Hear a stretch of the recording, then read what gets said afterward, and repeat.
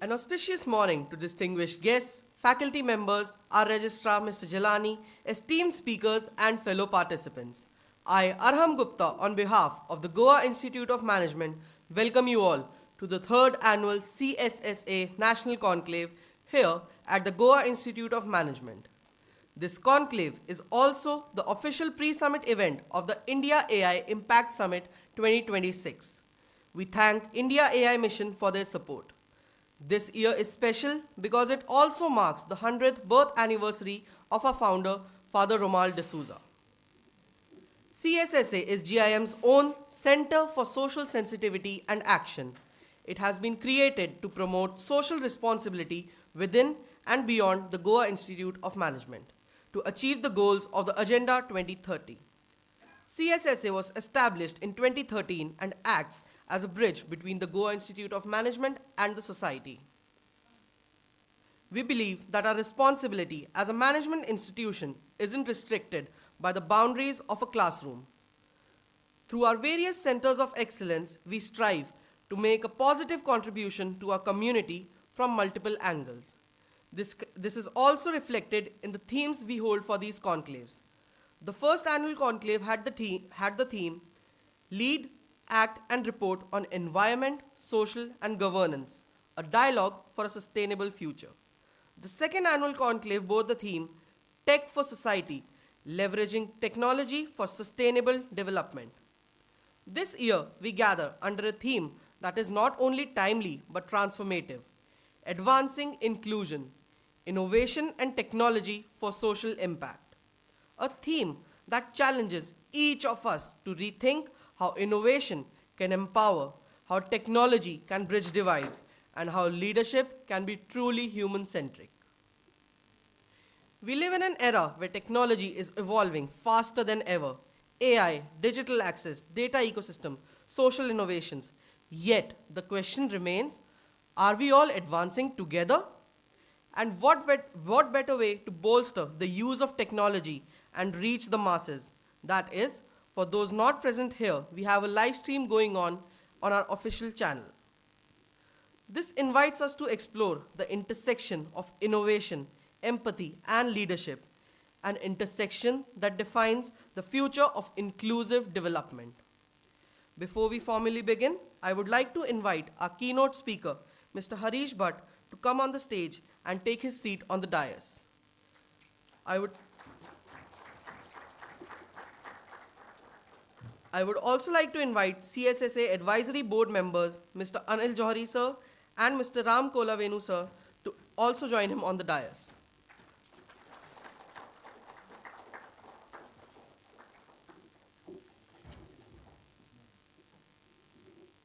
It is now my privilege to introduce our director, Dr. Ajit Parolekar, for the welcome address.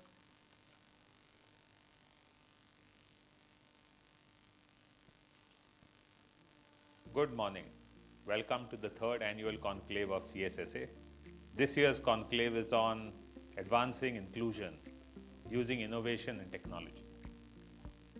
Let me just, first of all, my apologies for not being there in person. I'd love to be in person. I had it on my calendar, but something has come up due to which I'm not able to be there. Welcome to this conclave. Welcome to the Goa Institute of Management, and welcome to Goa. First and foremost, the CSSA has done a splendid job in setting this context and allowing GIM to be one of the leaders as far as thought is concerned on what can you do in terms of, the overall social SDG space. The center does a lot of work on this. The center has been there now for almost 15 years now. And in this center, we do sponsored research projects sponsored by variety of different international as well as national agencies on issues of relevance like, gender, on inclusion, decent work, peace and justice, and variety of the other SDGs that are primarily some of the SDGs that are SDGs of focus for this particular center. We have several members of our advisory board who are there today. So, thank you and welcome to each one of you. We have Mr. Anil Johari, we have Ram Kolavenu, we have Aman Jaggi, we have Arunabha Bhattacharya, who's an alumnus of GIM. We have all of these people who are today, here to help us. A special thanks to Professor Anchal and Aman Jaggi, who has conceptualized this entire event, and to Professor Divya, of course, for being the force behind the Center for Social Sensitivity in Action. Uh, uh, Thank you, Mr. Harish Bhatt, for taking the time out and for giving the inaugural keynote address for this conference. It's going to be on human-centered leadership. It's something that's very close to the heart of the institution, and it's something that started out right from the founder of this institution, the founder director, Father Romuald D'Souza. Coincidentally, this is also his centenary year, and on the 20th of December, we are going to have a day-long event to celebrate that. I was pondering upon advancing inclusion. Not just advancing inclusion is something that's been talked a lot about, but usually when you're thinking about technology, and technology, inclusion, social SDGs are something that I spent some time thinking about it and saying what I should be speaking to all of you about. What are my initial thoughts about it? And I find that technology can be a great leveler. You see, a lot of things are getting democratized, a lot of access is being done because of technology. And I was thinking first on something that's close to heart, and that's education. And I find, especially if I look at higher education, and take education as a whole, it applies to, but let me take higher education specifically. But that's an area that I understand, and much of our audience also understands quite well. The challenge with higher education, it's quite expensive. It's quite expensive because of the kind of resources that you require for higher education to be done. If you want to be world class, you need to have outstanding faculty, and these outstanding faculty, you need to support them in terms of the research, which means that they would spend much lesser time on other activities, concentrate primarily on that research. And India currently, the research funding ecosystem is not strong enough. So, in some of the developed world, you'll find all the research funding will come from a combination of government and special funding agencies, and industry does a lot of funding. Unfortunately, in India, industry funding for academic research is completely absent. Government has some funding, but it's not something that comes as much towards private institutions. It's a lot more that goes towards public institutions. And as a result, what happens, it loads onto the overall cost. So research is one of them, faculty is the other, top class infrastructure. Learning materials today don't come cheap. Now, as a result, what happens is, in the current model, if you have this asset heavy model, then you will find, by the asset heavy, I mean, having all this kind of infrastructure that's made in place. And there, when you put up a classroom, you're going to have one classroom can service 60, 70, 80, 90, 100 students. And therefore, it's going to be that cost of the classroom is going to spread out on a much smaller number. And here's where really technology comes in. If we want to make it accessible to a much larger number, and please understand that today, we are at 29.6% is our gross enrollment ratio in higher education, which means that out of 100 people who are finishing standard 12th, only 29.6 of them are being able to make it to higher education, and the government plans to take it to 50% by by 2035. Now, that's not possible in this asset heavy load kind of model that we have. It has to use technology, and today there are numerous technologies that are available. And what started out during COVID is online became one of the technology where you could do much larger scale volume, and it's not only about price, it's also about other kinds of things that will do in inclusion. It's not only that inclusion in terms of the income bracket, but also in terms of people's mobility, access, flexibility in terms of time. So people who are working and cannot make time, they need to work because they need to earn a wage, and cannot make time for education. Today it's possible to do because you have asynchronous learning, you have AI has made it possible today for having AI specialized coaches that are possible. And therefore, I can see clearly that in education, you can have technology bringing about a lot of inclusion. Of course, not to do it, education is one part. The other area that I understand well is healthcare. Healthcare is the other area that you find that top-end healthcare, if you want to give, it gets concentrated in tertiary care institutions, which happens only in big cities. But even if you look at primary care, when you find the kind of geographic spread that India has in many of the larger states, UP, Madhya Pradesh, Maharashtra, in all these states, When you want to go into the hinterland, you'll find that there will be small hamlets that have 10, 20, 30 households. And for 10, 20, 30 households, it was really difficult to be able to have a primary health center coming in. It's just not, the model was just not feasible. And today, suddenly you find so many technologies coming together. And the technology is not just technology of being remote, but suddenly there's so much of technology that's come in that's made suddenly a biochemical test is no longer a biochemical test. It can be picked up by, the optical properties of, of your blood. And therefore, you don't require a skilled technician to go there, do a prick, take a sample, have, machinery to be able to analyze a sample. You don't need to do that in some of the cases. You still have to do it in many of the other cases. And therefore, as a result, you find a lot of high quality, basic healthcare services now can be given to everybody, remotely, self-administered, and very, very high quality. And therefore, I can see that. And of course, this doesn't extend to everything. There are certain places where you would require high-end surgery, you would require a PET scan, which is very difficult to do currently, at least, outside places where there is, consolidation of numbers and things like that. However, clearly technology is the way, innovation is the way where more and more of this is possible. I just remembered a couple of days back, we had our annual healthcare conclave. And at the healthcare conclave, we had a leader who had come in from Samsung, and he was talking about in COVID, they had the same challenge, where you had people who had CT scans, and they needed some more information which a CT would not give, and therefore the person had to go for an MRI scan. And you can understand, first of all, COVID is one part. During COVID, you could not travel. There were safety issues. Keep that aside. I'm saying just keep that aside and just look at the cost of it. The cost of doing a CT scan or an MRI is multiple thousands, not less than 7,000-8,000 rupees for doing any of these. And what they were able to do is they were able to put in place new AI models by which you could take the CT scan and convert it into, some of the parameters that you would get only out an MRI till then. And that's really what the beauty of a lot of this technology is. I was having a conversation yesterday at the Delhi airport when I bumped into one of our alumnus from, I think 2017 batch, who works for one of the top medtech companies in the world.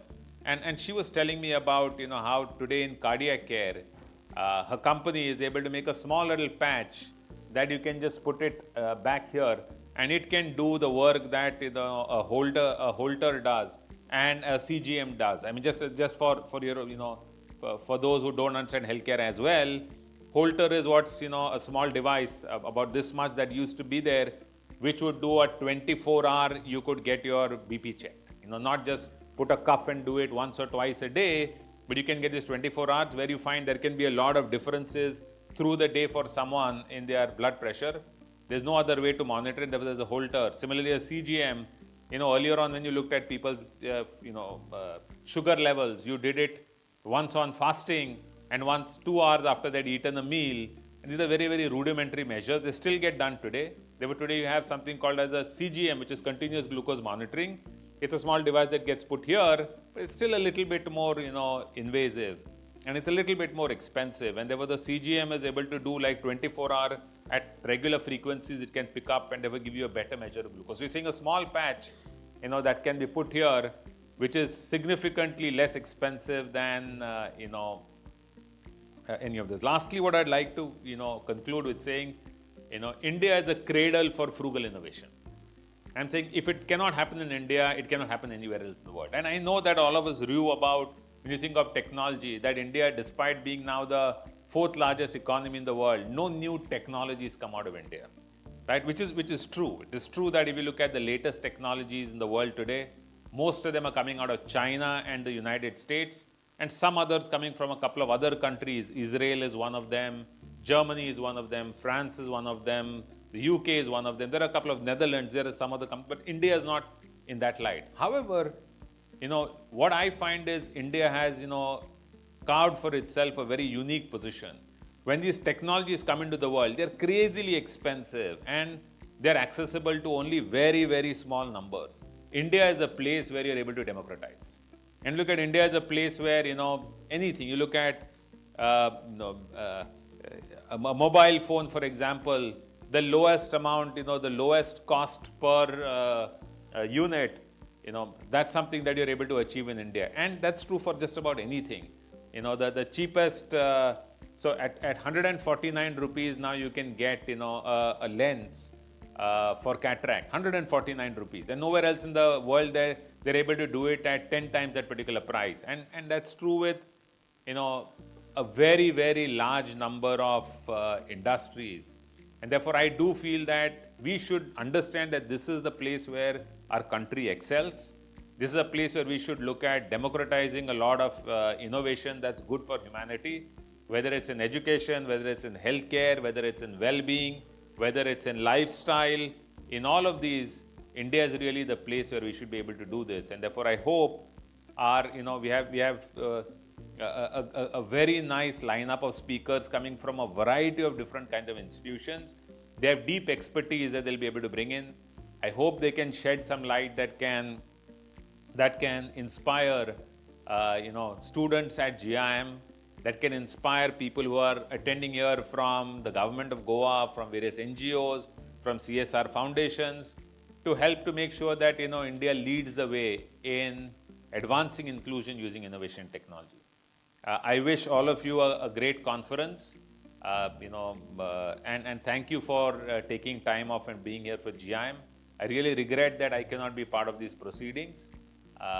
Thank you.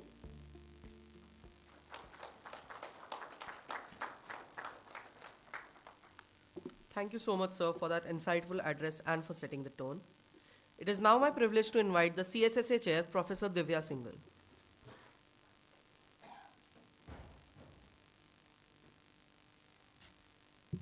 Namaste and a warm welcome to all of you. At the outset, I would like to extend a heartfelt thanks and welcome to all our speakers, our participants who have come. Some have traveled from, as far as maybe Madgaon or Vasco and be here with us. Our guests, my faculty colleagues, some of my students, and of course the CSSA team who is there behind all the preparations. Welcome to the 3rd Annual National Conclave of CSSA, Center for Social Sensitivity and Action at the Goa Institute of Management.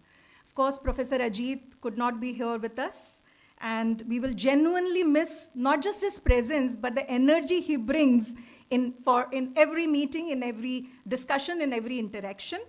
But we are grateful to him for sending us a recorded message and setting the context beautifully for this conclave. As many of you know, that Center for Social Sensitivity and Action has always engaged deeply with issues that matter to society, whether it is inclusivity, whether it is equity, whether it is sustainability or social impact. Our work has consistently been rooted in the belief that management education and responsible leadership must be closely intertwined with the challenges and aspirations of our communities. This year's theme, which of course I acknowledge Professor Aanchal and Mr. Aman Jaggi, who has put together this beautiful theme, Advancing Inclusion, Innovation and Technology for Social Impact. This reflects that commitment of Center. As technology and AI reshapes every aspect of society, we believe it is leadership, it is values, and it is that kind of passion that will definitely drive and determine whether this transformation is possible. I would also like to acknowledge and thank India AI Mission for supporting our conclave. This is an officially recognized pre-summit event to India AI Summit that will happen in 2026. I, of course, acknowledge my CSSA Advisory Board, Mr. Anil Johari, Mr. Ram Kolavenu, and of course, Mr. Aman Jaggi, Mr. Dan, and Dr. Seema Fernandez. Support from our Director, Professor Ajit Parulekar, our Dean, Professor Venkatesh Naga, and our Registrar, Mr.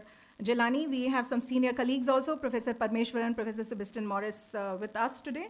So today's session is not only because of our deliberations, and as Professor Ajit mentioned, we have a great lineup of speakers. You know about the agenda we have after the inaugural plenary. We have 3 wonderful sessions. We have people joining us from not just from India, but outside India also. The first panel will be on digital pathways to social and economic empowerment, where we will have from Tata Capital Mr. Sridhar Sarthi, RBI representative Dr. Parul. We have with us Mr. Sumit Chauhan. We welcome him here. We have with us Mr. Nirbhay Lumbre. So first session will be interaction and of course will be led by Aman Jaggi. Panel 2 will be on building trust, ethics, regulations and privacy in the digital age. We will be joined by UNESCO representative Ms. Mona, Dr. D.S. Prashant. We have with us Dr. Kiran Somvanshi. We have with us Mr. Ankit Bhandari. And of course, Professor Shri Rupa will moderate. The third panel is equally important, and I must acknowledge the support which we have received from Practical Action, because the third panel is co-hosted by Practical Action, which will feature Ms. Akhila Somnath, Mr. Shumir Babu, who is with us, Mr. Sunandan Madan, and of course will be moderated by Arunabha, who is our alum also. As I was sharing this stellar panel members or panelists, they are, of course, will guide and drive the discussions. But today's discussion is special because we have the privilege of hosting someone who embodies the purposeful leadership, which Professor Ajit also talked about, brand stewardship, and of course the thoughtful storytelling, whom I am speaking or referring to, Mr. Harish Bhatt. Before I formally introduce him, we have a very meaningful moment. Mr. Harish Bhatt's latest book, Doing the Right Thing, Learnings from Ratan Tata, has just been released, a book that resonates deeply with the spirit of this conclave and with the values of CSSA. So may I request Harish ji, Mr. Ram, and Anil sir, just to unveil and just present the copy for everyone. This is a launch at GIM. This was just released a few days back.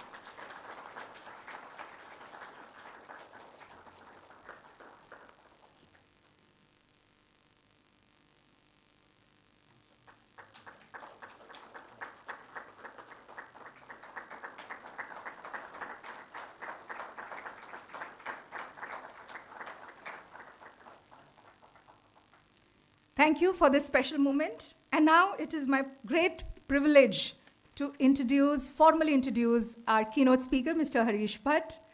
Mr. Harish Bhatt has spent an extraordinary 38 years with the Tata Group, serving in several distinguished leadership roles, including brand custodian at Tata Sons, managing director and CEO at Tata Global Beverages, and chief operating officer of Titan's watches and jewelry business. After his superannuation last year, he continues his association with the group as a director on the boards of Trent, Chroma, and Tata Starbucks. He has played a pivotal role in shaping some of India's most iconic brands, Tanishq, Titan, Fast Track, Tata Tea, Chakra Gold Tea, and most recently, he led the evolution of Tata, now India's most valuable brand. In both 2022 and 2023, Forbes recognized him among the top 10 influential CMOs in the world. A graduate of BITS Pilani and IIM Ahmedabad, he received the IIM Ahmedabad Gold Medal in 1987 and Distinguished Alumnus Award BITS Pilani in 2017. Mr. Bhatt, needless to say, Mr. Bhatt is also a prolific writer with several published books, including 4 national bestsellers, and has been widely read columnist for the Hindu Business Line and the Mint. LinkedIn has also named him one of their top voices in India. Beyond his professional achievements, he is known for his warmth, his curiosity, and his delightful ability to connect through stories. An incorrigible foodie, as he described himself, and a fitness enthusiast, he brings equal passions to both. Over the last 2-3 months, as I have interacted with him for this CSSA Conclave, a few things which has stood out for me personally in all these interactions is his openness and a deep humility with which he approaches everything. Many of us are here, follow him on LinkedIn, and we genuinely enjoy reading his posts. They are thoughtful, they're sharp, and they have always left us with something to ponder upon. It is rare to meet someone who combines professional excellence with such authenticity, humility, and grace. So, ladies and gentlemen, it's my true privilege to introduce him, and I invite him to speak about, on this occasion on the human-centered leadership for social impact. Harish ji, over to you.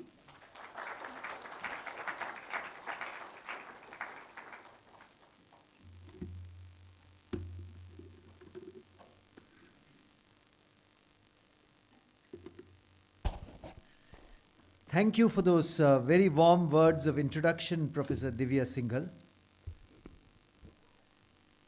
Mr. Anil Johri, Mr. Ram Kolavenu, Professor Divya Singhal, and the advisory board members of CSSA who are here, and members of CSSA, distinguished guests, faculty of the Goa Institute of Management, staff and students. It is indeed my pleasure and privilege to be here before you today and address the third annual national conference organized by the Center for Social Sensitivity and Action. I must tell you how impressed I have been about how social service and sustainability have been built into the curriculum of the MBA program at the Goa Institute of Management. Over dinner last night, we were having a conversation, and I came away very impressed with the roots of how Give Goa started, and now, of course, it's gone well beyond the borders of Goa to become a national movement. So I'd like to just start by congratulating Goa Institute of Management and CSSA for innovating so brilliantly in the academic sphere with something like Give Goa. It's, I think, a benchmark for all institutes across the country. Heartiest congratulations. It is also a particular privilege to speak here on the birth centenary of Father Ronald D'Souza, the founder of Goa Institute of Management. And even as I stand here, I see that wonderful quote right on the left-hand top side of this auditorium, which resonates very deeply and which I think is also linked to what I am going to talk about in my lecture, where he says the purpose of education should be to nurture the human qualities that define us and help us discover meaning in our lives. What a beautiful quote that is. He doesn't talk about the purpose of education being to sharpen our intelligence alone. He doesn't talk about the purpose of education being merely to get jobs at the end of an MBA degree, but he speaks about nurturing the human qualities in ourselves. And it is about such human qualities of leadership that I am going to speak to you for the next 40 or 45 minutes today. You know, I have worked with the Tata Group, as Professor Divya Singhal said, for 38 years. And I've worked in 2 or 3 distinct capacities. I've worked as a marketer, building brands for the Tata Group. But this is not going to be a lecture on marketing. It's not the forum for that.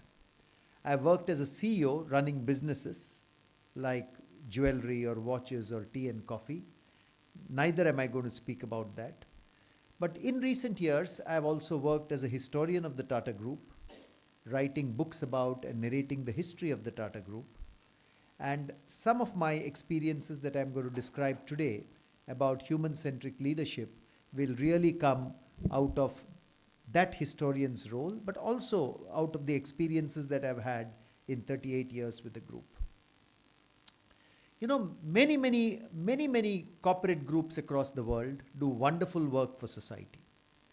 But in my lecture, I will refer largely to the Tata Group because that is what I am authentically aware of. That is where I have been. And I'm sure similar stories can be told about many other groups in the world. So don't for a moment assume that, I think only the Tata Group does social service. Many groups across the country do. And I'm hugely respectful of that. But I may not know those stories in depth.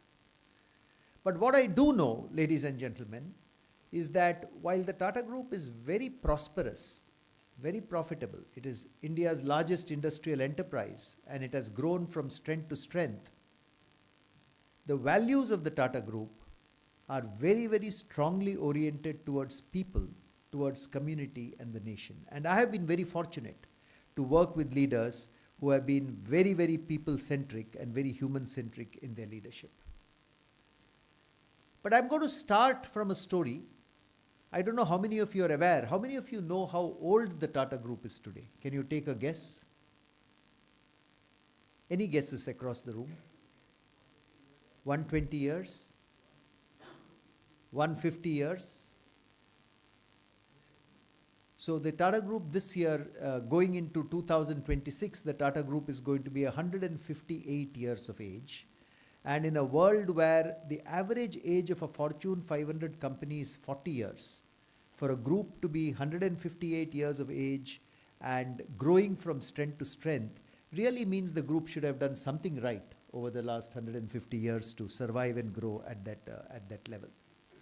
And I believe that human-centric leadership is at the core of it. Let me start with a story right from our group's history. The founder of our group was a Parsi merchant called Jamshedji Tata. And Jamshedji Tata was born in Navsari in Gujarat. And then with his father, he shifted to Mumbai. He did his college education in Mumbai. And then he started the Tata Group in 1868.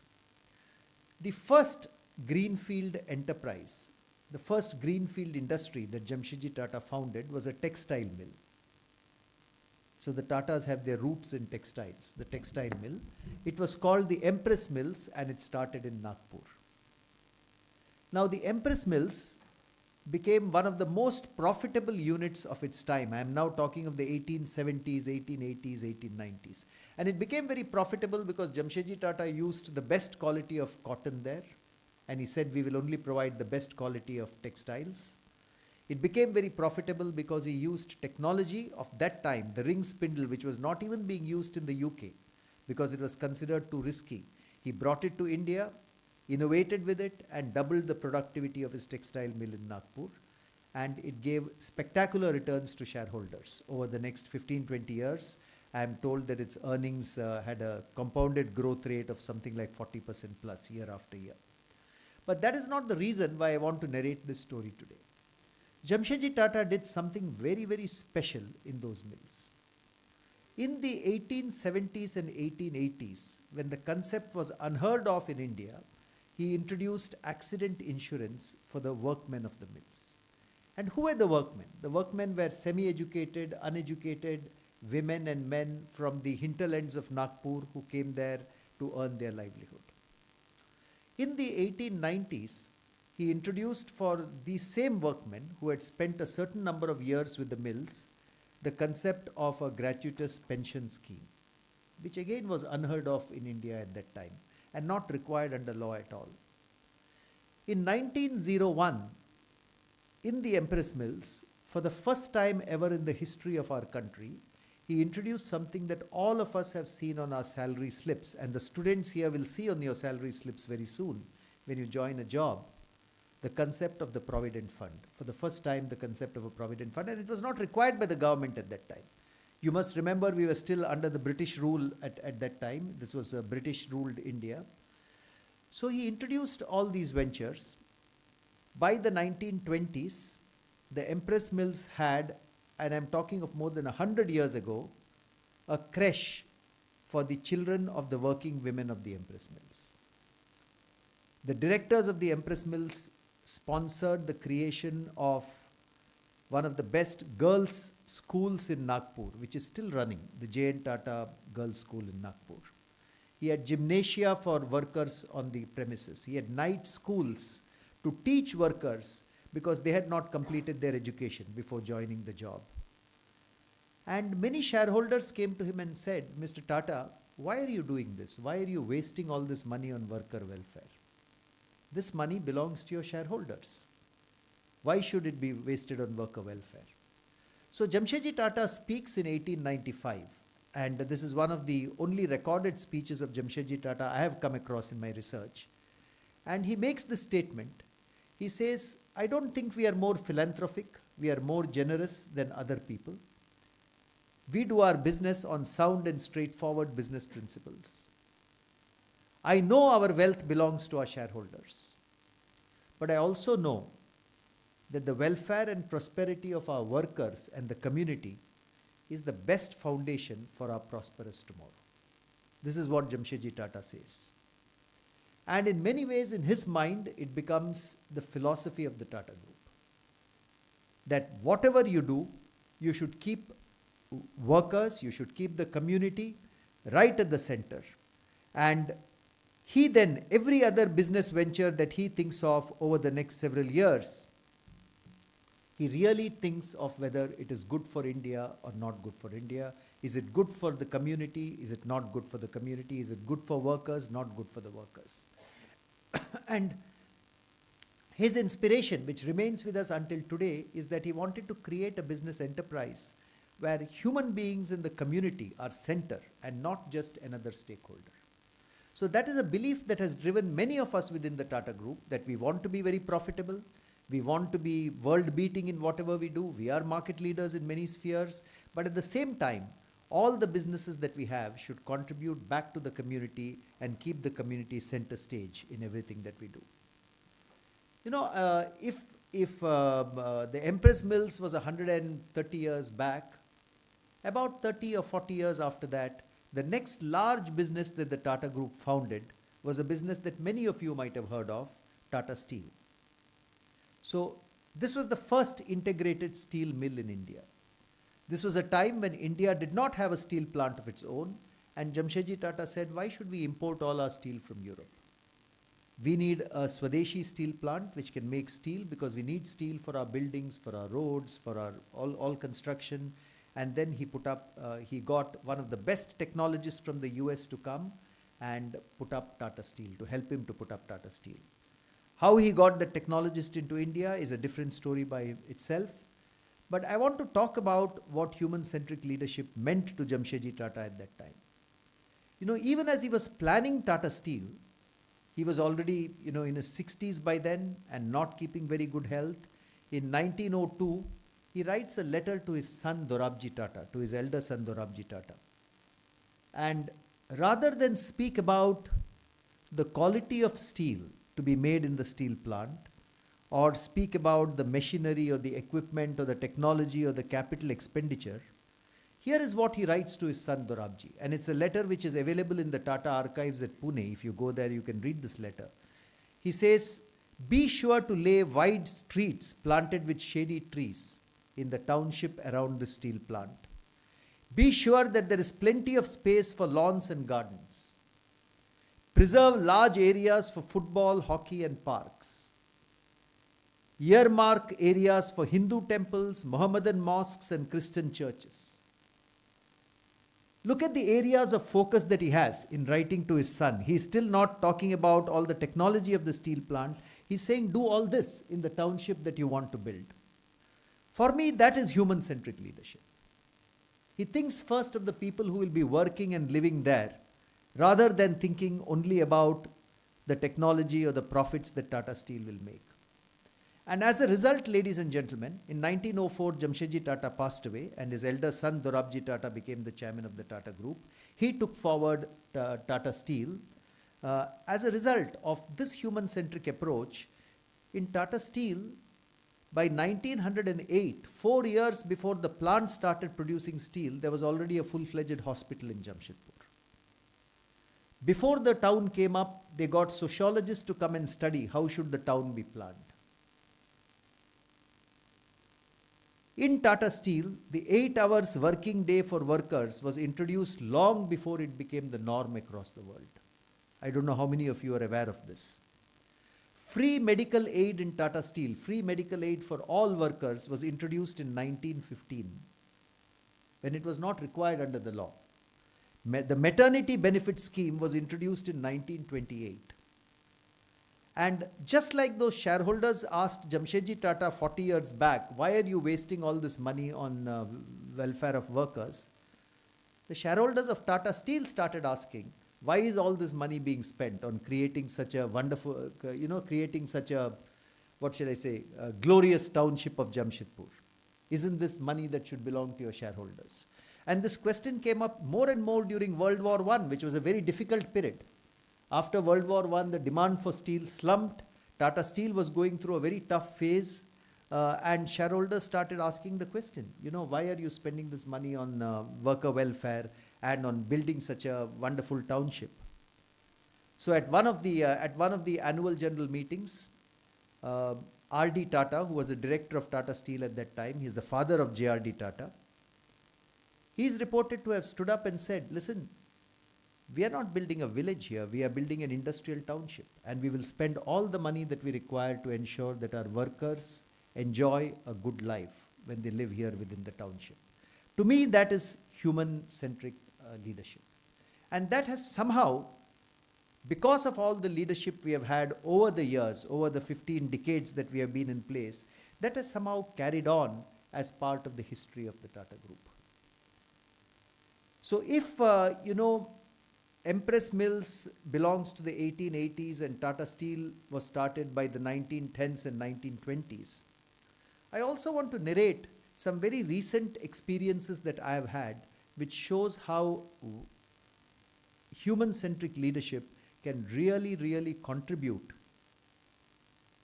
to making leadership very, very powerful. And I want to narrate a story of my visit to a place called Mithapur, which is a place located in the Okha Mandal area of Gujarat.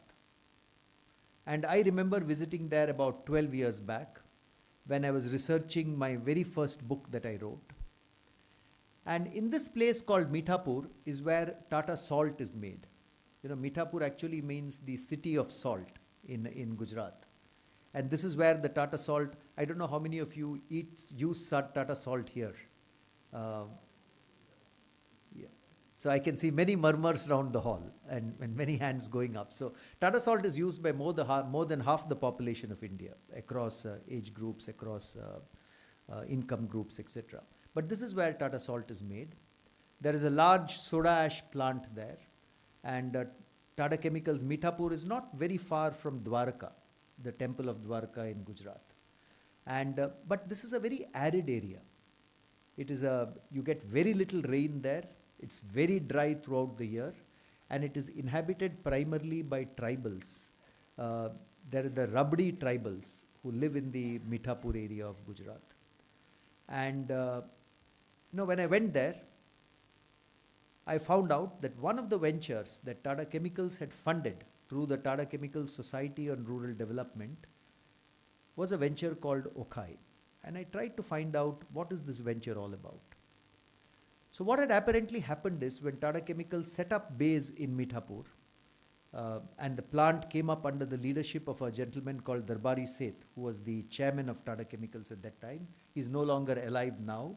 And after that, his journey was taken forward by many other managing directors, Dr. Manu Seth, Mr. Prasad Menon, and Mukundan, who is the current MD. They found out that these tribals have very, very little avenues for livelihood.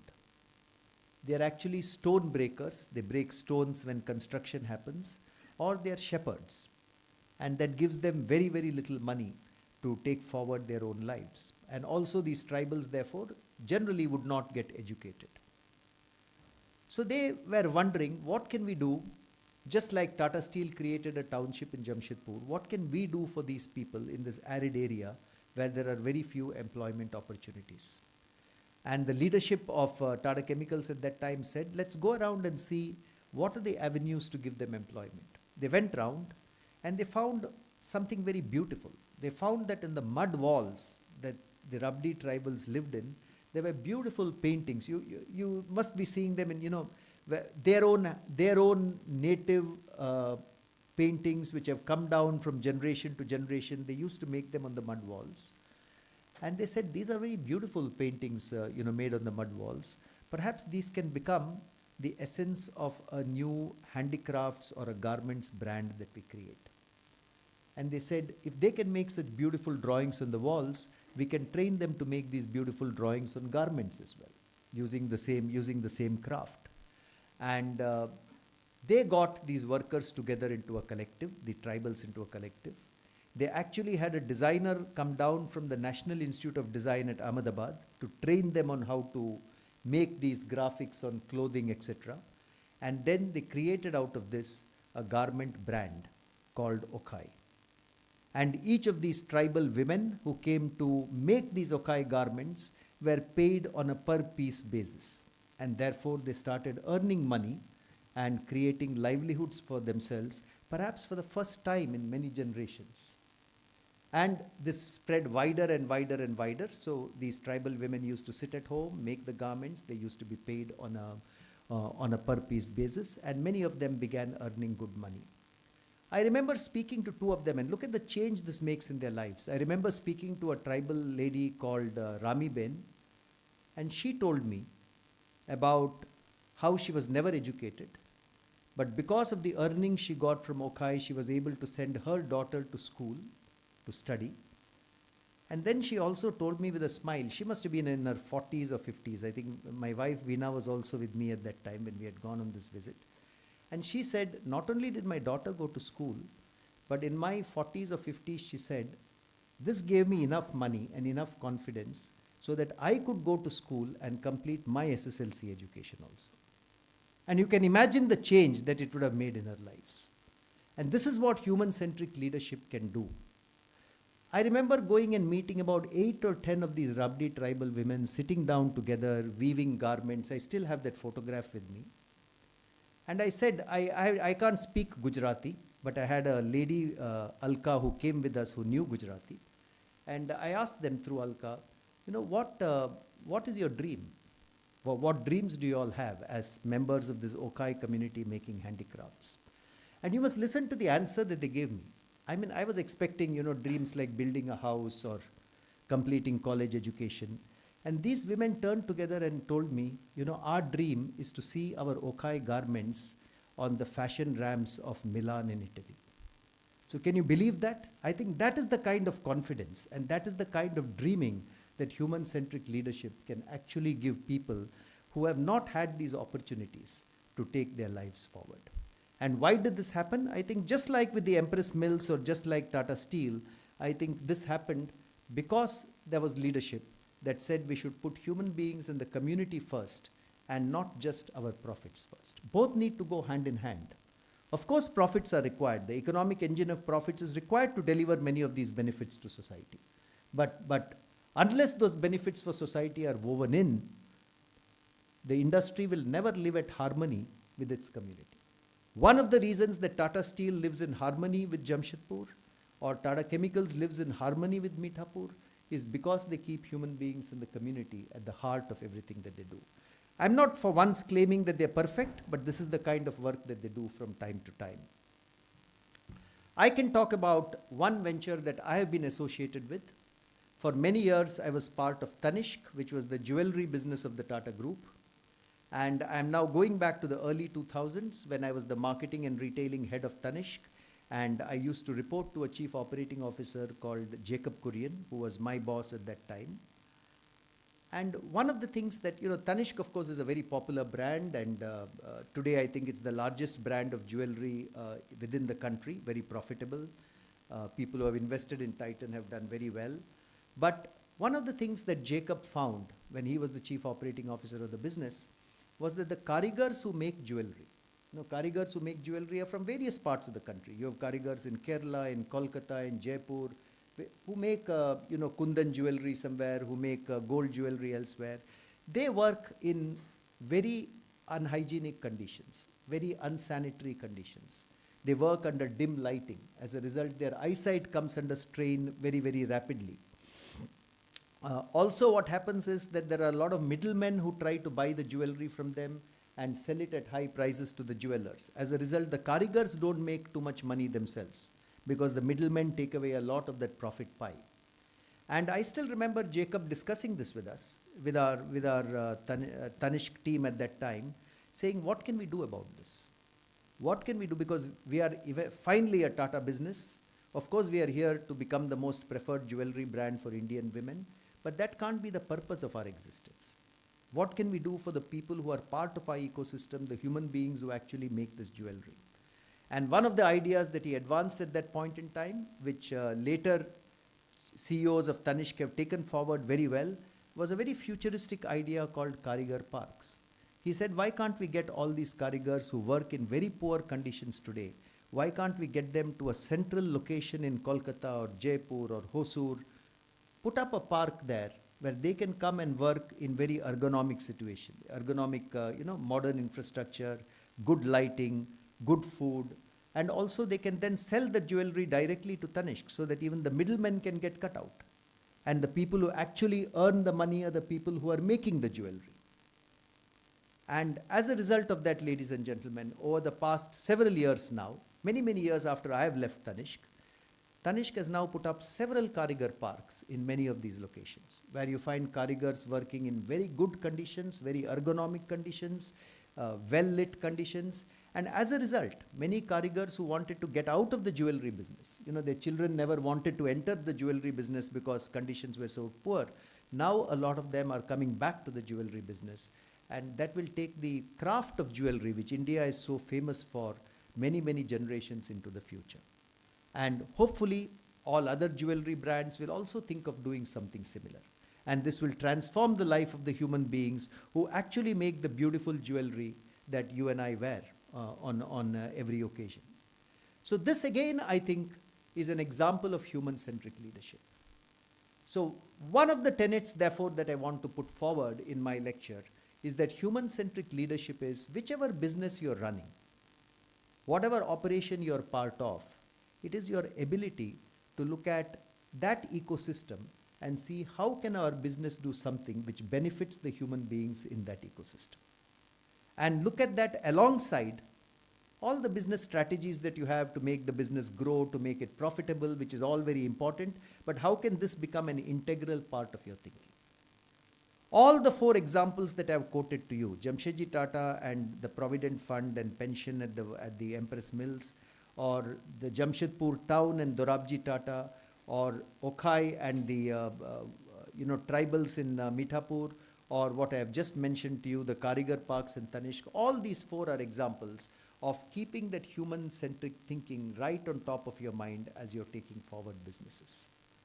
But to me, this is only half the picture of human thinking, of human-centric thinking. To me, it is not just these big initiatives. Okay, Okhai and Karigar Park and Jamshedpur town may be big initiatives. Of course, they make a difference to society. They are very, very important. But I think human-centric leadership is also revealed through the day-to-day leadership of human beings, which is at the heart of every organization. We don't build a Karigar Park every day. We don't build a Okhai every day. But you and I interact every day. We interact with our team members every day. We interact with our bosses every day. We interact with our peers every day. How do we bring human-centric thinking to those interactions, which to me is as important as the big initiatives that we lead? And it is here that a lot of the research, the recent book that I have written, Doing the Right Thing, Learnings from Ratan Tata, I spent a year researching that book, talking to many, many people who have worked with Ratan Tata over the course of his career. I myself have had the opportunity to interact with him on a few occasions. I've never worked directly with him. It is here that I found that there are many, many character traits which also contribute to human-centric thinking. The first of these that I would like to mention is respect and dignity. One of the things from Ratan Tata that I have learned and also learned through this research, he would always tell people working with him, never impinge on a person's dignity. He was the chairman of the Tata Group. It's a very complex role and perhaps one of the most complex corporate roles in India.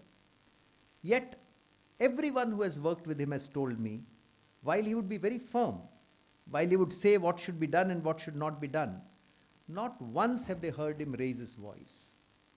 Not once have they heard him shout or scream or use harsh words. He would show his displeasure or he would show his disagreement, but he would do that in his soft, measured voice on what should be done and what should not be done. He said, one of the things we should never do is never make another person feel small. And that to me is human-centric thinking. It doesn't matter in which corner office you're sitting or in which exalted corporate office you're sitting. but never make the person on the other side of the tables feel small. I remember when I was a senior officer in the Tatas, there was a concern that I was dealing with, and I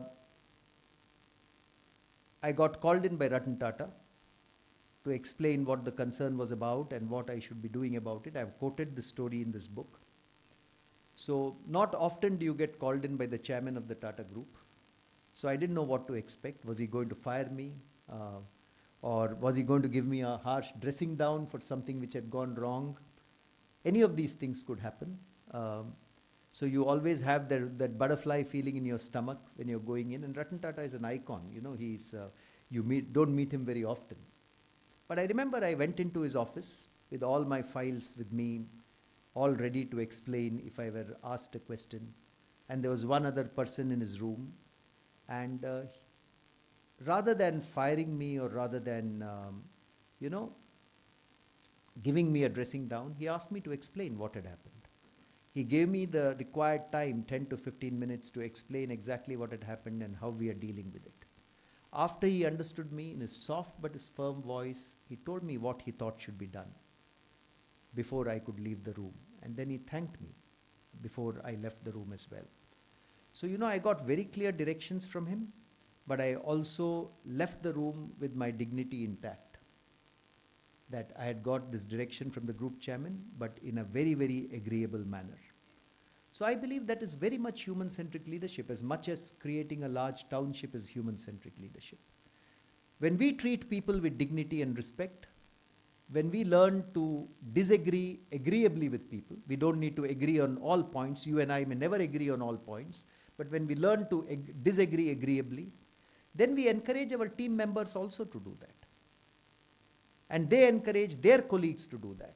And as a result, I think that creates an environment of mutual respect, which is very, very important in organizations, which is very, very important in society.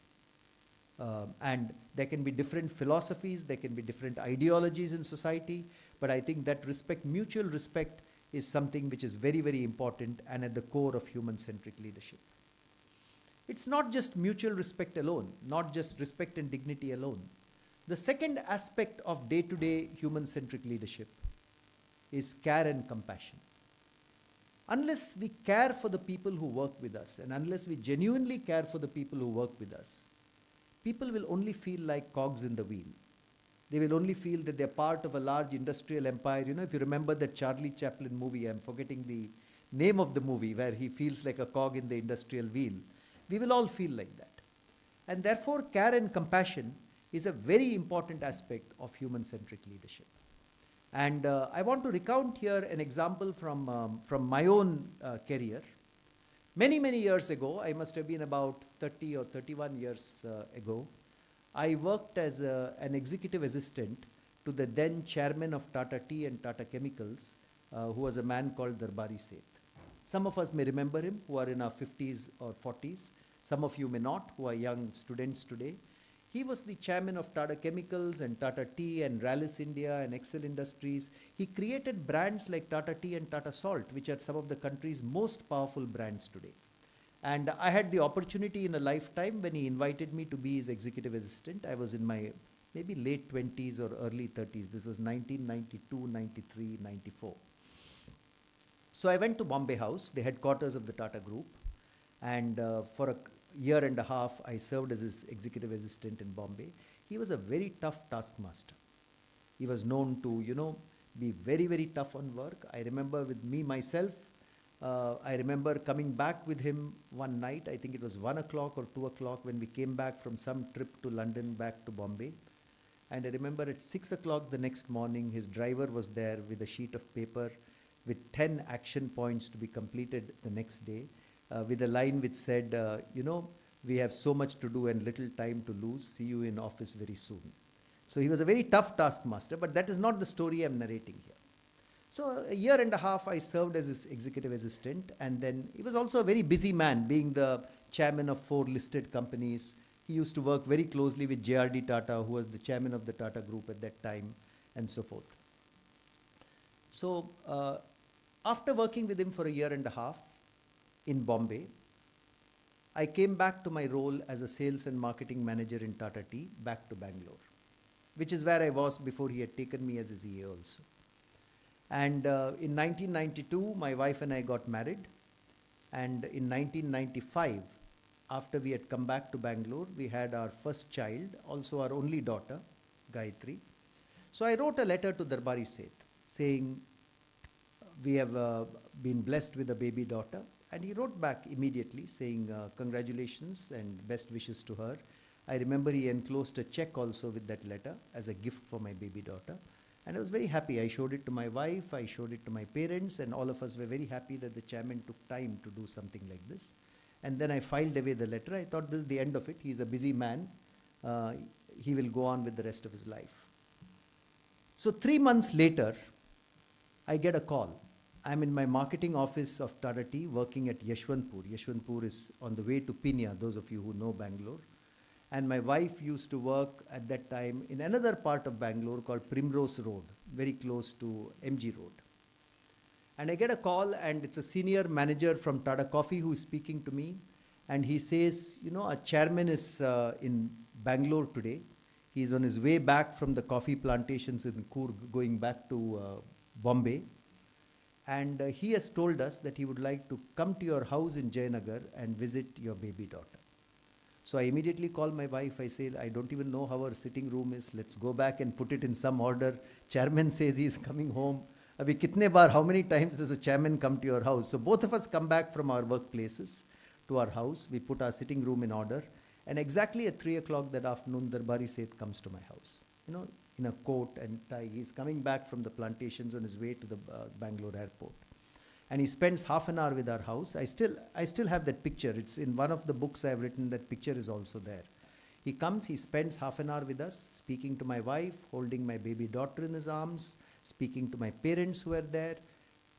Of all the things that he had to do, navigating Bangalore traffic to come to my house to spend time with my baby daughter, I must tell you that it was one of the biggest highlights of my life.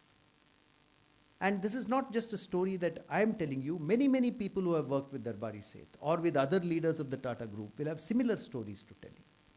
And it is that kind of care. You know, I may not remember what targets I delivered for Tata Tea in 1995, but I will remember that the chairman of Tata Tea and my boss came to my house to see my baby daughter in 1995. So when I say that human-centric leadership is also about care and compassion, these are some of the things that I think give it to care and compassion. How do you take care of people? How do you show them that you care for them? How do you show them that you love them a little bit? And how do you show them that they are not cogs in that Charlie Chaplin film, cogs in the wheel in that Charlie Chaplin film? So I think just like dignity and respect, I believe that care and compassion is also integral part of day-to-day human-centric leadership. And a third aspect that I would like to introduce as part of day-to-day human-centric leadership is, you know, care and compassion really reassures us. Because all of us work under a lot of pressure. All of us work under a lot of stress. We try to meet whatever targets we have to deliver. But care and compassion reassures us that our leaders genuinely care for us. That moment spent with my daughter at home meant a lot more than anything else. You know, another few thousand rupees that the companies could have given me in a bonus or something at the end of the year. There was no equivalence at all between the two. It creates happiness in our mind, and it leads to happier people, happier companies, and eventually happier societies as well. The third aspect that I learned from Ratan Tata on human-centric leadership was meeting every commitment.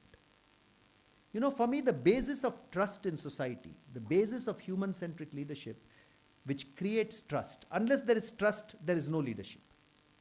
And if you have to create trust, you have to meet every commitment that you make. I cannot tell Professor Divya Singhal, I will be in your conference today and not come to the conference today. Then that would be a breach of trust.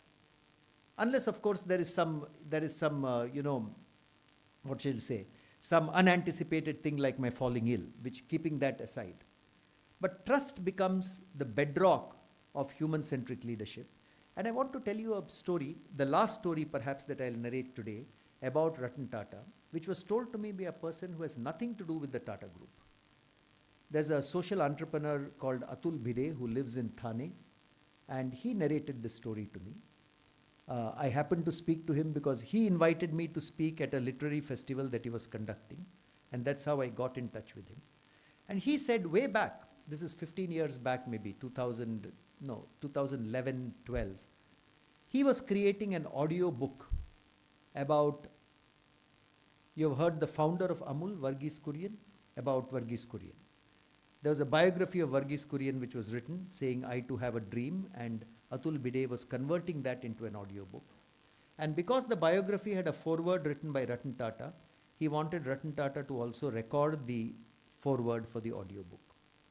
He knew no one in the Tata group, so he wrote a letter to Ratan Tata saying, this is what I'm doing, would you be happy to, can I request you to record the foreword for the audio book?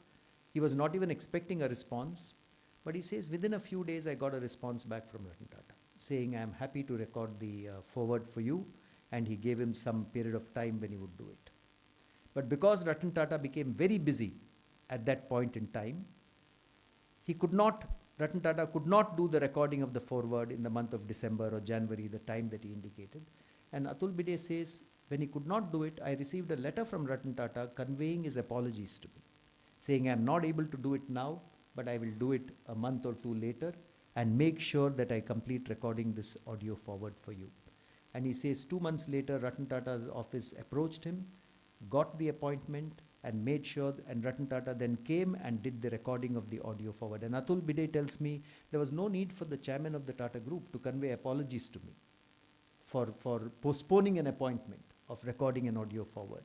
And then he made sure that he came and completed the recording of the audio forward, checked whether it was all in good order. And that entire story I've narrated in my book. I don't have time to go into the details, but all I will say is that's the kind of man that Ratan Tata was. Once he would make a commitment, he would go out of his way to meet that commitment. I have felt that myself on 1 or 2 occasions when I have spoken to him, and he would be very restless until that commitment was made. It doesn't matter whether that commitment was to the MD of a company or was to a person he virtually did not know, like Atul Bide, like the person I was mentioning now.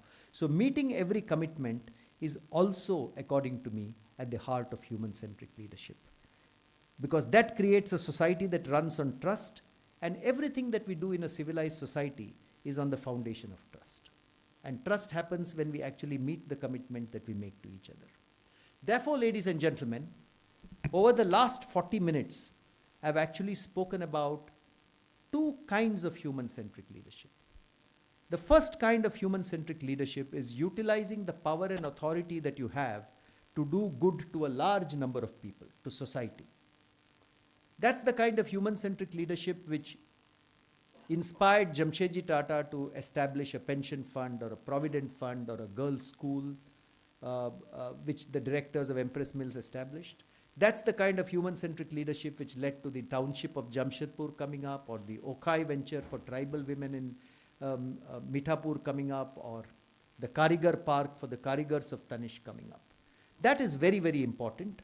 And that means that all the time as you're thinking about business, are you also thinking about the human beings within that business?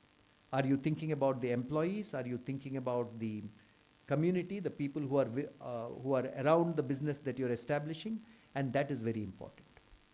But that alone cannot be the foundation of human-centric leadership. If you do that, but at the same time you're very arrogant, or at the same time you don't interact well with the people working with you, you don't meet commitments that you make, then you're not really being a human-centric leader. So the second stream is really being a human being first and foremost to the people that you interact with. So just like the big social picture thinking, you also need to make sure that your daily human moments are filled with human-centric leadership, which is what I spoke about: respect and dignity, I spoke about care and compassion, I spoke about meeting every commitment.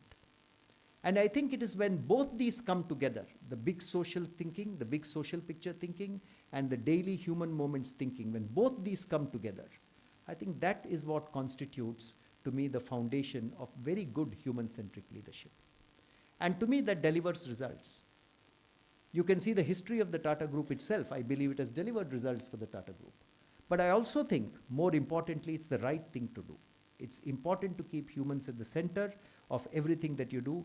The big social picture thinking will evolve as you reach higher positions of leadership. You will have more power, more authority. to deliver more to the community at large. But the daily human moments thinking can be our constant companion and guide right from the time we leave this institute till we grow in our career. Because you are interacting with human beings every day, whether you're a middle level sales manager or the CEO of a company or a chairman of a company, those daily moments are there where you can show care and compassion, you can show dignity and respect, you can meet every commitment that you want to meet. So that is what I would like to leave you with. When you think of human-centric leadership, and my talk has not been on AI and technology at all, as Professor Divya Singhal told me, I'm sure you will, a lot of talk on those aspects will happen later today. My talk has been more on the human elements of leadership. So I would encourage all of us who really wish to practice human-centric leadership to think big for society, but also think small in our day-to-day interactions with the people who we interact with. Together, if we think big and think small, I think that is what will make us tall. Thank you very much for giving me a very patient hearing.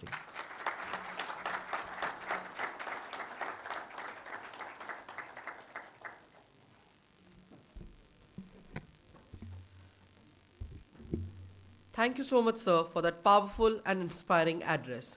Your insights remind us that while technology can accelerate progress, it is empathy, ethics, and human centric leadership that can truly sustain impact.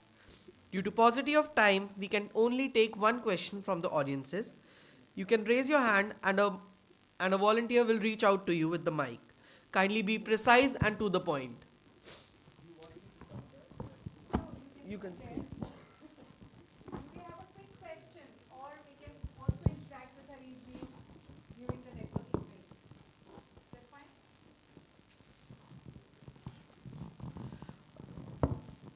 I would now request CSSA board members, Mr. Anil Johri sir and Mr. Ram Kolavenu sir, to felicitate our keynote speaker, Mr. Harish Bhatt, with a token of gratitude on behalf of the Center for Social Sensitivity and Action, India AI Impact Summit 2026 and the Goa Institute of Management.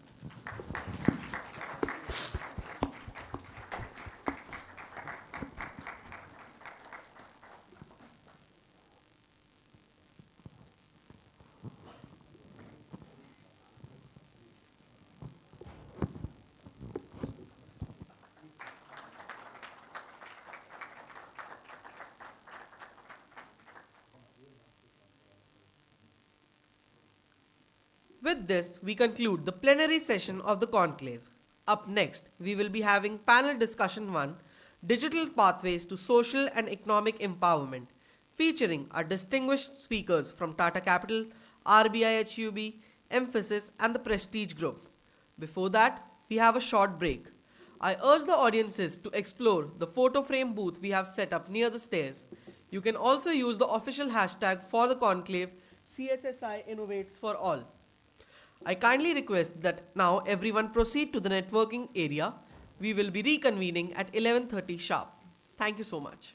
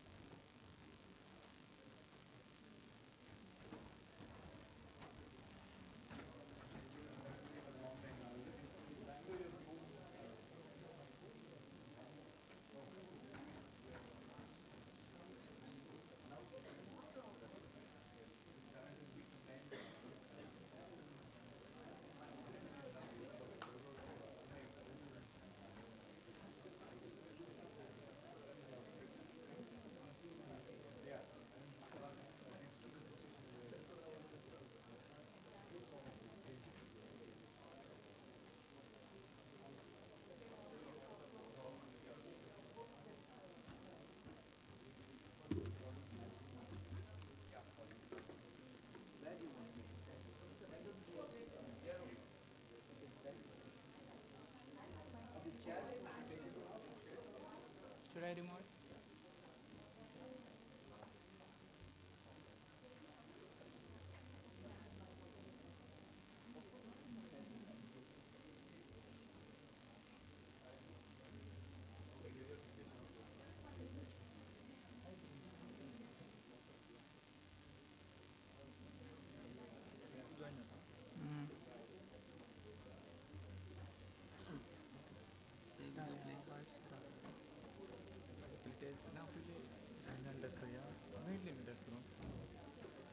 पंचवीस का गाव पास होते sir.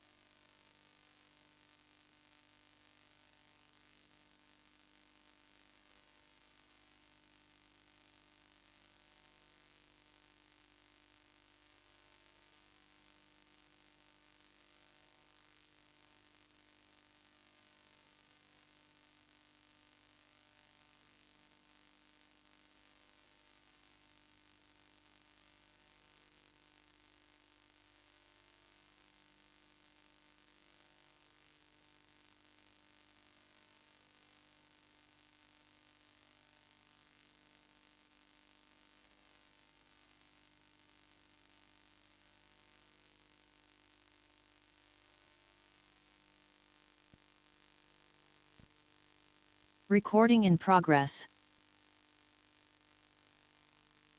Recording stopped.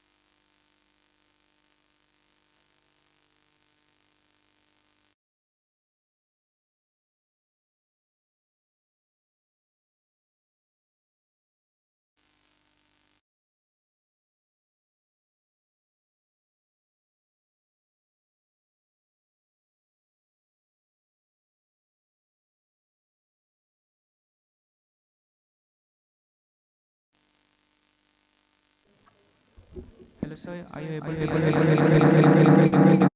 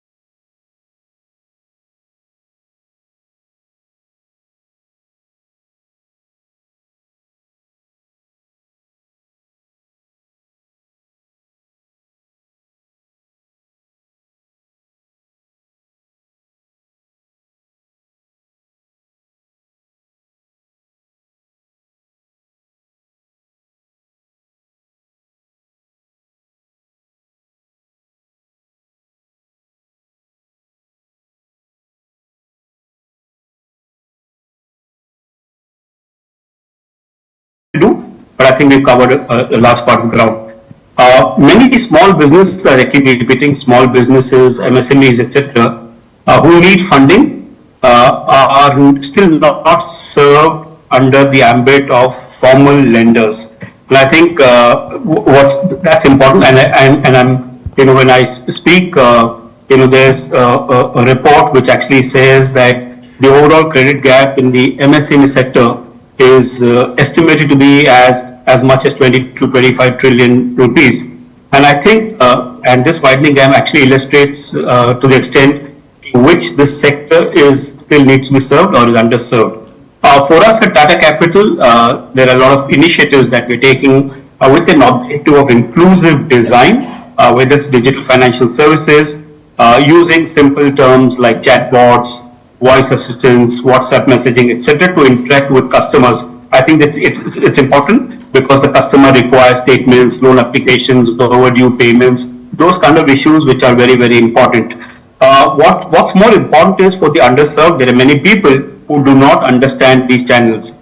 And therefore, it makes it easier for people who don't have easy access to bank branches or physical branches, and or who find apps actually difficult to use, and they are more comfortable using simple messaging services. We also have many, and I would not like to get into detail. For example, a money app for our wealth management or a fully digital home loan experience. I think these are likely also to appeal more to youngsters, the millennials, Gen Z, who prefer digital self-service and may not necessarily, like for example, my grown-up children, may not necessarily like to engage with traditional branch-based financial services, and I think that's important. One key aspect, because we're in the business of lending and because it's about money, therefore, underwriting, which is credit underwriting, is absolutely key, and therefore we use a lot of data, algorithms, etc., machine learning models to assess the profile of the customer, and that's what underwriting is about, credit is about. I think this can actually help extend formal credit who don't have traditional credit histories. For example, many do not have a CIBIL score in the rural areas. And therefore, how do we actually provide financial, and when you talk on financial inclusivity, how do we actually give access to them for credit? That's important. On one side is our business, on the other hand is about what we do for the society at large. Our ability to skill people, ability to skill the youth, ability to provide employment opportunities through digital mechanisms, through digital literacy programs. For example, do they know how can they leverage their equity? How can they sweat their money? How do they invest the disposable income that is there? And we have a lot of focus on children and on women at large under our, Dhangyan or our Pro Aspire. And I think it's a direct empowerment lever for them. In addition, we're also ensuring that we extend scholarships in the rural areas, specifically to the affirmative action communities who come from economically weaker sections of society, to make sure that they are also part of the mainstream society and make a difference in the lives of the community. And of course, they give us an opportunity to serve them. These are certain areas, and of course, why it matters, to lower barriers, to build trust, to have more engagement, to make sure that we have a long-term impact. These are certain areas that are there. There's a lot of things that we need to do, but I'm sure what we're doing is on the right path, and we will, with the support of like-minded partners in the country, go ahead and achieve what's important. Thank you. I think that's very enriching to hear, because I think if I summarize what you're talking about, the impact is being led at helping the businesses, the MSMEs grow. At the same point in time, it's also about helping the generational shift that's happening in the society. How can they access capital? At the same point in time, the underprivileged and marginalized groups also get access to financial products. So I think that's a very great insight. And from there, I think if I were to shift from financial services to perhaps real estate, so I want to get your thoughts today, because typically real estate has a big opportunity to impact communities. So how are you looking at the CSR initiatives from the people that you and your teams are working with at a ground level, and what kind of impact you are seeing? I think I'll lean to what Sriya spoke about. It's not just about access to information or what Dr. Parul spoke about. It's not just about plain access, but how do we really ensure that they make use of those opportunities. For us, being a real estate sector and largely into construction, we have at any given point of time 50 to 67 odd labor are at any point of time that we really hire in terms of construction. What's really interesting here is that you got labor coming across the country, working together. They are on your sites. The biggest roadblock that we really today see is that, labor, for those of you who do not understand, it's quite fairly evolved in terms of whom you need to hire and whom you cannot hire, for sure. It also has an access to in terms of the due diligences are in place. While they really make good money, obviously, because the construction, the pace at which it's moving today from single shift to 2 shifts and sometimes 3 shifts, depending upon the kind of project you are building. While you got youngsters, largely, this is a quite gender-skewed sector that I'm speaking about. We have got largely male that have been deployed or employed at the sites. You have got youngsters, fresh, do not have any other opportunities coming to the various sites and working. They make good money. But the biggest challenge that is there, are they able to really make best use of that money that they are earning? Hard-earned money. It's sweat and blood for sure. The second, while you got easy access to money while working, there is also tendency to really losing that money as well. So today the program that we really run, I'm especially talking about the labor, is twofolds. One, while we give them access to information, we also to ensure that what Sri spoke about largely to the MSME sector, but we talk to these young generations about the various financial the apps that are available. How do you really make use of it, for sure. The second, we also speak to them about the various government schemes that are available for them. In case of an accident or in case of any eventuality, how do they really take care of it? The third thing that we really speak to them about is savings, which is really not spoken about. Why they are they could be full-time or there could be contractual labor, but how do they really make use of the money that they really earn today?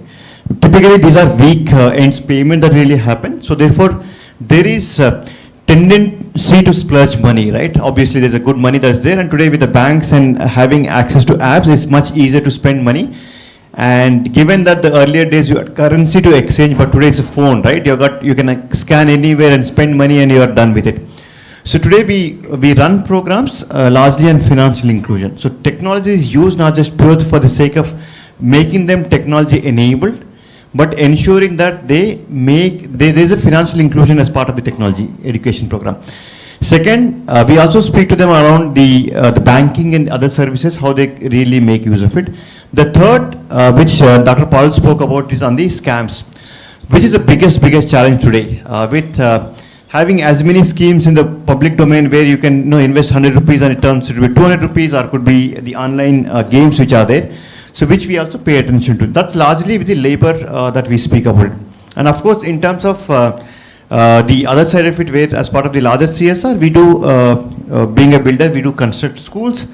And today, this smart schools, technology-enabled schools are used, you name it, anything. So digital literacy is part and parcel of system. Along with that, we also pay attention to English. Today, there is craze, which is also obviously a good amount of the younger population or the generation really believes that if you know English, you can really crack through your where you want to really enhance your social in terms of the growth.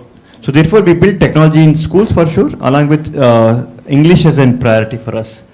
The other thing that we also, which we really don't speak about, obviously, because CSR is quite close to the founders and the company. Any third-party employee that works with us, we typically sponsor the children's education, which is given because we felt if you're not able to, there's also limitation how many people really you can onboard them. So today, as part of the program, we also sponsor full-time education for anyone third-party enrolls, especially if it is single mother, that's taken for granted. Now, while I spoke on the digital literacy on the CSR, given that there is a negative connotation being a real estate or a builder, we do great amount of work in terms of lake rejuvenation, which is within the proximity of 5 to 7 kilometers. Any project that we have undertaken, we typically ensure that the lake is rejuvenated and maintained. We are quite low key in terms of PR. Obviously, we really do not want to sound encroachers or oblique taken over. So therefore, we do lake encroachment. And of course, about 3 weeks back, we did make an announcement, being a Bangalore-based large real estate listed company. We said we'll plant about 1 million trees, not about avenue plantation, but giving back, build large forests within the city of Bangalore. So 1 million trees are going to go. And of course, we also do something with Banagata National Park, where we are outbred a few animals there to ensure that we do not just build vertical buildings. And I think when I was here at the institute in the last night and today morning, I felt it's all parallel. It's like to the ground. But being a builder, Bangalore-based builder, we build something vertical. So we work on those, some of those. And in the context of technology, or in the context of green building, very happy to share that all our office spaces which we lent out are green building certified. So I don't want to name Indian, non-Indian, but so therefore we are extremely conscious in terms of what we build and what we give back. While the story is unfolding over only last 2 years, I think as we progress over next 3 to 5 years, you'll hear about net zero goals for sure, and bigger stories will emerge as we also going beyond Bangalore to Bombay. In fact, we'll also be in Goa shortly for sure. So therefore, I think you'll see many stories coming out. I think thanks to Hari's the address around how do you really tell stories, I think we should learn 1 or 2 lessons for sure. I think it's not just about doing good. I think it's also important that you amplify what you're doing good.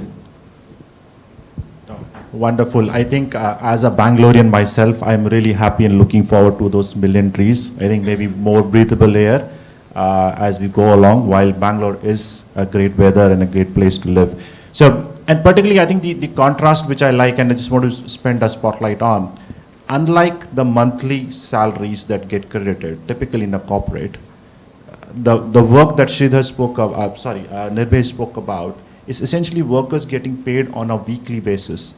Now just imagine when the money gets deposited or gets handed over you in large parts at a weekly level. So your propensity to spend and doing it in the influence is quite high. And that's what Prestige Group is trying to see, how they can help those workers and those laborers become a little prudent about how they're spending habits, which is a great contrast that we saw that. And thank you, Nirbhay, for sharing that. So maybe I'll move it over to you. So in terms of understanding, right? Typically, the IT services companies, technology companies, they are at the forefront of digital skilling. And with that context, I understand, I know you were talking about the entire project that you ran around digital Naukri at your firm. So can you talk a little bit about it? I was quite excited to hear about it. Sure. Just to give a bit of a context, when we sat down to look at what do we do from CSR in terms of, and this is very business specific, that you align your contribution back to community to the ethos that you carry as an organization. And we are a tech company, and we wanted to kind of make a program that at least touches some aspect of it. We wanted to solve a large problem, and part of that came from a couple of partners that we were interacting with, and we learned some staggering stats that I will right now throw at you. There's this data that comes out, FLFPR, Female Labor Force Participation Rate. Some of you would know. India stands at about 35%. The global is about 47 to 50%. We are way lower than that. We have 80 plus million women out of work. They're not participating in the labor workforce, which is a huge dent on our GDP as such. And of course, there are multiple ways of solving this problem. There are multiple pathways, as we call it. And I was telling Aman that I'm glad that the topic of this panel is figuring out pathways and not really harboring too much on the problems or what you can do about it. Because I firmly personally believe that digital technologies can help figure out micro solutions, can fix gaps. But the larger problem of human-centeredness approach, which Mr. Harishu spoke about, still remains, and I don't know for how long I think as long as humanity remains, that issue will remain. Anyway, coming back to the program, the idea is and since we're a digital company, as I mentioned, we said, can digital technologies or digital solutioning fix this issue where and India, and given the backdrop of the women we wanted to work with, they are from the spectrum of women who are not formally educated to females who are highly educated and qualified. And they are right now not part of the workforce, not because of choice, but either because of societal norms, either because of pressure, either because of, commitments around caregiving, and a lot of other things, which is keeping them away from participating in, workforce and contributing back, to the growth of the country as such. So we felt, can this fix? And out of all, multiple pathways that we had, we felt, going after the digital pathway, and hence the name Digital Naukri Challenge was created. It is just a fancier way of calling it, a program that we are running. It's a grand challenge.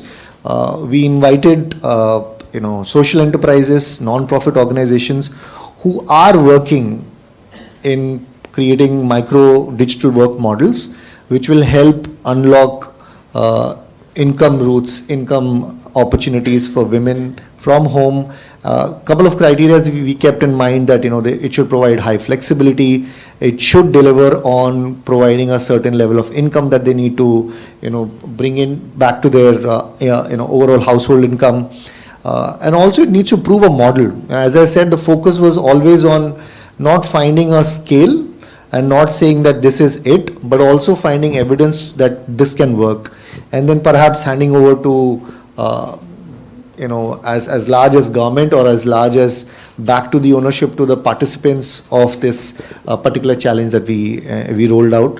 And I'm glad to report that one of the participants and the challenger is sitting in the room. We have Dhwani RIS here, who's also trying to solve for a similar problem. And like that, there are 11 participants, challengers. There's a first cohort that we figured out, and they are trying to solve problem the way they are. Some of them are focused on agriculture.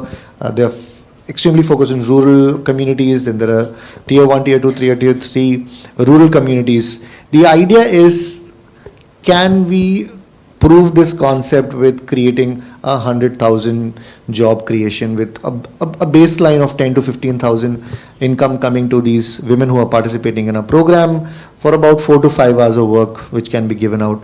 And to our surprise, there are a lot of people doing fabulous work out there. We wanted to specifically go after this to figure out, can this create dent in the overall socioeconomic indicators that we are going after. That's a little bit about the program that we are right now doing. Great. I think it's really interesting, because typically when we speak about inclusion, we often miss out the fact that there's also inclusion at a gender level. So it's great that you're looking at that and looking at enabling workforce being brought into the mainstream, at the same point in time, how they can get more opportunities to be part of the broader community, at the same point in time get some rewards out of that. So thank you very much for sharing that. And when you speak about technology and in terms of its impact, perhaps I think this is where I'll maybe like to bring in Dr. Parul. Now, while we all speak about technology as an enabler, but there is also an aspect which is emerging around how technology could also be used as an enabler in identifying skill gaps.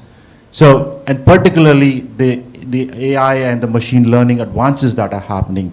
So I'm really keen to know what kind of areas that we're looking at from an AI ML standpoint, and how that could really be a solver of a broader situation that we have. Sure, definitely. I think the other panelists, I'm very pleased to hear about some of the initiatives which the other panelists spoke about. But I think from a digital perspective, and here I think, this whole term about AI, there's a huge hype which has happened suddenly, and, people are talking about AI as if it's the panacea to all problems, and AI has been around, it's not anything new, but now what's happened is that every single technology thing that we are doing is being attributed that it's a AI, whether it's a chatbot or even a simple API call, everything is now being, packaged as an AI. So I want to first of all segregate those things that, AI has a lot of potential, but AI also has its own limitations, especially in the present scenario where there has to be a human in the loop when you use AI. And secondly, when we look at AI itself, there is a huge potential because there are so many different data sets which are now available. So how can we leverage all these different data sets? And that is the potential that AI now unleashes, because there's information which is lying in different nooks and crannies. It could be structured data, it could be unstructured data. And traditionally, we've only worked mostly when it comes to like machine learning models, which Sridhar was talking about. A lot of them relied purely on structured data or purely on historical data, and those areas or those segments which were not getting credit, for example, earlier, they would typically get left out because there was a lot of bias against them and there was not enough in history. But now with all this generative AI coming in and these LLMs coming in, the big advantage that we're getting is now we can have simulated data. So we can have more adequate representation of the underserved populations also as we are building the models.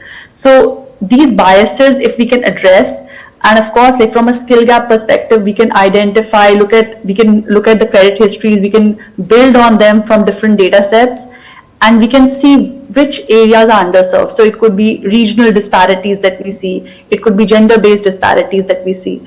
And how do we identify this? And then, there was a mention about, the female labor force. Not just female, I think the overall labor market that we have, if we can just cross-marginate all this data together, we can really see where are the gaps happening, where are we seeing a glut in the labor market, where are we seeing absence of the right skill sets, and there are jobs available, but maybe the right talent is not available. So how do we do these, how do we identify these skill mismatches, and how do we close them? So that is fast emerging as one of the areas where AI can help us, because there is just so much data which is humanly, it's not possible to analyze this much of rich data, especially when it comes to the unstructured part. But with AI, we can read through reports, we can analyze all this data, we can use LLMs to get answers to the questions. So that's a big thing. The other part is, when we look at AI, when we look at traditional AI, a lot of the underwriting problems were around whether a person is credit worthy or not. It's a 0-1 problem statement. But when we are now looking at a developmental perspective, it's not a 0-1 statement. It's about, a person might not be credit worthy just with his existing skill set right now. But if you were to supplement those skill sets, if you were to provide that additional support to them, that additional credit to them, what is their NPV of their future potential? That is what needs to be evaluated. And those kind of calculations, that's those scenarios that are to be built out, that once this person's skills are built, how would the return on investment look like? Those are something which, again, machine learning models and AI models increasingly can be used. And again, like if we were to think of how different micro entrepreneurs can be using apps, again, it's not just about just using an app to get credit. So you're not just applying for a loan and getting the credit, but how do we empower the micro entrepreneur? It could be a lady who is trying to get credit. How can we get them to start looking at a broader thing of what upskilling they need to do? How can they digitally market their product better? There was a mention of government schemes. What government schemes can we have that available digitally to the entrepreneur, that these are the schemes you're eligible for, you're not availing of them? And then there are platforms like ULI, for example, that they can avail of, and they should be aware of how other entrepreneurs in their particular area have benefited from this. So kind of like, we have Amazon, where you go and you have different products and they say people who are similar to your profile are buying this product. So can we have recommendations coming in through AI, through an app, where micro entrepreneurs can not only just look at the credit, but how they can actually empower themselves to get that credit, or to pay off that credit by building onto their income streams. And again, all these things, these future scenario modelings are very much now possible with AI and machine learning.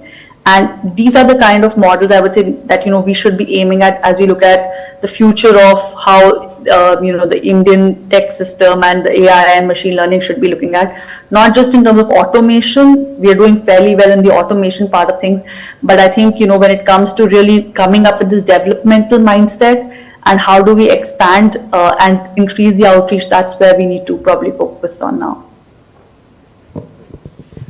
Thank you, Dr. Pal. I think the important aspect I take away from this is, and I believe the participants will also, is the data that AI and ML is actually consuming is past, and it's the history. But what we want to model for is for the future. So that's where the data that we really use to train the LLMs and how we bake it in is important to keep that future aspect in mind. Otherwise, we may end up a more of history and a legacy ways of working, but using a modern technology. So I think that's a great point. Thank you, Dr. Paul, for that. And I think I'd like to bring that discussion in a bit of a context of how do we measure the impact of CSR initiatives? Because I think that's one of the big questions that comes up, I'm sure, at board level, at an executive leadership level. While there is a lot of action, there's a lot of media, there's a lot of marketing that happens around that. But how do you internally within your organizations track the impact of KPI? And this question is across. I'll request all the panelists to share their views on that. While I have you, Sridhar, if I can maybe request you to take a start on this and then I move on. Sure. So that's a very interesting question because Tata Capital, we believe social impact, what gets done must get measured. And the measurement is absolutely key in terms of whether it's helping us consistently raise the bar. So the objective is to measure real social change. And we're very clear, our impact initiatives are guided by a clear theory of change, which actually aligns every program with the national priorities and our core Tata Group values. So of course, when you have those measures, the KPIs, they must be smart, they must be outcome based, and of course, it's not what we think, in terms of measures. We also do third-party evaluations, or impact assessments, to make sure that the intervention that we do go beyond activity and translates into a meaningful long-term social change. And I'm sure all in the audience know what the theory of change means, but the clear thing is the problem that we want to solve, the long-term goal that we want to achieve, the steps that are required to get from today's situation, point A to point B, assumptions that we take to make sure that it is realistic in nature, and in the end, how the key indicators will be measured. So when we have outcome-based oriented KPIs, surely there are improvements. So for example, let's take the access, number of people gaining first-time access to say education or digital literacy, skilling, financial inclusion, it can vary. So we basically measured into four major thematic areas. One is climate action, which is water security, water interventions, integrated watershed development projects. Very clear because water is the need of the day, of the hour. Second is in terms of providing off-grid or electricity solutions, which are microgrids, based in remote areas where the citizens of the country have never ever seen electricity. So we've gone into those areas. Scholarships, which is basically with the philosophy of inclusivity, making sure that the girl child comes into the mainstream society, gave her a better chance to shine in the mainstream society. And last but not the least, many people in the country go blind due to abject poverty. Maybe because they're landless laborers, they don't have access to easy healthcare or quality healthcare, and therefore we step in and make sure that we provide surgeries. We've done more than 1.5 million in the last year to make sure that people can see there's no better choice in sight. So when we have these high impactful programs, it's also important that we have good KPIs. I spoke about access, I spoke about capability. For example, whether there's an increase in financial literacy, whether there's increase in employability because of our surgeries, whether there's or because of the water projects, whether there is rise in income levels, whether there's digital proficiency, those kind of things, whether it helps them provide stability, which includes financial resilience or retention in jobs or reduction in the vulnerability at the moment that they are in, the objective of empowerment, and especially amongst the women, whether they're able to make quick decisions. And it's not only be quantitative, it's also qualitative feedback. So it's not about numbers alone. So there are common. So the independent impact assessment reports actually gives us, a real true picture. It's a third party also done by a highly reputed organization. It's not for the sake of a tick box item that we do. It's about validating whether the communities experience genuine change And I think that's important. So we see it, the team sees it, but it's also about the others seeing it, it's there. And last but not the least, it's not about tracking, doing an assessment, but we also track beneficiaries. For example, you do a skilling, whether after 6 to 12 months, whether they're completing, whether they're still in the job, what else do they require? For example, they may require something to do with AI, they might require something to do with data, digital. So we do actually come in and again provide them. So the objective is to measure real outcomes, and not only that. Most, in fact, all of our programs are aligned to the UN Sustainable Development Goals. So whether it's SDG 4 in education, or SDG 5 in gender equality, or SDG 8 in decent work, to reduce inequalities, which is SDG 10. So what it helps is, as a responsible financial company, it helps strengthen accountability, and make sure that we are also comparable with the best not necessarily in the country, but also across the country. The impact data, there has to be data integrity, there has to be data security, there has to be data integrity, there has to be data accuracy. So it's important that the impact data is validated through absolute real-time data. So whether it's geotagged, whether it's through field visit reports, whether it's through the help of implementation partners, to basically to improve the authenticity and reduce the risk of inflated driven activity, because there's many times we normally report things which are inflated, and we don't want to do that. We really want to make sure that the KPIs are actually making a difference in the lives of the community that gives us an opportunity to serve them. So it's inclusive, it's community-centric feedback, and we will go there to close in on the loopholes that are there or the gaps that are there, and we'll make sure that it is there for the community, by the community, driven by the community. And then of the Green Switch project, which is our off-grid microgrids, which is solar-based to provide 24/7 uninterrupted electricity, is a classic example. So whilst we set the panels, whilst we set battery backed up 24/7 electricity, it's managed by the community. The bills are paid by the community. They have a bank account, and in case of any emergencies, they make sure that the panels are working 24/7. It helps them in terms of improved accessibility to electricity. There's reduced fatalities due to snake bites or scorpion bites. Women don't have to fetch water, from 5 kilometers, because you have solar pump-based pumps that drop water from the nearby source. There is sustenance farming. There is more education because digital literacy is possible. So there is a rippling effect on that. And of course, in a small way, there's also no migration. So it's reverse migration. But at the end of the day, you're going outside your place to earn a better or a decent living. So when it provides you within your own village or your own town, why go out that? So basically, the company measures impact not by the number of people that we reach, but by the depth of change which we actually have created, whether it's in terms of financial capability, whether it's in terms of livelihood opportunities, and more importantly, about greater resilience among the underserved or the underprivileged communities. Thanks, Sridhar. I think that's really insightful in terms of how you look at from the context of Tata Capital. I'd like to bring in Dr. Parul here. Just from a broader, as a financial regulator and somebody very close to looking at technology and the impact of it, what would you propose and what are you considering or suggesting are the KPIs and frameworks when it comes to measuring impact? Sure. So I think the key KPIs that we want to focus on, instead of just talking about, financial inclusion or livelihoods, it's also about, the quality. So outreach, of course, but then the quality and then the resilience. So if you're talking about reach, who are the people who are actually being impacted by this technology? So it could be in terms of number, but then within the numbers, we need to really get to what segments are being reached out by gender, by age group, by income levels, the geography.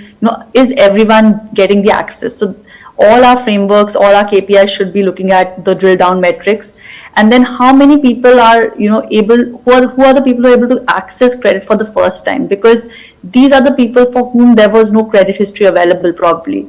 So now, is your formal credit able to reach these new first time customers also, rather than just going on opening new and more bank accounts for those who already have CIBIL available, who are already banked well.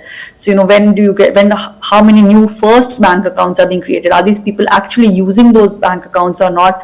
Or you've just created those accounts for the sake of, meeting certain scheme criteria, but nobody's using those accounts.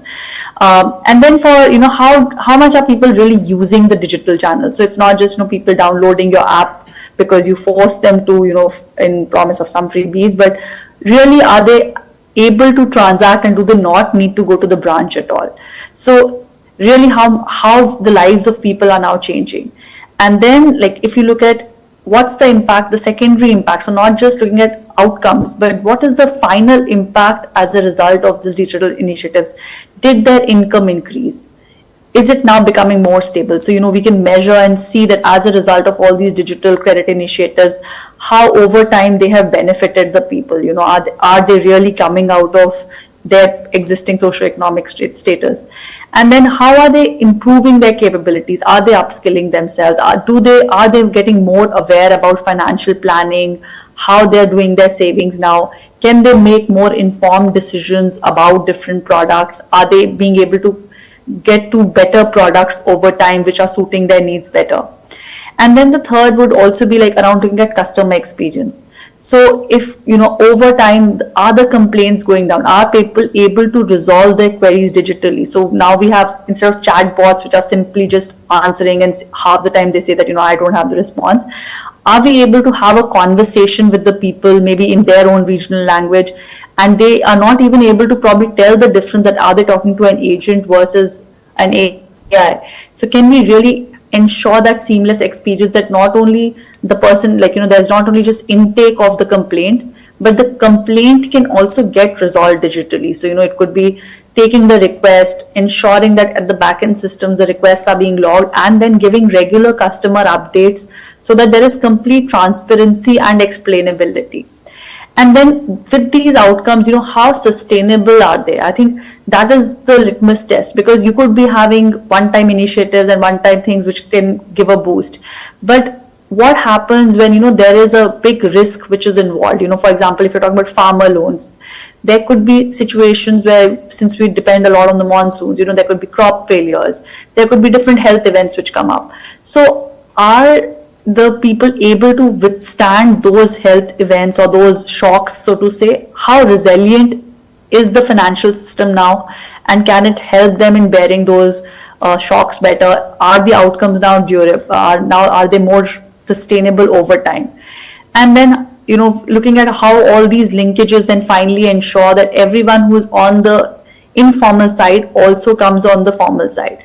So again, looking at different metrics, having your control and test data, looking at how many, people who were trained, how they improve versus those who were not, having early warning signals, so to say, built into the system, so that you're not just tracking metrics, but you're also getting those predictive insights that this segment could be at risk, and how do you ensure that those segments are now better served? For example, if you're already aware that there is a possibility of floods coming up, can you do something at your end to ensure that the farmers are pre-warned about it? They know how to store their crop. So not only just giving them the credit one time and then just washing our hands off of it, but really standing by them and hand holding them through the journey. So this could involve getting geospatial data, for example, getting more data from different segments, and really helping the AI as well to train and get more well versed with these trends. And then especially with this natural language processing and these LLMs coming in, making it very seamless for the individual to get all this information. So there need not be always a banking official who's involved in the middle and some reports are going out, but really having those conversations and ensuring that whatever is happening, it's very collaborative and it's based on the community feeling. So it's not just measuring what activities are happening, are we skilling people, how many people we skill, but finally what did it translate into? Did it translate into income increases? Did it ensure that people got the skills that they wanted, and now they are getting to a place where they're better educated, they're able to take their financial decisions in a more informed way. Their entire family is now, you can see that there's a substantial shift in their socioeconomic position. So those would be the key metrics, I would say, for now. Thanks. I think just in terms of getting a contrast, in terms of how we look at from, let's say, a real estate side, maybe I'd like to get your thoughts on how do you really look at those metrics and inventory. I think what I hear Dr. Paul also and Sridhar also alluded, it's also a short-term and also a long-term thinking on those metrics. So how can we do that? Yeah, I think while the sector may be different, but the measurable benchmarks more or less remain same. There are always a board's oversight on any of these decisions, especially KPIs if we look at it. Second, while we say that we do not believe in giving one time, that's a clear-cut case for us. We don't never believe, irrespective of whether the partner is capable or not, we say that we'll give a long rope for them to really come back with measurable outcomes for sure. So given these two are in place, we have got two metrics in place. One, we look at programs that are broad-based, which are outreach, which are largely based on numbers, which is typically, which takes care of your, when you tell a story about it. Then you have got depth, which is typically, it could be to do with your financial inclusion, digital literacy, scholarships, which are deep dive, which takes about 8 to 10 years to really look at the simple parameters that we look at it, retention, like number of dropout that are there for girl children, children getting married, the girl children getting married at 18 or 19 or 20 versus getting married at 16, 17. So those we look at very closely. Then of course, the biggest metrics that has been for us about the employee loyalty that's really helping us to build. Because a good amount of them really see that it's not just about me being a laborer at the construction site, but what more value addition that I'm bringing because I'm at prestige site. The second, when I spoke about especially the single mothers who are working at our sites, especially the third-party enrolls, they really feel valued, they really feel respected that yes, there's a company which in case of any eventualities at my hand to help me out. So these are depending upon the program that we look at it. We also have some presence in, we have got a good presence in Northeast, maybe I'll share at a later stage. We are looking at the measurable metrics are quite different. We are not even looking at saying that no, they really need to make a difference in terms of increase or enhanced scores in their schooling.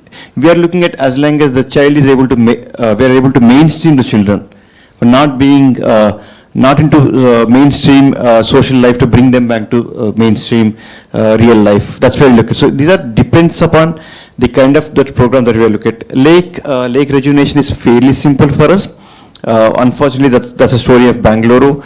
We are looking at lake rejuvenation largely, how do we really deviate water, sewage water is not really contaminated, and we look at some of those quality metrics are in place in terms of quality, bringing back life underwater, some of those we keep in mind. And of course, aesthetics is really plays a big role. The last one which I speak on the largely which we maintain large community projects, it could be roads, it could be parks, it could be lakes, is the governments really come back to us if in case we decide to really move out, say that no, you come back as and maintain because your maintenance seems to be far better than the public player who is really maintaining. So therefore, some of these really metrics help us to measure where we really want to. But however, just to summarize, it's always long term that we really want to stay invested. Certainly not a charity, certainly not a philanthropy. And it cannot be a one-time support expecting changes to happen. It's largely generational. You need to really stay invested for 5 to 7 years for sure to have some of those impact metrics to be measured. And of course, as I think Sridhar spoke at length about third-party assessment, independent audits, which are part and parcel of our journey, which board does pay attention to it. And of course, being a listed company, you are always under the radar. So that some of those we really take it seriously. Thanks, Sridhar. Maybe, Sumit, I'd like to get in your perspective on how you are looking at from a, let's say, IT services, technology industry, if there is any contrast. Sure, I'll probably build in from a very personal perspective to, again, industry and professional. I think as a professional in the space of CSR, there are KPIs that I set to myself.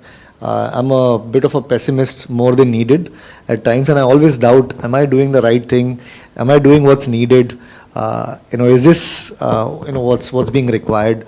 And interestingly, impact, is, defined, perceived differently, especially at a corporate side, because there are multiple stakeholders coming from different objectives, different backgrounds, different nuance of how they're looking at, say, a social impact in that sense.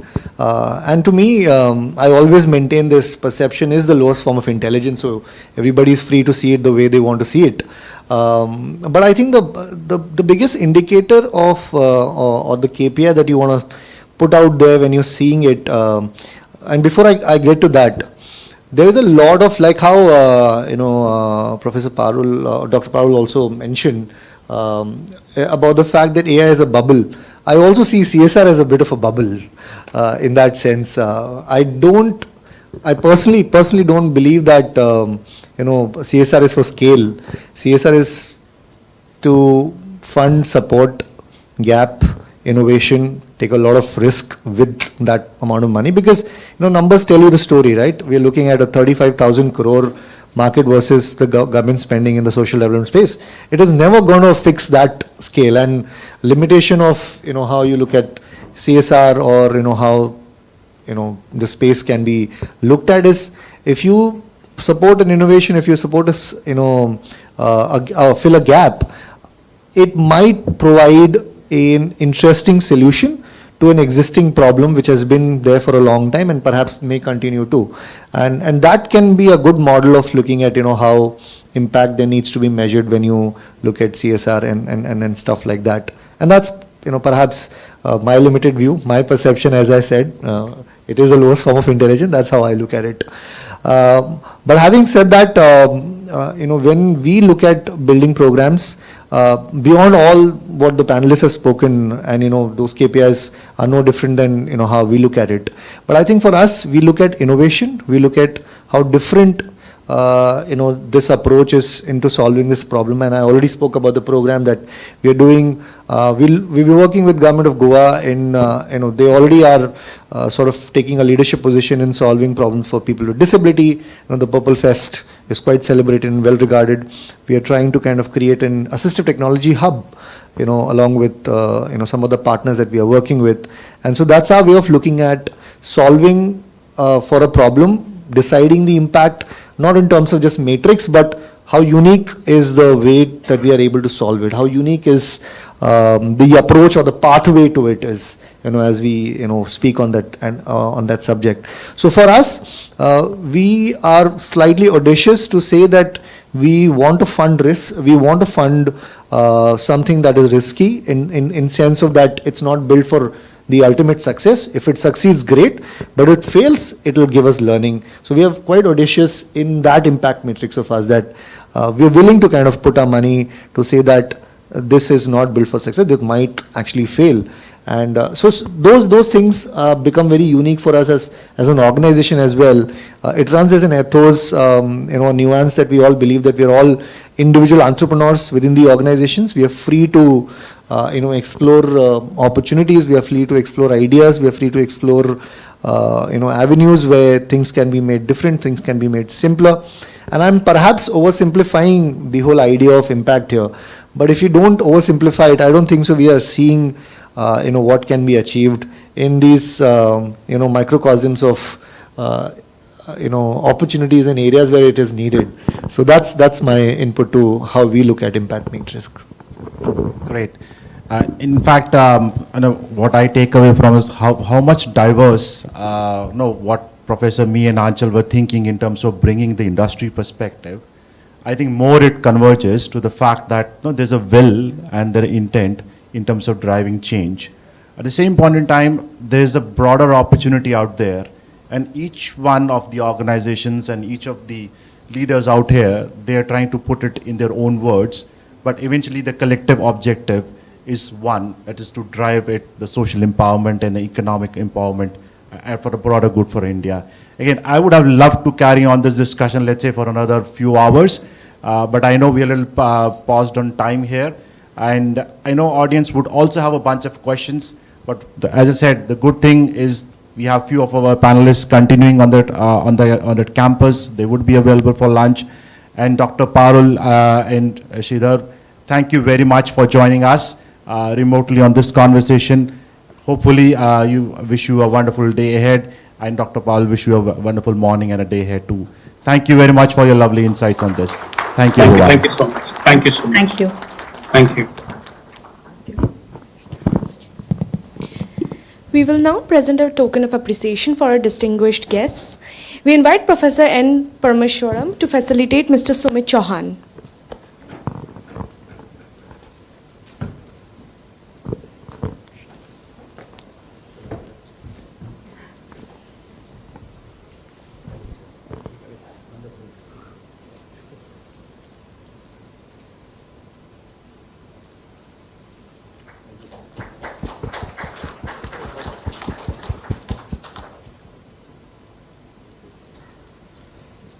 We invite Professor Shivnath Sinha to felicitate Mr. Nirbhay Lamre.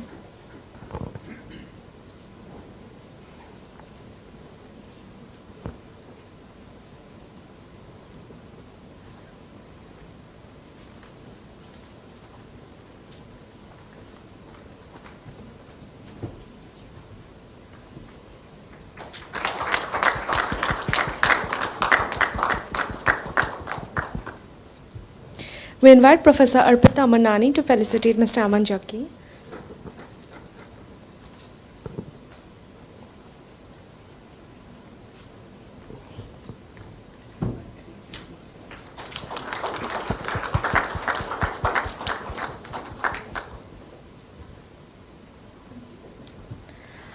And Parul ma'am and Sumit sir, your token is here with us and we will present it to you whenever we get the privilege to have you here. Thank you very much for your presence. Now we will break for lunch. Kindly note that the lunch will be served for 45 minutes and will be served at the faculty lounge and MDP dining, for which you have to walk towards the left after walking out. Our volunteers will escort you there. We will resume our discussions again post lunch. It will take you 2 to 3 minutes to walk and come back. Therefore, I request all to be seated by 1:50 p.m. Thank you very much. Thank you.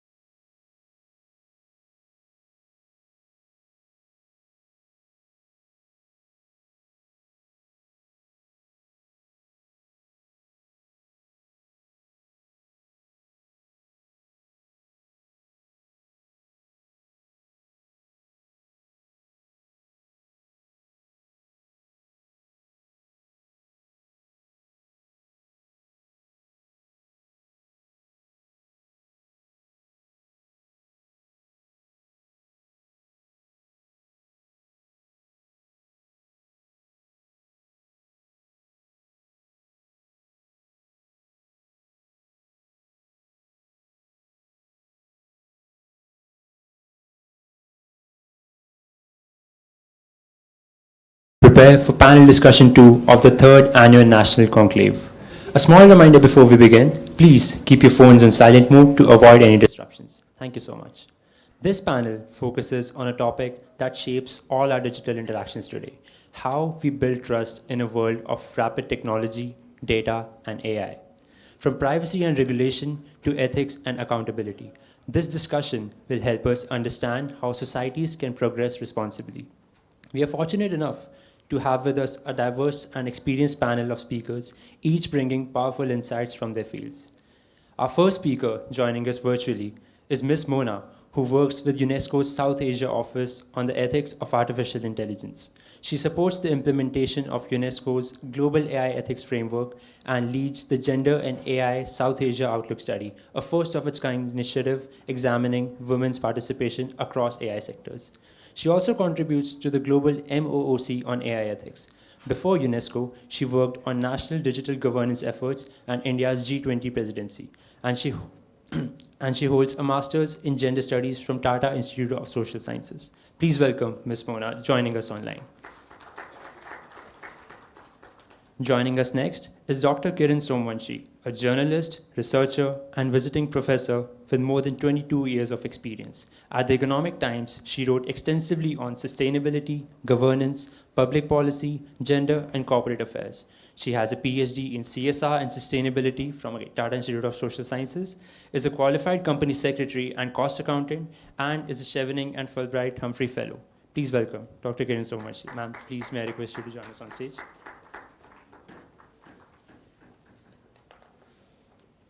Our next panelist, Mr. Ankit Bhandari, works at the intersection of technology, capital, and social impact. As CIO at PropelX, he supports ventures in scaling sustainability and leads the AI for Good initiative under Yuva Unstoppable for the India AI Impact Summit 2026. He also advises startups across education, robotics, retail, and social media impact sectors. Please welcome Mr. Ankit Bhandari. Sir, please join us on stage. Our final speaker is Mr. Kirsi Parmandawala, joining us all the way over from Denmark, an international consultant and educator in governance, compliance, cybersecurity, and GDPR. He heads several global institutes and has delivered hundreds of workshops around the world. He also teaches at leading universities, including IE Business School, Georgetown University, and Fordham University. Please join me in welcoming Mr. Kirsi.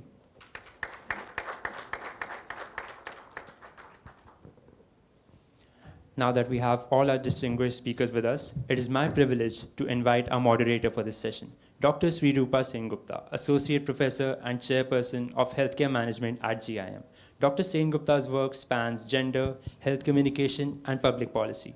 She has collaborated with UN Women, UNICEF, the German Institute of Development and Sustainability, and many national institutions. Her research and consulting work has covered gender budgeting, climate change, HIV communication, and tribal health. Ladies and gentlemen, please welcome Dr. Srirupa Sengupta, who will lead us through this important discussion.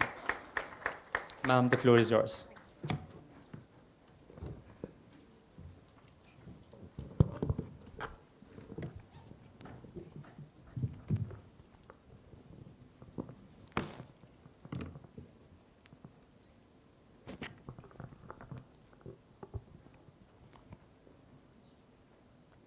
Good afternoon, everyone. I think I'll start with not the usual, reaching out to the panelists, but to the audience first. So this time, I was, during the lunch break, thanks that there was a lunch break, so we could modify our plans. We would like to hear from the audience. So there would be a time for an interaction with the audience, because this is such a topic which impacts all of us. It is not just business, not just civil society.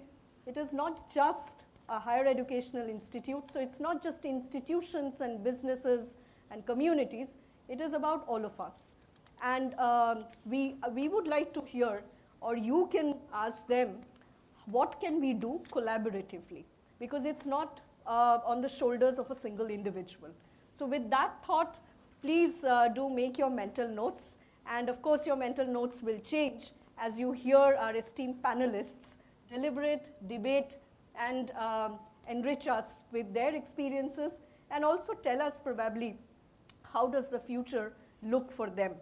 I must say we have a very, very enriching panel, and it's very diverse, and diverse not only in the sense of gender, but also geographically.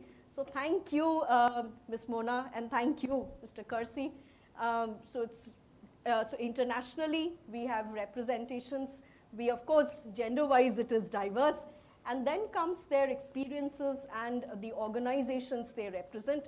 So while on one hand, we would be listening to the policymakers, we also have very experienced people representing the civil society, the startup community, and Mr. Kersey from a very different background, taking us through corporate governance and capacity building for it and what changes have come about. And I think the most, I mean, I would say I was, it's kind of a googly to me. I have never moderated a session where there is a journalist. So it's a first for me, and I'm sure you would actually make my job a little easier, Dr. Kiran, if I falter at any point. Now, it's a question which is actually for all panelists, but before again I go to them, the first session that we had in the morning has been talking about the positives of technology. And we are all aware of it, and we are not actually saying that's not true. We don't have the power to negate the positive contribution of technology, and I just pick on some words which still is there in my mind from the first session: accessibility, affordability, inclusion, equity, justice, scalability. Big words, but then they're all true. This session is a little different. Just still I want to understand, are we on the right path? While technology is definitely creating these opportunities and bringing a lot of good to the society, it's kind of very welcoming and definitely is an enabler. I have always, and that's perhaps playing the devil advocate's role, I've always believed there's two sides to a coin. So while if something is doing good, it is equally important perhaps also to understand, I hope we are not recreating any kind of biases, stereotypes, and discrimination. Just a thought, we need to keep on sort of looking into it. And with this, the panel will look into a couple of things. We'll discuss so the first panel has been all positive. The second panel discussion will be positive, but it will be a little moderated in that way. A little bit of calibration will happen. We'll look into biases, we'll look into lack of transparency, deep dive into this whole problem of lack of trust and what can we do better. There are policies, there are certain legislations. Despite all of that, we know there are frauds happening and we have no control over it. So sometimes we feel very, very powerless. So from a citizen feeling powerless, how can we make citizens feel confident and empowered is what we're going to explore in this 50 minutes. As I said, we will have enough time for you, and you will also have to, so that you can engage. So I start with Ms. Mona, and the question is, and then I'll go with the panelists who have joined me here physically, is, we don't question the benefits of the technological advancements and, the digital ecosystem that we have created. However, we all agree that there is a kind of a deficit of trust. And I just wanted to understand from you that do you think it is a real problem, or are we reading too much into a situation? Well, first of all, thank you, Dr. Sengupta, for having me here on this panel, and it's wonderful to be on such a great panel. So coming to your question, first of all, of course, I would like to start what I'm saying with duly acknowledging all the great, tremendous things that AI is doing for us today as a society, right? It's transforming healthcare, it's expanding our access to education, financial products, it is helping us tackle climate challenges and whatnot. It has opened up like a plethora of possibilities which we could not have thought of, like let's say 5 years back, right? But on the very flip side, which we have to be very honest about, there are significant negatives. We have seen equal rise in sophisticated frauds. You see identity theft, deep fakes, particularly where women are the victims, right? And a whole range of harms where AI is not being used responsibly, right? So it is at this point that I would like to bring up the theme of trust, because trust deficit is a very real problem. It is no longer theoretical, and you're definitely not reading into too much. It's a very real problem, and we have well documented research on this. University of Queensland recently did a study, doing a survey where they found out that most of the users who were very often using AI were also not trusting it fully. And why go that far? Look at studies from India and Bangladesh. There are surveys which tell you that, of course, we have a trust deficit problem, but it is also a problem which is more marked and more remarkable in groups like women, older populations, where we do not trust these AI tools in terms of, especially with women, on terms of how their data is being used and how is it being stored or processed, right? So most importantly, transparency and accountability is like foundational to trust, right? So what we are seeing today is that people don't mistrust AI as a technology, but rather systems, right? A wholesome AI system which feels very opaque, unequal, or unaccountable to them, right? So this is where both governments, organizations, and all stakeholders involved need to act, and there need to be systems which you can explain, which you can understand, which centers humans, right, at the very core, right? Because the truth is very simple, that if populations are not trusting AI, they're not going to engage with AI, right? And if they do not engage, the problem is that you see in its effect, in its adoption, in the quality of its data, you see basically in its long-term operations, right? So it is a very real problem, and that needs to be solved as you go. It cannot be an afterthought, right? It has to be a problem that we solve as we go. So yeah, those are my 2 cents on this. Thank you. Thank you, Ms. Mona, and thank you for, you actually spoke about certain groups, right? And I'll actually take that cue and ask Mr. Ankit that you represent both the civil society organization and also a startup. So do you think this trust deficit is across sectors, or would you say that there are pockets where we see this trust deficit more? However, so is it, there is a community, would we say urban, rural, or you say demography, or would you say sectors? Startup, civil society, trust deficit more. In the business, we don't see that much. Thank you. I think when you go into trust deficit, I think just taking a step back, when you look at trust deficit, it is not a two-way street. There are multiple nuances. I would go on to say, just to add to what Ms. Mona mentioned, that which are the stakeholders involved, right? We're mentioning that stakeholders need to come together, but which are the stakeholders involved? Who is writing these AI algorithms? Where is it getting developed? Where are the biases emerging from? All of those play a role in creating a cumulative trust deficit, right? So it's okay to identify and say that, okay, some communities are getting like negatively impacted, but that is true with any policy, any system. It will overlook certain communities and it will always support certain communities. So when you are looking at that, I would say trust deficit definitely exists. And when you talk about the non-profit world, the trust deficit is even more, because their primary focus and the majority of the non-profit sector, civil society sectors, are engaging with real beings. The problems are far more real. There's no hiding behind layers of bureaucracy. There's no hiding behind boardrooms.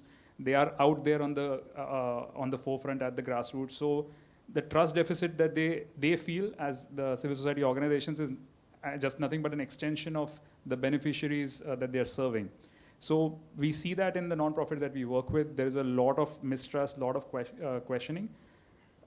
Of course, there's a lot of advocacy going on, a lot of education going on in terms of how to use it appropriately, but the trust deficit exists. And I think it cannot be solved until we look at the fundamental blocks, that who is building these AI systems, what is it looking at. For example, India has been quite behind in this overall AI journey or conversation that has been going on, and now we're trying to catch up significantly. But if you don't have regional nuances and context added to it, it can never be a fully trusted component. There is just almost no way you can make it work. That being said, startups are embracing this quite differently compared to non-profits. Startups are using it to their advantage to like amplify their ability to reach more customers and use it. So again, I would say that the gaps, like you mentioned, urban, rural, there are those gaps that are some parties are going to take advantage of, which I see a lot in startups taking advantage of some of these technologies. In non-profits, it's sort of negatively impacted. So both sides are true in a short way to answer your question. But as we see AI evolving and as we really understand the context, I think just going deeper on Mona's point, that we need to really understand who the stakeholders are. Are we really giving a voice to the truly marginalized? Do they really have a say in this whole system getting built? Without that, I think there is no way to escape this. Thank you. Dr. Kiran, still staying on the same question of, there is a trust deficit in the whole digital ecosystem. And you represent the media, the print journalism. So we always look forward to the media as the fourth pillar of democracy. And how do you think, this trust deficit system, do you think that the media has not done its due advocacy? How did we get into it, despite knowing that technology is good for all of us? No, I'll start with a few examples, to kind of convey this whole trust deficit issue. So when we go nowadays for shopping, one most common thing which has started happening is the moment you start billing, the first thing they ask you, what's your mobile number, right? And it's like almost a given thing. And how many people willingly give it? Like there's always a hesitation we have when we have to kind of give those numbers, because you wonder, like, what are they going to do with it? Why are they asking? Like somewhere that your privacy is being breached. Be it WhatsApp, like WhatsApp talks about encryption and, privacy and being high on privacy and all, but you will still have direct unsolicited advertisements coming in as a message on your WhatsApp. Or if you want to order something on Zomato or something like that, you will not be directly able to do it through the website. You will have to necessarily download that app. Why? Like why that app needs to sit on your phone all the time for you to allow you to order. So things which were like seemingly okay are now no longer okay without the data you give. So, always you will have to share your private information as good as a mobile number or name or whatever it is. And it will be used in different ways. So trust deficit is definitely there, inherently there in the way we are functioning our day-to-day lives, in the way we are transacting our businesses. Now coming to the point of, role of the media. Media is also part of the whole ecosystem, and media has also experienced the same kind of thing. Today also you have news apps, you have everything. So it's just the way we are structured, and media is very well part of it. As far as data awareness is concerned, I'm reminded of the quote of Mr. Nandan Nilekani. 10 years ago, he talked about that India is going to become data rich before it becomes economically rich. And that has, in the last 10 years, proven to be true, that we have become so data rich because almost 1/3 or 75% of the Indians today have access to digital smartphones. And the kind of data footprint that we are producing every day because of the use of our smartphones is huge. So we have become data rich, much before we have become really economically rich. So that itself leads to so much of data being produced, and we are in a gray area as far as regulation is concerned. So, that awareness part of it, so we are data rich, but we are data unaware, so to say, that we are not realizing what we are holding on, what is the value of our data, what is the value of our footprint as 1.4 billion population, and more digitally penetration we have, more data we are going to create. So awareness, as far as awareness is concerned, we are really low on that. Like how many people actually protest giving out that number, that no, I won't give my number. If you want to bill my products, and otherwise I won't shop. We really don't do. We generally go along with that request. Okay, take my number and go ahead with the bill. So that is that awareness, or awareness of one's right of owning up the data that they are producing or that they have. I think that is not there yet in India. So we are not aware of our property as data as a digital property. We are not aware as awareness as such that we shouldn't be sharing it. And that's why we have all these instances of digital arrest, or these public messaging being run that OTPs should not be shared and this should not be shared. So media has a huge role to play, but it's not obviously played that. And it's also part of the ecosystem. So it's like it's feeding into its own system. So there is a huge scope for that. I remember as a kid, we had these national integration campaigns, Mile Sur Mera Tumhara, and so many other things, which were kind of ingrained in us that, okay, we are unity in diversity. I think that kind of public messaging also needs to start for data awareness, where you are said you shouldn't be sharing it. Like there was during COVID and post-COVID, whenever you used to make those calls, Amitabh Bachchan's voice used to start that, data much share karo, some things on those count. So that ran for some time. I think to that level, we should have that public messaging literally, driven into people's minds that data is sacrosanct. It is your data. You have full right to it, and no one can ask, that data to be given to you without your explicit consent. So I think that is very important. And as media, a lot can be done. Lot should be done to use media platforms to create that awareness. Because unless we realize that as a nation, as one of the largest markets for Google, WhatsApp, Facebook, Instagram, it is very important for us to be aware that what kind of data we are generating and who is earning out of it. So that is my 2 cents. Thank you, Dr. Kiran. And thanks for actually setting the tone for the next couple of questions. So, Mr. Kersey, my question is a little different. She did speak about that a technology which is there to help us at times can be very intrusive.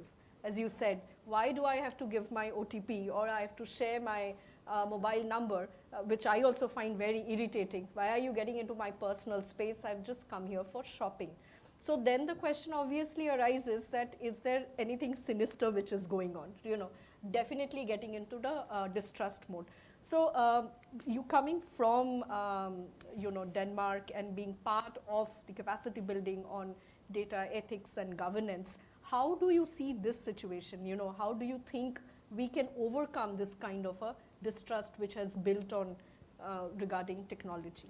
We don't want to distrust technology, but back in the mind, there is something we are not very comfortable with. Thank you very much. Nice to be here. Fantastic layout. Very impressed. The opposite of trust is not distrust. The opposite of trust is complacency. And this is where companies need to start and define what each organization or business means by trust. Where do you want to keep the trust? Where do you start? Ankit mentioned about the stakeholders. Perhaps you can start with the stakeholder mapping to see who exactly are your stakeholders and what type of trust do you wish to establish with each one of them. It's not the same trust because the needs of these stakeholders are very different. The investor trust is completely different than the management trust or the oversight trust or the data subject trust and all the other stakeholders that you have in the organization. You need to start by mapping them. One of the last panelists mentioned, as far as I understood, I had just arrived and I got a shock. And the person said that hype like CSR and hype like AI. Ladies and gentlemen, AI and CSR are not hypes. You may consider them to be hypes, perhaps meaning that you are whitewashing or washing the CSR component. and therefore you think it's just hot air for some companies.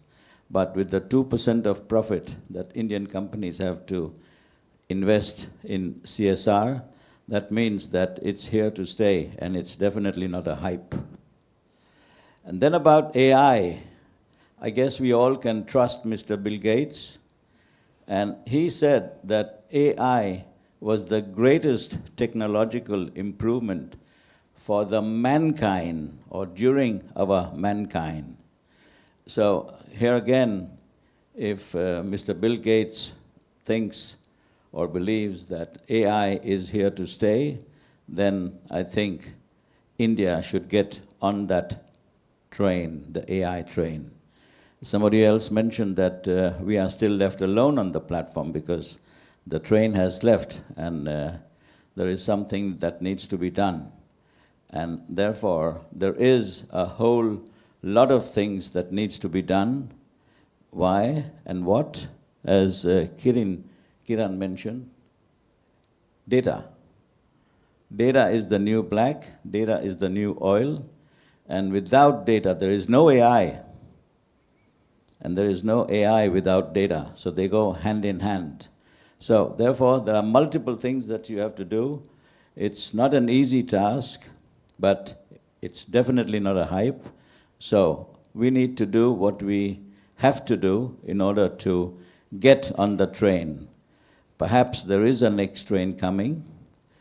Lots of organizations and nations, and also the big companies like Facebook, Amazon, and Nvidia, and all those, 10 of them, they are investing billions of dollars.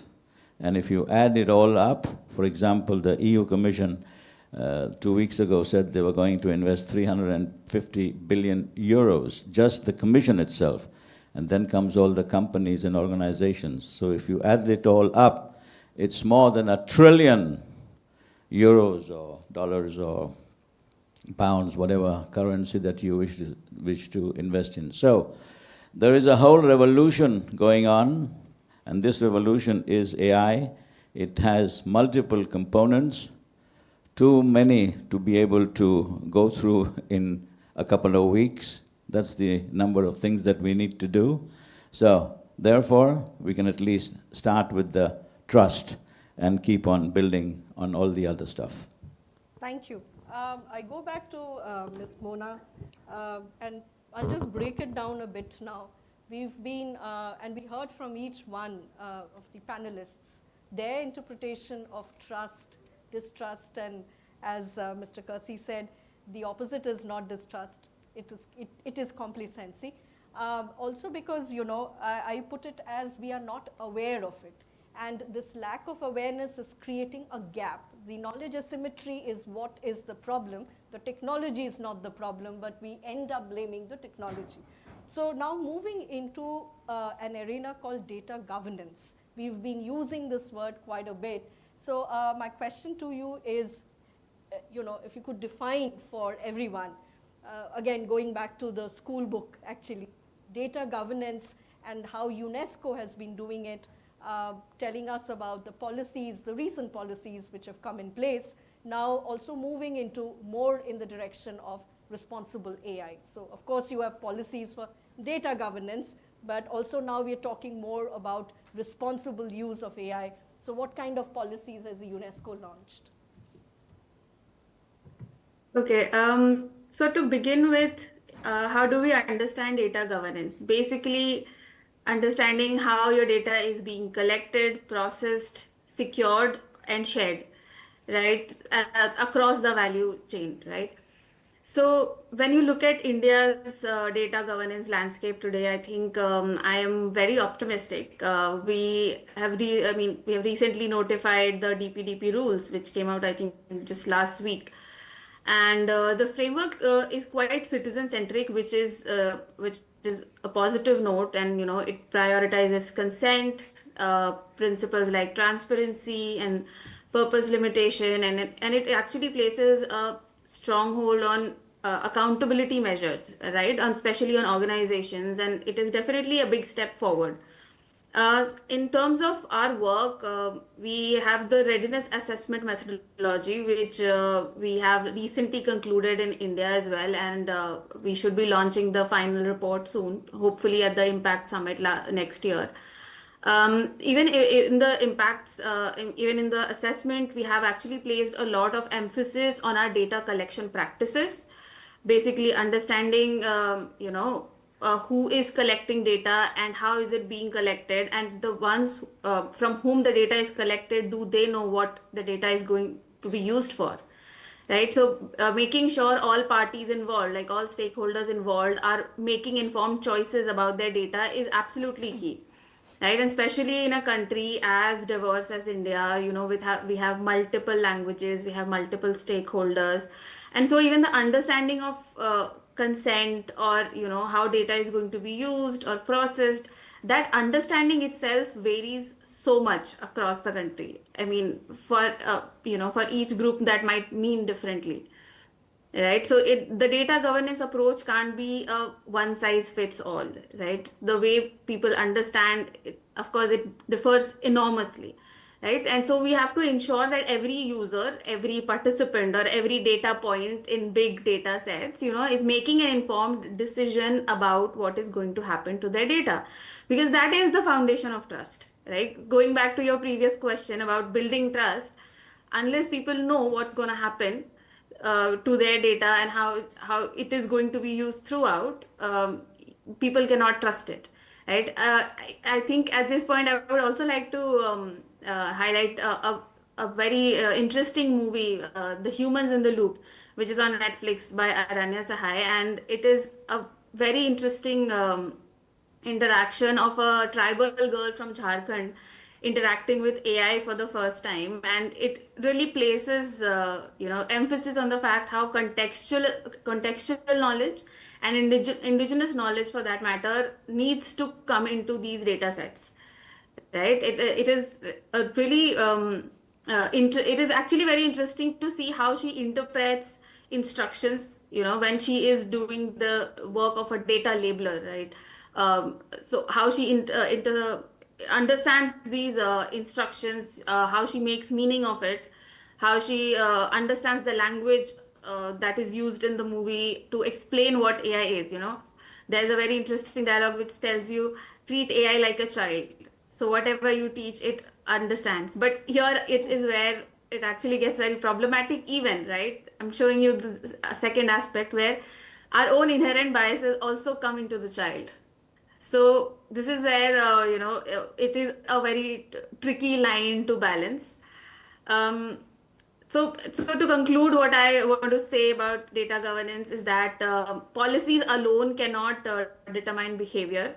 Again, in terms of enforcing the kind of culture that we want, of awareness being such a universal thing, leadership has to set the tone, right? Governments, organizations, they need to set the tone, showing that ethical AI isn't just a technical add-on or a fancy word that we use. It is a governance priority, and it is again where transparency and accountability plays a huge role in as a system, right?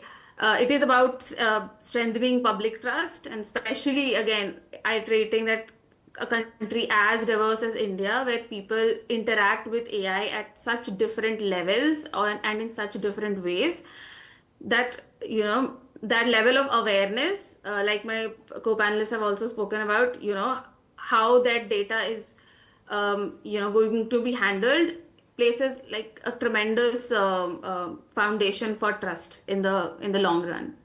Thank you. Thank you. Thanks for bringing in the aspect of leadership in here. And I come to you, Ankit. So, balancing two and having worked in two sets of organizations which are very different in character, the question is now, if we are looking at responsible use of technology, AI at the moment, and within this whole framework of data governance, two things, what kind of policies have the organizations that you have worked for are in place, and you would like to see those policies evolve, and do you kind of agree that leadership there needs to be a stewardship, an ethical stewardship. Where do you see organizations are today when it comes to ethical stewardship? 100% agreed on the leadership part. I think it begins with the leadership and taking a stance and how they shepherd the entire community forward. In terms of what seeing in non-profits currently is that there is a lot of resistance because they want to be careful as to how the data gets used, processed, and for most part, for good reason, there is a lot of like skepticism with which it is being approached. And so it's, in a way, it's a good thing that they are not just blindly jumping into it. There is a lot of pressure that is coming in from different stakeholders that support the nonprofits to adopt use of AI because it just makes life easier. Like a simple example being, you know, why don't you use ChatGPT to build a impact analysis report, right? Or use a presentation maker like Gamma to do this. But without fully understanding the context, what the output will come will be fairly unusable and probably far from the truth. So seeing a lot of resistance in the nonprofit world, and there are no real guidelines per se in that I have come across in the organizations that I'm involved with. But there seems to be, of course, some initiatives moving, and I think the next panel should be covering and talking about that what are the new age measures that are being taken in the civil society front. In terms of the organizations on the for-profit side, there has been fairly prompt action in terms of restricting the usage of these AI, especially the interface right now is these AI tools like ChatGPT, Claude, Perplexity. There has been a fair amount of restriction because they don't know how, going back to the Mona's point, how is the data going to be processed, where is the data going to go. So the simple one-line rule is do not upload any confidential data. But it's again very vague. I think what Mr. Kersey has also said, that we need to be able to define what is acceptable, what is not acceptable. There needs to be a better job. We'd like to see more of that in terms of, you know, what you cannot upload, what you cannot use. There are not enough guidelines, and maybe if that clarity exists at the senior level of leadership, it definitely does not flow down. So we're seeing a lot of adoption in for-profit startups and corporates of these AI tools in different ways. But at the same time, I would say at where we are today, there is not much to say except just skepticism or just basic guidelines. So that evolution is definitely needed. And I think just one more thing to add there, I think there is some amount of stewardship when we say is going to be from regulation, and the data protection bill that Mona referred to is definitely positive and citizen friendly. But at the same time, how the individual organizations, including a non-profit or a for-profit organization, end up processing this, right? It's fairly comes down to their definition of trust, which again, referring to Mr. Kersey's point. So how and where to draw the line and how robust the governance model is, it's a very contextual question, but at the same time, we definitely need to put in more heads and put in more efforts to strengthen it, is where I will end at. Thank you. Thanks, Ankit. So I'll come to that last point that you said, how many heads do we put together to actually build that robust system at a policy level. But I'll skip Dr. Kiran. I'll come back to you later. But coming to you, Mr. Kersey. So you represent Global North, if I can say, and most of us are from the Global South. Now, we're having this discussion in Global South, assuming that the problem is only for Global South.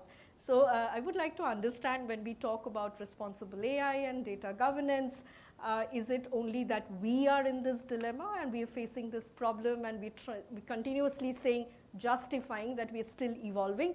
What is the scenario in Global North, and what kind of guardrails have already been taken at the level of the business to ensure that, you know, the AI is practiced, you know, and used responsibly? It is definitely not just the problem of the Global South. It's a global problem. All these issues with regards to AI and also governance are global issues. Of course, there are areas where the governance components vary from country to country. That also depends on the culture of that country and the culture of the of the different companies and the type of companies there are, whether they are stock listed or wholly owned subsidiaries, or there is a major shareholder and so on. We talked about data governance, but you cannot just jump into data governance. You need to start a completely different place, and that is corporate governance. You need to establish that there is all of the tenets, all of the components of corporate governance within the organization first. And all of those stakeholders respect the corporate governance. Sometimes we have also seen in your newspaper multiple articles on certain key stakeholders or investors thinking about the definition of corporate governance as their own fiefdom in the company and the way it is interpreted. So that needs to be addressed first, so that there is a culture within the organization to respect the components of corporate governance. And these include something like 50 to 70 different components, transparency being one, and trust and accountability and all that. Because still corporate governance is soft law, whilst the compliance components are hard law. So going then from the corporate governance, you need to go into the IT governance. Again, there are IT governance issues. There are multiple IT governance frameworks as well that you need to incorporate. And then you go to the data governance, and then you move towards the AI governance. So there is a chain of thought, a chain of implementation and execution in the organization in order to achieve the components of governance, so that these are the guiding rules, the guardrails, if you may, to ensure that things, processes in the organizations, they function the way that it should.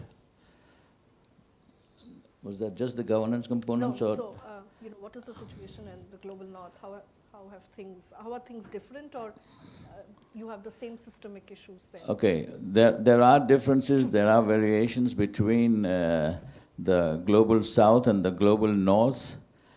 In the global north, things are very much structured. There is no room for any different interpretation than the trade or the associations interpret the different governance areas.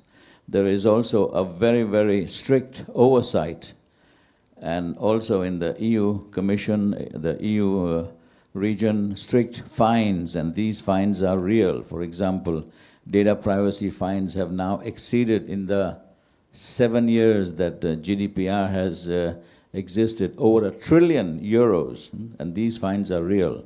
Some of them have been contested, they are in court, but many of these fines have already been paid. So when it comes to compliance, which the north, the global north, is very much used to, these are strict rules, and if you do not comply, you die. Or definitely you get a huge fine from the oversight authorities, because oversight authorities are also supposed to be extremely proactive. Whilst compliance components in the global south is not that clear.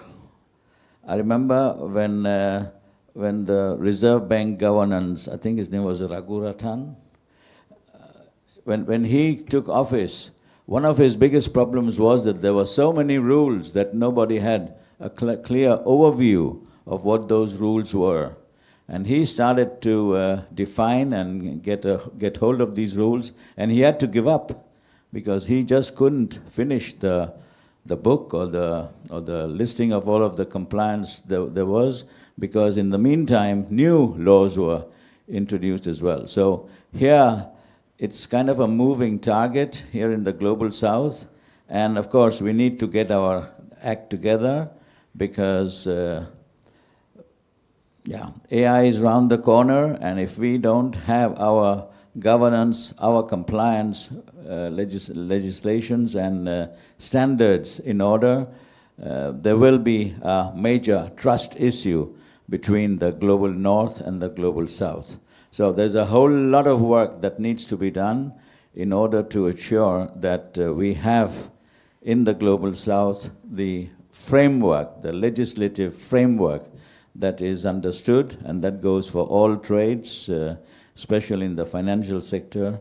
The interpretation on the different compliance regulations in the global south is quite different than the ones that we have over in the global north. So there are problems both in the global north and in the global south. The key is to identify those and really take some steps to ensure that we are a global player when the AI train really moves fast. So there's a whole to-do list to be done. Thank you. And I think one key word that's emerging from whatever each of our panelists is saying is education or sensitization, if that's a better word, that we really need a lot of awareness.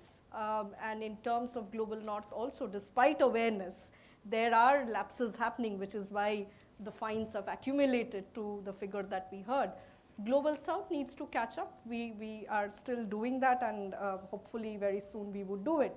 Now, when it comes to raising awareness, and this question is to Ms. Mona and to Dr. Kiran, so I'll ask you, Ms. Mona, how do you think, what has been the role of UNESCO in raising awareness about data ethics, talking about data governance with the various stakeholders, and if you can share any best practice, not a very old best practice, but something that which happened maybe in the last 2-3 years and you would like to share.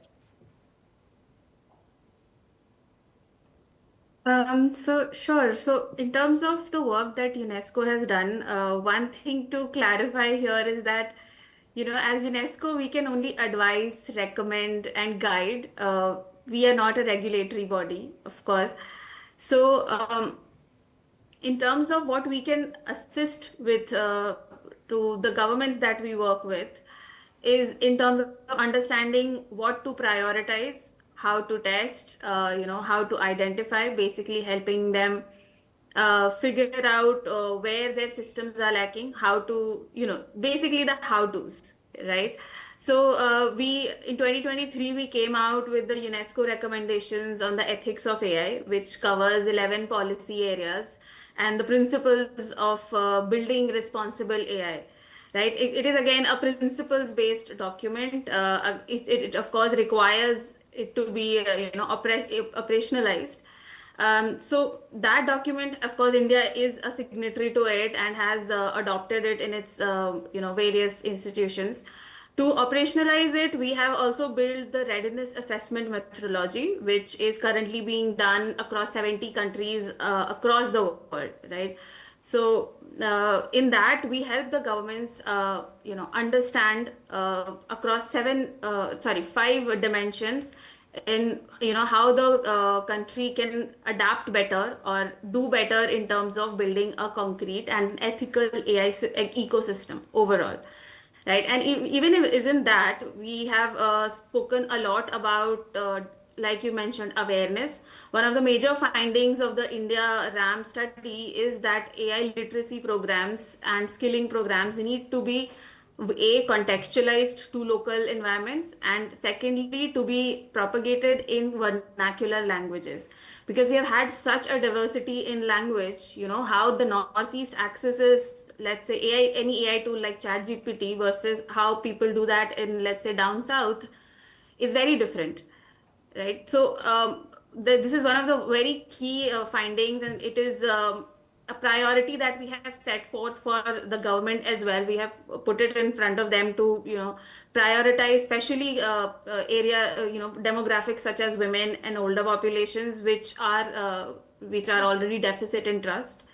So yeah, so these are some mechanisms that we are already doing. We are also in process in working with the civil servants of the country, where we are also building mechanisms of how they can procure AI tools which are also ethical in nature. also sustainable in nature and transparent, being able to assess those tools practically, and in addressing other groups, let's say. So we are also building a MOOC which is going to help developers and technology practitioners, and tech, people in the tech community all over the world, to also build these AI tools as a ethics first tool, right? To be in it in a to have the ethics in the design itself, because when you are building such tools and you want to cater to ethics as a compliance notion, you go get to it at the end of the process, which is where you also face a lot of not just economic cost but also human cost, right? So building tools which are ethical from the very beginning are the way to go. In the course, we are actually trying to tell technology practitioners and developers on how to navigate these trade-offs that we are discussing about. Let's say, are we in making a system too transparent? Are we putting the safety of the users at risk? How to balance these trade-offs, how to navigate these tricky situations, because these are the real world tools that are going to help practitioners do it. Because we may speak about ethics at length, in long conferences, but what really operationalizes it is how these developers are going to do it on ground. So yeah, so this is some of the activities that UNESCO is engaged in across different demographics of the chain of the AI ecosystem. Thank you so much for taking us through what UNESCO is doing. And I completely agree with you that we can have really long discussions on ethics, but if you are not being able to operationalize it, then it's of no use. The challenge is, how do you operationalize it at a design stage, not when the product has already hit the market. So thanks on bringing out those nuances. Over to you, Dr. Kiran. Taking from where Mona left, actually, that two things, when we are talking about responsible AI and sensitizing people, she kept on referring to contextualizing it, and I say localizing that knowledge so that people understand. And the other thing is then, that ethics is complex. We need to really make it simple and talk about it with the citizens. So where do you see the role of, and what kind of a role that the media can play? Do you think it has played its role enough? And where, how else can the media help in contextualizing the conversations that we are having today? Right. So before I jump on the role, I would like to kind of highlight that what is a major hindrance as far as data sensitization comes in. So one major thing which we all are sold is convenience. That everything is given to us in such a convenient way. The convenience part of the whole transaction is so much that we don't realize that data is something that we are giving out. So it's like the Gmail is free, but we are paying through to Gmail through our data. So that interaction or that idea should be there in our minds. So one major carrot, so to say, for us is the whole convenience part of it. And even today, when you see all youngsters using AI, most of us, use our pictures so that we can get different avatars for ourselves. Like we are all aware, right? We are all educated. We know the problems of technology, but despite that, we are okay in sharing our pictures because we feel that, okay, I need to get those different avatars. So sensitization can be possible if convenience part of it is understood in the right way, that you are getting it conveniently, but there is a cost that you're paying for it and the risk that you're bearing of that problem. So that is the one thing. The other part of sensitization, I would like to give you an example is, I'm sitting with Mr. Karsi, who comes from a high governance kind of a region where GDPR has been implemented almost 7 to 8 years back. And we in India had our DPD, the Data Protection Bill, passed in like 2023 after much deliberation and so much of delay. And then even after 2 years of that, the regulatory body under the Data Protection Bill is yet to be formed. right? And the rules of DPDD are still to be notified. So you can understand that the delay is going to cost us, because the more time we take on governance, on putting up the rules, regulations for companies to implement, more effort we will have to take later to sensitize, because this delay is going to cost us. We are in a gray area right now. Companies are doing their bit, but they are investing more in fending off on data security. How do you fend off a cyber attack? How do you preserve your data? How do you not allow a ransomware and stuff like that? But privacy somewhere is still much below on the priority list of, be it corporates, be it government, be it institutions. So right now it is left to an individual to, aap dekh lo apna data ka. It's like you are a custodian of your data and you have to be aware or sensitized or whatever it is for your data. So it's like we are not getting that organizational, backup, so to say, to protect the individual data. So organizational data, or institutional data, there are clear checks and balances there. But when it comes down to retail, it comes down to individual data, then it kind of becomes the job of the government, media, civil society to come in and do the sensitization part. And that's where the bulk of the data is being created. So sensitization becomes a little tricky when you have to fight against convenience, when you have to fight against ease of doing business and other things. Like when I can easily download an app and get a ride or get a order, will I really bother that, oh, should I download this app or not? What will the app take sitting on my phone? How much data it will kind of look at and stuff like that? No one bothers, because right now I need to order something and which should reach me in 10 minutes. So sensitization doesn't work if convenience is way too much. And so that kind of sensitization is required, that while you are taking it, please understand the risk of all it. And there the regulations can come in, where the companies can be asked to kind of do ethics by design. Like why privacy is not built into in design. Why I have to go in particular settings in my phone or Google to tell the phone that don't record my voice commands, or don't automatically download stuff. Why is it not a default design? Why I have to do it? So those kind of things, sometimes regulations are required to kind of set it right, that go by default, your default is privacy enhanced. So those things have to come regulatory wise. Sensitization is there, but it comes much later once your governance is in place. Thank you. Mr. Kas. Just a small comment on what Kiran said. The lack of data privacy and data protection regulation, the DPDPA, and the time it took. 80% of the world's data transaction takes place in India, in Bangalore. And here it is that we probably have missed the train once again because GDPR was implemented in 2018.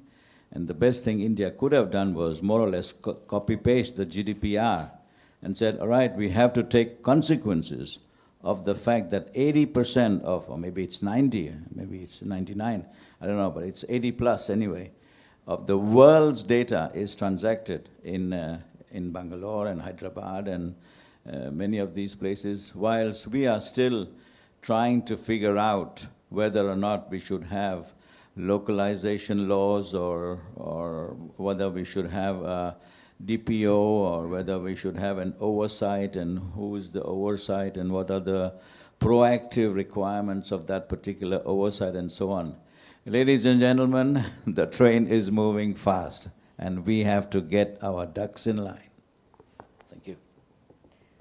I think we covered quite a bit, from technology doing good to the trains and buses we have missed in the process. We could have certainly done better, at least in this case, just copy-pasted the GDPR. Sorry, it's off the record. I know Ms. Mona is there representing UNESCO, not saying our country should be taking things from the global north, but sometimes perhaps it's good to leapfrog, because that's what the need of the hour is. But one thing is very strongly which came out is there's also a lack of clarity. What do we want? Even before we get into these bigger conversations of ethics, governance, data governance. Corporate governance has been there for so long, and data governance is only part of the larger discourse of corporate governance. So how come, if a discourse has already existed, how come we're still not getting on things right? So I think we would now, I'll open the floor for questions, and I thank you all for the time being, and then I'll invite questions and I'll come back again.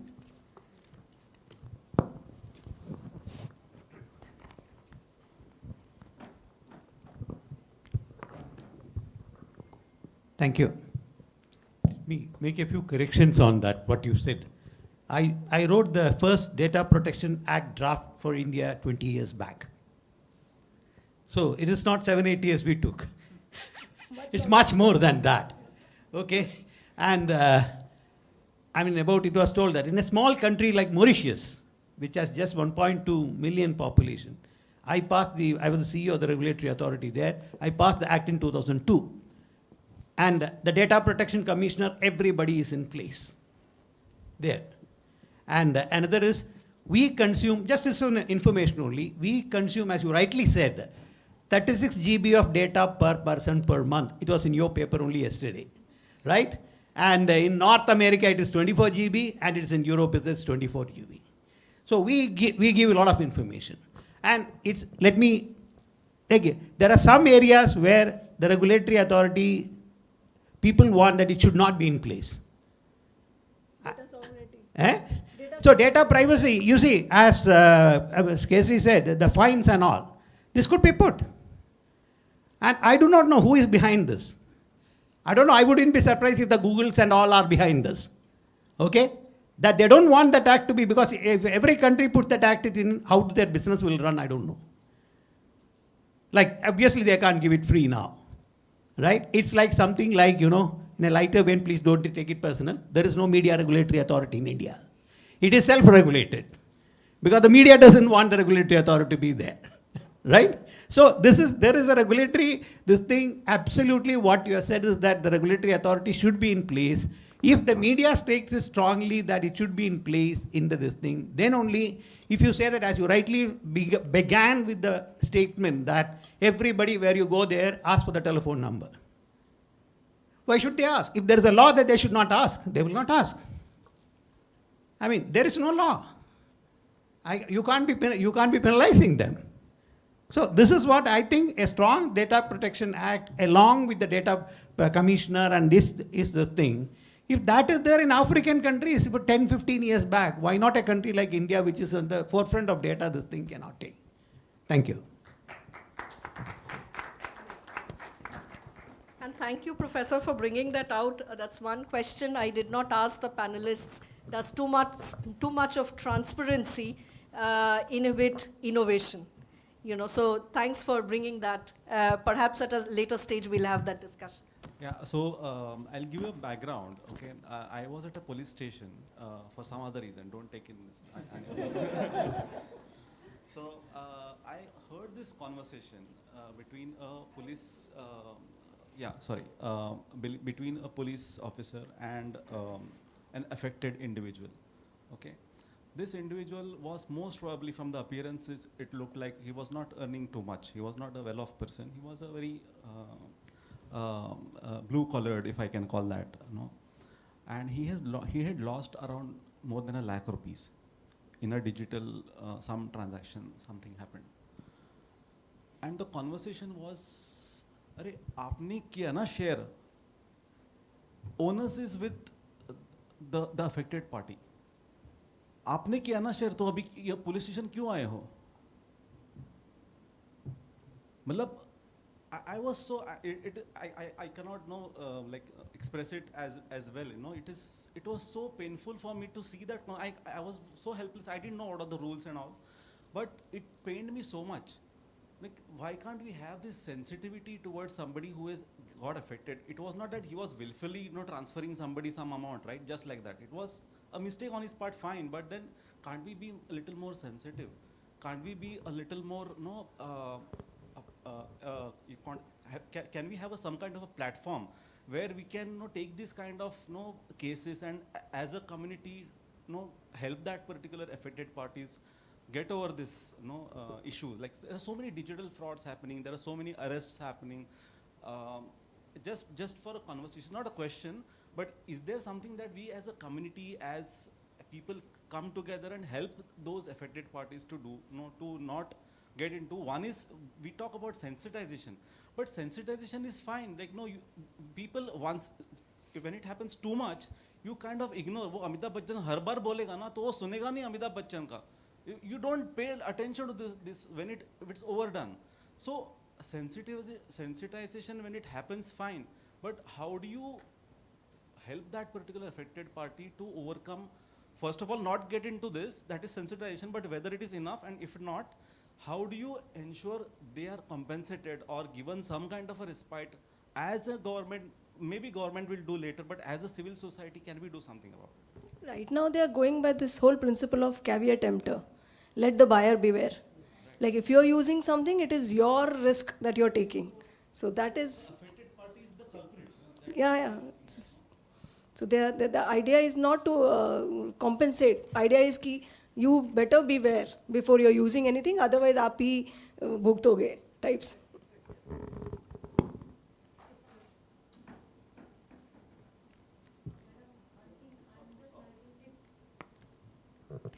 Please switch it on, yeah. I wanted to narrate one small story about, because last it was told about financial inclusion. So I wanted to narrate one story about old couple, a couple who is residing in USA.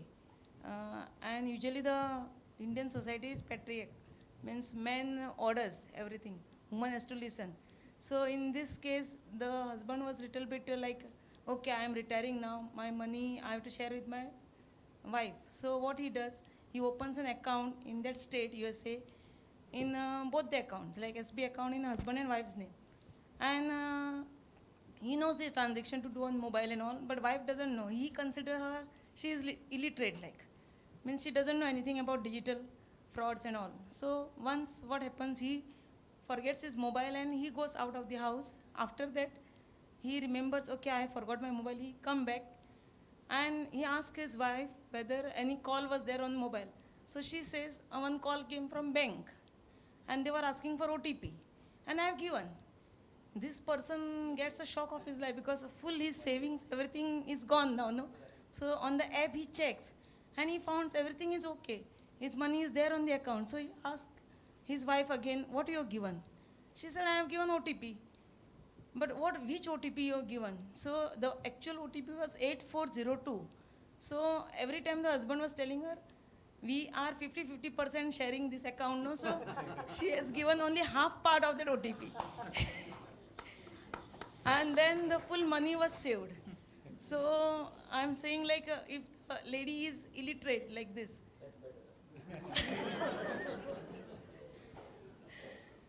that's what the man thinks.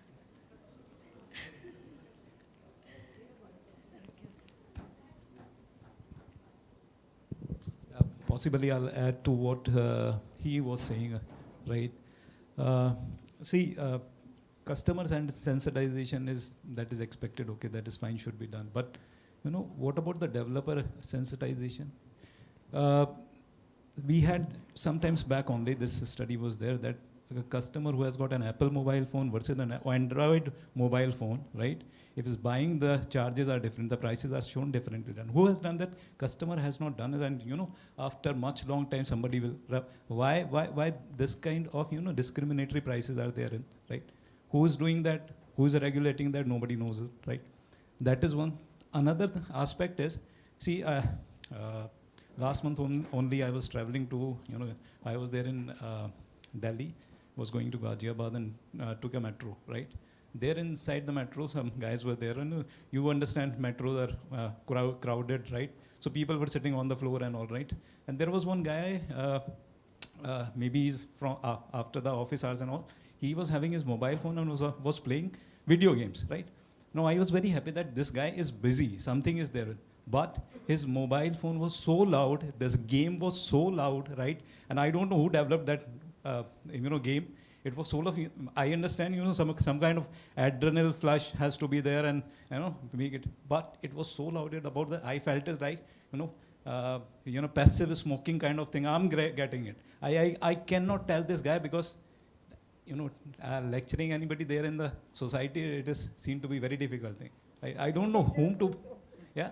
And dangerous also. Absolutely, right? So I don't know where we are leading it to, right? Who to had a responsible for, right? I'm clueless if you can throw light. What we spoke earlier, like sensitization is right now being directed at individuals, but sensitization has to happen at the organizational level. And I think even sensitization is not enough. I think clear rules and regulations have to come in where you can't do this. If you do this, you pay penalty, you pay fines, which are really punitive and prohibitive. I think only that is a solution. Like Europe has already set an example where what we do over here, the organizations, what they can afford to do in India, they can't really afford to do that in the Europe. They will not, because they know what kind of fines they are in for. But in India, we are having this gray area, and it's a period where companies are being allowed to kind of be what they are. And that's why again and again we are talking about sensitization. But how much you can sensitize individuals? And we have different types of individuals. Literacy levels are different. Regional things are different. Gender usage of mobiles are different. So even children are using mobiles. So how can you sensitize across the plan? Better is at the design level if you built in rules and regulations. Thank you. Just adding to the previous example also, I think I really liked what you mentioned about as a society, what can we do? And how can we come together, right? So some of the non-profit, like one example is a non-profit in Bidar, what they are trying to do is, they have tried to work with the society and community and created games around sensitizing this. So like sensitization, you're right, is being overdone. If you say, but in a particular way, it can be overdone. Same announcement, same format. And in fact, it's like on your cigarette box, right? It's all the warnings are there, nobody reads it. You're like almost blind to it. So how you do it changes. Sensitization still remains the critical key. I agree with Dr. Kiran, and we have to still look at it different ways. Like if you are teaching, like I was just discussing this with my friend, why is a toddler or a 3-year-old or a 4-year-old able to understand smartphones better than, let's say, somebody who's 60 years or 70 years, right? How do they know this? They were not taught. Why do they have this ability to pick up faster? It's just the way that they are processing information. Maybe they have an advantage that they are growing up with English around, or intuitively they have some advantages. But the idea is the way we have to taught, and there is no single answer. We cannot take a homogeneous approach to any of these things. So we will have to play a role. And I really like what you said. You didn't say that government should do it. We have to figure out as a community. And the community context will be different in Goa, where we are sitting. It'll be different in Bidar. It'll be different everywhere we go. And we will have to come together. And that's one of the components that in conversations last night as well, when we were sitting with other members, that we are losing that context and the diversity that we used to have, right from colleges. We were discussing how colleges used to have all kinds of different influences. So if there's a designer, can the same campus have a economist interacting with a designer, and that positive influence can also come. So full favor of regulation and prescription and punitive fines, but as a society, we also are giving into more of our individualistic preferences. Going back to the point of convenience, it's now comfortable to have only an engineering college, only an MBA college, and having segregated silos, keeping everybody separate. It really serves a larger corporate purpose. It doesn't serve us. We are always benefiting. If I could deal with a home sciences person, I could deal with a chemistry student while pursuing my accountancy. So I did my college in Bombay. In my hostel, we had one person doing medicine, one person doing physics. So the conversations were very different. So all of a sudden, I was not in my own bubble of just being an accountant or a finance person. So we have choices, and we are actually making counterintuitive choices at an individual family level. We are sending people to more and more specialized courses, sending them more away.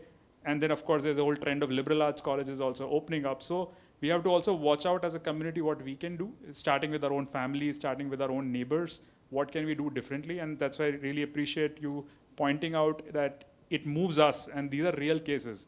No regulation can solve for that person's pain, right? And only in that moment, if there was somebody you could pick up and say, hey, please take this number, this is what helpline which will support you, game on, right? Like that person would have instantly been relieved. That nightmare of losing that much hard-earned money and being in a police station would have been over. So that's just something, just my 2 cents on this. Thank you. Yeah, over to you. Over to you, Ms. Mona. Yeah, so I just want to, when we are talking about sensitization, I would like to just add 2 points here. One, what about, what that UNESCO is doing. One, when I spoke about the MOOC that we're developing for technology practitioners and developers who are creating these tools, one thing that we're trying to also do is make them understand, like you all mentioned, the various stakeholders, right? Who is it going to reach? How is it going to affect them? Is it catering to the needs of the users that it is being created for? So that level, that takes a different lens, basically, of thinking about the stakeholders, that inclusive thinking that we're trying to build, which is, I think, also missing, which brings me to my second point, which is also missing from our technology education these days. Like I said, the tech education in our country, or like in most cases, but especially I'll speak from my experience in the South Asian context, that these are very siloed. Like a tech student does not get to interact with, let's say, someone from humanities or social sciences to be able to expose to the idea of, ethical thinking, for that matter, to be able to even think that how it would, how it would affect a user, how not having enough women and this tool that I'm building be catering to women's needs. If it does not have it, what kind of lapses will it result in? So that kind of thinking itself has to begin at the education level. So when you look at these students, technology students in colleges, they need to be also exposed to these kind of thinking and these kind of multidisciplinary approaches, where they can actually understand and sensitize themselves to begin with, in building these inclusive tools that we want to talk about. Yeah, thank you. Thank you so much. It's been, for me, of course, a very enriching panel to moderate. I'm sure there's enough food for thought. 2, 3 takeaways. We need a lot of collaboration. We cannot just look up to the government to solve all problems. Definitely media has to play a stronger role. And the other thing is clarity. A lot of clarity is needed. And sensitization and sensitivity should actually go hand in hand. So while we are sensitizing, we should not lose sight of sensitivity.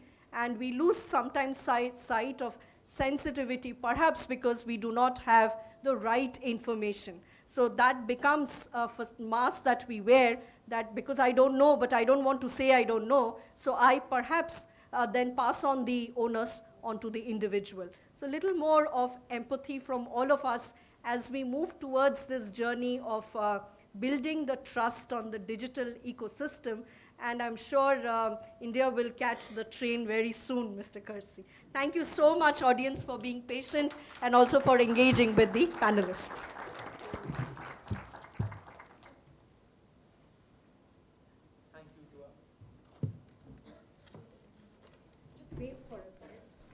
Just a second. Thank you to our moderator and all our panelists for such a meaningful discussion. And thank you, Ms. Mona, for your virtual presence. We will now be proceeding with the felicitation of our esteemed guests. May I please invite Professor Prakash to present a token to Mr. Ankit.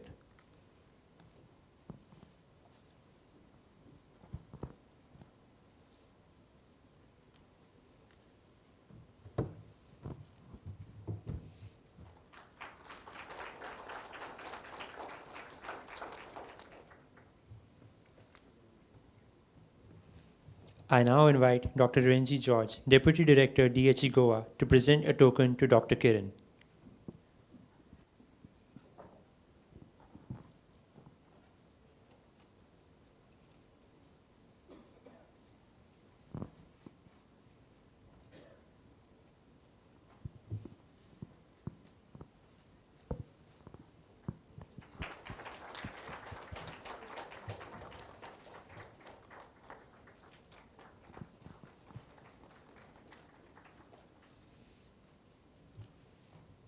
I now invite Professor Enu Anand to present a token to Mr. Kersey.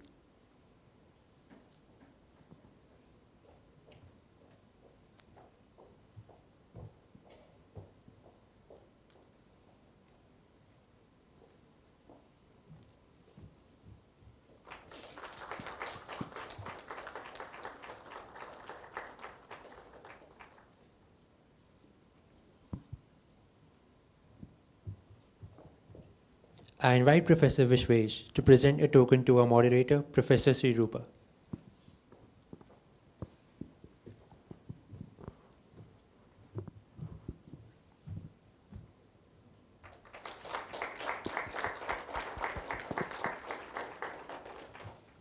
Thank you once again to our panelists and the audience for engagement.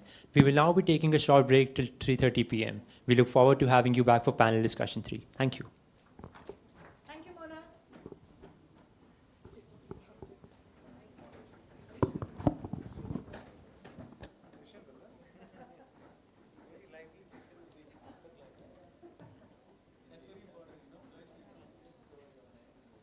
Work.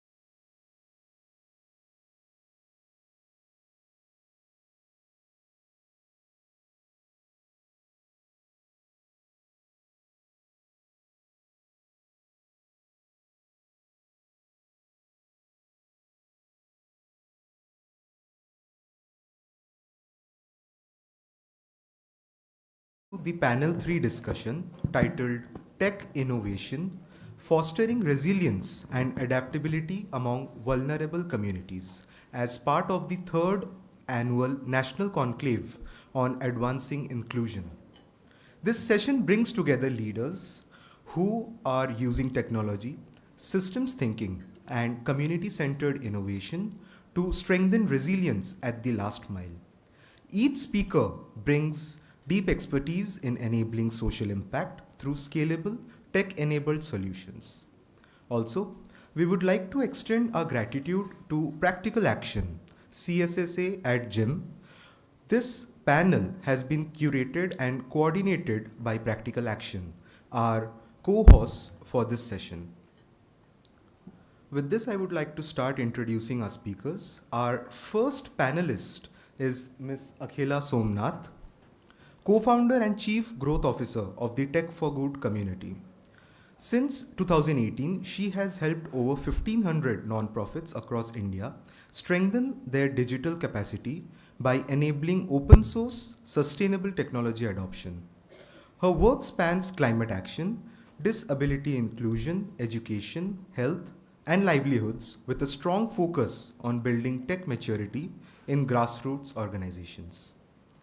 Next up, we have Mr. Shamir Babu. He is the founder of ICAM Fellows and a former Mozilla Tech and Society Fellow. He has worked extensively on governance, transparency, impact measurement design, and technology support for nonprofits. His previous roles include village-level design thinking labs at Azim Premji Philanthropic Initiatives and serving with Amnesty International and the Rockefeller Foundation's Asia office. He continues to champion vulnerability-centered and planet-centered design approaches. Our third panelist is Mr. Sunandan Madan, co-founder and CEO of Dhwani Rural Information Systems, a leading tech for good enterprise. Over the past decade, Mr. Dhwani has enabled transformation for 200 plus developmental sectors, organizations, building platforms such as mGrant and mForm for CSR management and field data capture and impact measurement. His work focuses on creating affordable, inclusive, and AI-enabled digital ecosystems that strengthen resilience in sectors such as agriculture, education, health, and livelihoods. Now, it is my privilege to introduce the moderator for this session, Mr. Arunava Bhattacharya, Asia Lead Networks and Ecosystems at Practical Action. He is a systems orchestrator who works across climate resilience, sustainable agriculture, and urban inclusion. With deep expertise in connecting funders, governments, academic institutions, and communities, he builds collaborative ecosystems for long-term social impact. And he is also an alumnus of Goa Institute of Management. Now, with this, I invite Mr. Arunava Bhattacharya to lead the discussion and take us forward. Thank you very much. First of all, it feels like a chai pe charcha because we know each other for a long, long time, almost 10, 15 odd years. Before we start, the way I want to do this is I want to listen to your stories and about the work that you do in fostering resilience and adaptability among vulnerable communities. But I want you to help me to unpack what we're talking about, tech innovation in this case. So, Shamir, from your perspective, what does tech innovation look like when you're trying to foster resilience and adaptability among vulnerable communities? And this is before we move on to the next phase where we're going to be talking about your own the story and origin story and the work that you do right now. And the last thing that I want to do is, because there's some students, I want to give you some inputs at the later stage when you completed that, how they could move to very unique careers that you've all had. You all have come from B schools, engineering, some fascinating career. I don't know what's your...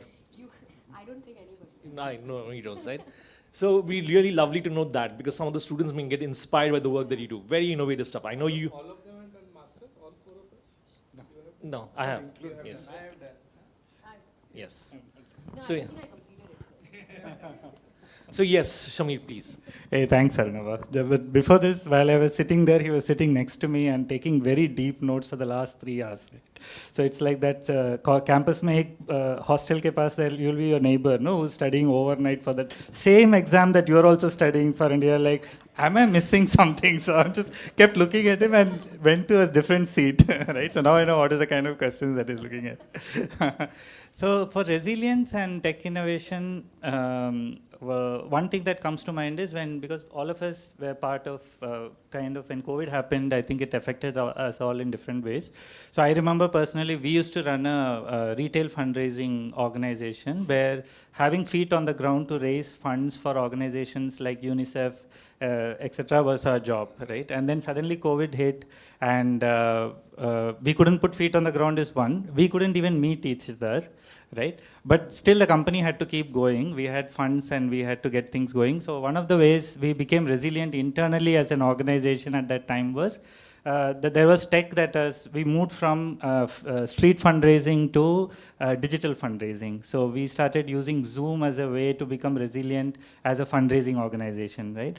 And as we were doing that, of course, so that was a way in which we did that technology innovation. The tech was designed for things like that, right? And then because we work with an organization that works with migrant laborers, and if you remember at that time, the images of thousands and millions of migrant laborers stuck across state borders. So they were working with them. They were a volunteer community of more than 1,000 volunteers who are working with them. And they were like, hey, you all moved quickly to this, but we worked with migrant workers. Our work was usually face-to-face. What do we do now? Because they are not on Zoom. We cannot get onto a Zoom call with them. And all our volunteers and staff are working from home, right? They cannot come to the office or go to the street, and what do we do? So at that time, the tech innovation, again, for me, tech innovation at that time was, okay, what if everybody is using cloud telephony at that time. As a business, people were using cloud telephony, where you could work from home, support customers in the US based out of Kerala, for example, right? So we set up a cloud telephony system for them, where volunteers could be sitting at home, wherever they are, and whenever a migrant worker will send an SOS call or need some help or just somebody to talk to, based on availability, the load balancing will be done and people will connect. It was fairly a very simple thing. It didn't involve developing new technology or anything like that. But that made their work more resilient, because even though COVID was happening and they couldn't go to the streets, by using a simple innovation of that, which already businesses were using, to be able to convert that. So that, I think, did not solve resilience for them overall, but made them one step more resilient even during those tough times, because now they could use their simple non-internet phone to reach out to a helpline which was connected by thousands of volunteers and get some help. So this comes to mind when I think about resilience and tech innovation. And what about you, Khila? I love that Shamir has given like a very, very detailed example of organizations actually going through resilience. I think I would want to take it back a little bit, myopic view in terms of helping understand resilience and how I understand it. Very threefold. One, resilience in non-profits, to be able to trust that technology will get better with time. That sort of belief that no matter how many times we've all been burnt by technology that has not really served our purpose, but being able to stay resilient and saying that, okay, maybe this one will work for me. That is the first one. The second one is for builders like ourselves who've been building technology for non-profits, to be able to build better every day, not thinking that, okay, what we've done so far is enough, but how can we sort of make ourselves a little better, serve our audience a little better, meet nonprofits at where they are.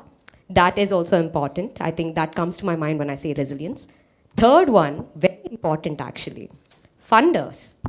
The entire funding ecosystem that sort of is or has become resilient in terms of funding technology and looks at technology as an experiment, because not everything will work out. Not every technology innovation or any platforms that you fund is not going to be a success. And that is the reality of it. But being able to stay resilient in looking at opportunities to fund, looking at technology as an experiment, is also something that I see as resilience in the sector. been in the space for about 8 years, and through it all, I think all the three stakeholders, all the three important stakeholders, non-profits, technology makers and builders like ourselves, and also the funding ecosystem that holds all of this together, is what resilience looks like for the entire social impact space. When we talk about innovation, I think we are living in the, we call it the world of FOMO, AI, right? We're talking about innovation, and the second we say technology innovation, the first thing everybody says is, does it have an AI component? Does it do this? Does it have this magic portion that sort of changes and makes everything better? I think that's not true. Innovation for me is being able to meet social impact organizations or change makers at where they are. So basically simplifying processes with not complex technology, but can we humanize it? Humanizing technology further for change makers is what or where real innovation lies. AI could be a means to get there, but that's not the goal, right? So looking at technology as a means to the end and not the goal itself is number one. Tech is a minor part of social impact. It is not the big deal, honest to God. So this is my 2 cents on innovation and resilience. So Nandan, what about you? The same question. Same question. So first of all, I think I'm glad to be here. I learned a lot, I think, in the sessions, and I hope to share some bit of our learnings also. I think I'll take resilience. First of all, I think we have to be resilient. We are in this space. So as founders, as entrepreneurs, maybe I'll cover that part, because bahar resilience ke liye pehle khud ko you have to be resilient. So, and I think founder, I started 10 years ago. And when you start as an entrepreneur, you don't know what is entrepreneurship, that risk reward, you don't understand those fresh out of MBA, you just get into, chalo start karte hain. That's how my journey was. And in the process of building the organization, you get, so I started a technology company which work on technology enablement for non-profits. But think of like an IT company. For us, we had near-death experiences. There were COVID, there was a product service shift. People ask us, why you're building for the social sector? You can also build for the corporate sector. What is stopping you? You can build ERP softwares for for-profit companies, because the people who are software engineers, for them, they are working in tech, social, non-social, they are building softwares. So I think the resilience for me comes from a perspective that how you still stay tuned to your mission, the purpose you started with, the organization you started with. And there would be a lot of external factors, funding, pushes, market keeps on changing, definition of impact has changed. I mean, if I tell you from my perspective, when we started Dhwani, the definition of impact was working with non-profits जो अच्छा काम कर रहे हैं. Take any non-profit, कोई migrant पे work कर रहा है, कोई healthcare पे work कर रहा है. If you make them efficient, that is the definition of impact. Last 5 years I see there are also donors, foundations which are very strategic. They working on water security as a cause. If you can make them that grant money as efficient, that is an impact. I think last 3 years I'm seeing environment, private companies working on wastewater recycling. Is that not an impact? Take supply chain optimization, waste management, environment, climate, that is also an impact. So the definition of impact has also evolved. But I think how still the purpose you started the organization, and I think we have all keep on pivoting in our business models. But I think how do you still continue on that path? That for me has been a personal level the definition of resilience. There's also project technology-led resilience also. Yeah. Thank you for that, Sunandan. So one thing just jumped out, right? I mean, in some sense, in both your cases, slightly to yours, the same. You spoke about the use of appropriate technology in circumstances, not necessarily running after the new shiny thing, right? There is always the pressure from funders, donors, etc., to move to the new shiny thing, chase AI, etc., for various things. How difficult is it to kind of keep that aside and focus on what is appropriate for the communities? Is there a process that you follow, and what's that experience been like for you all? Who's Yours, Shamir. Yours and Akhila's both. Okay, we are. That's a good question. So I'll share a story about when the Gen AI thing exploded. Like ChatGPT was everywhere.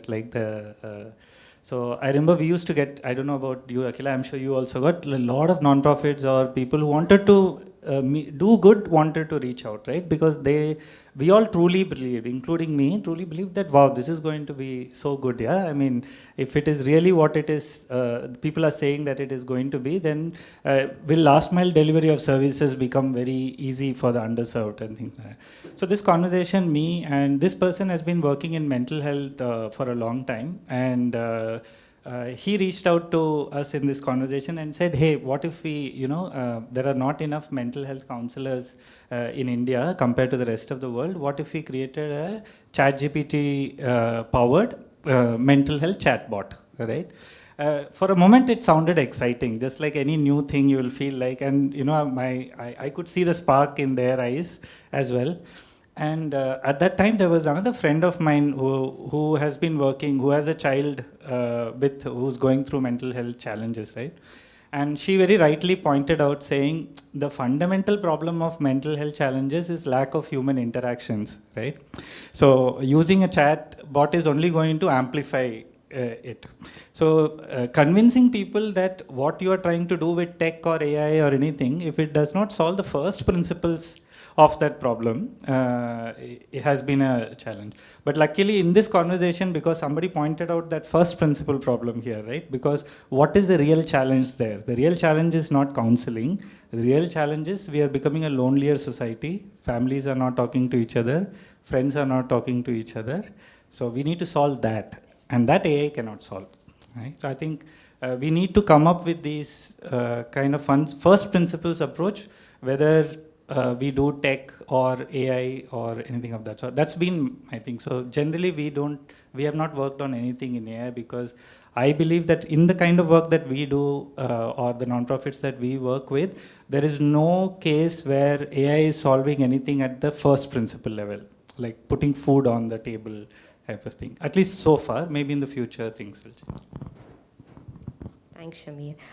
Okay, interesting, right? So we work in a space where we play the bad guy quite a lot, right? Where we work with donors and funders, and then we work with nonprofits as well. When we say we work with nonprofits, the first thing you say to shiny technology is no, if it's not needed, and I completely understand when he says it. There are a lot of initiatives where, of course, the pressure that you talked about in terms of moving to shinier new things is new grants coming in that says, okay, there are these AI grants that are coming in, you need to, and nonprofits are willing to apply for it, thinking that there is a possibility of them being able to make it or amplify their work or scale the kind of work that they're doing with the shiniest new thing. But most important thing to understand is sustenance of that shiny new tech. There is no money for that yet. Important thing is one, understanding use case, like that's the first layer that Shamir is talking about, 100%, if there is even a requirement for the new technology to come in. Second thing is about, okay, you've adopted the new technology, how do you sustain it? If you don't have the funding roadmap, if you don't have the internal capacity, how are you going to be able to sustain the use of the shiny new technology? Now, it's again a problem of being able to have allocated tech budgets for organizations to be able to think through the future of technology that they adopt. It's not a one-day job. It doesn't come and serve you for a year. You've invested time, you've invested money, you've invested resources into adopting something that's absolutely new. But sustenance of that becomes a problem that has to be thought about, which is not being done today. So we work with close to 2,500 now organizations, and out of which 70% of them do not have technical budgets, nor do they have technical resources to handle technology. Now, when you're looking at, and this is maximum of the country, right? Like we have 3.3 million nonprofits. We serve, Shamir and I work with very similar kind of organizations that don't have large scale budgets. But there are organizations that absolutely need AI.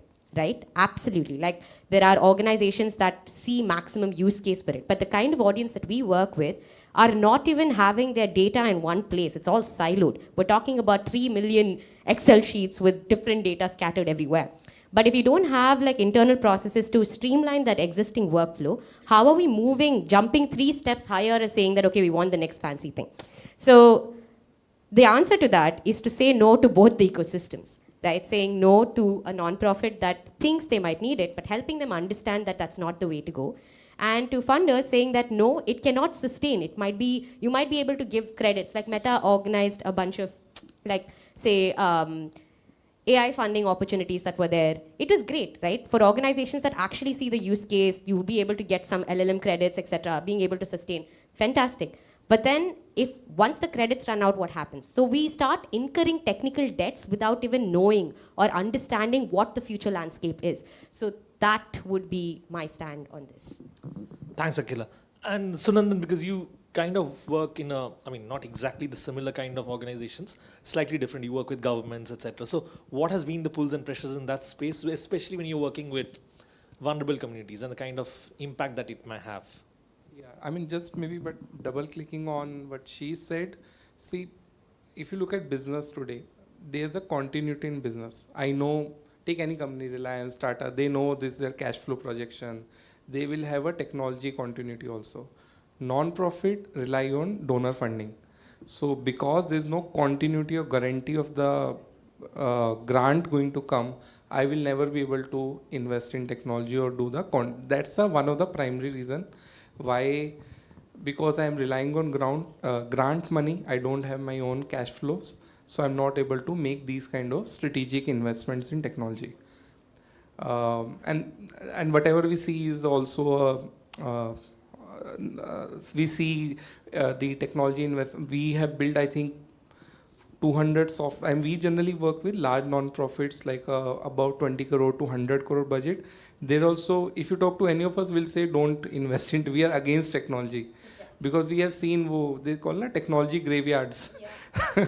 So if we would have maybe built 50 softwares, there would be 10 softwares which would be running today. 40 would have eventually got a natural death because funding got died out. The person who was building the tech NGO also hired a software engineer. There's no growth plan of a software engineer in a non-profit. Priorities change. So because of many reasons, it's not the a strategic investment for an organization. So look at from a horizontal and vertical scale. So I feel AI and technology is very effective when you look at a population scale problem statement, whether it's a non-profit, private, government. So there, when that scale happens, that's a cost of delivery so less. If you build any technology only for AI solution for social sector, I have not seen it scaled up that much. Build an AI solution for in a general horizontal setup, not specific to a sector. Yeah. So the next question is again to you. Now, when you're working with communities, right? How do you decide, I mean, how do you ensure that the most vulnerable communities, when you're designing for them, get the most benefit about the technologies that you're working and developing?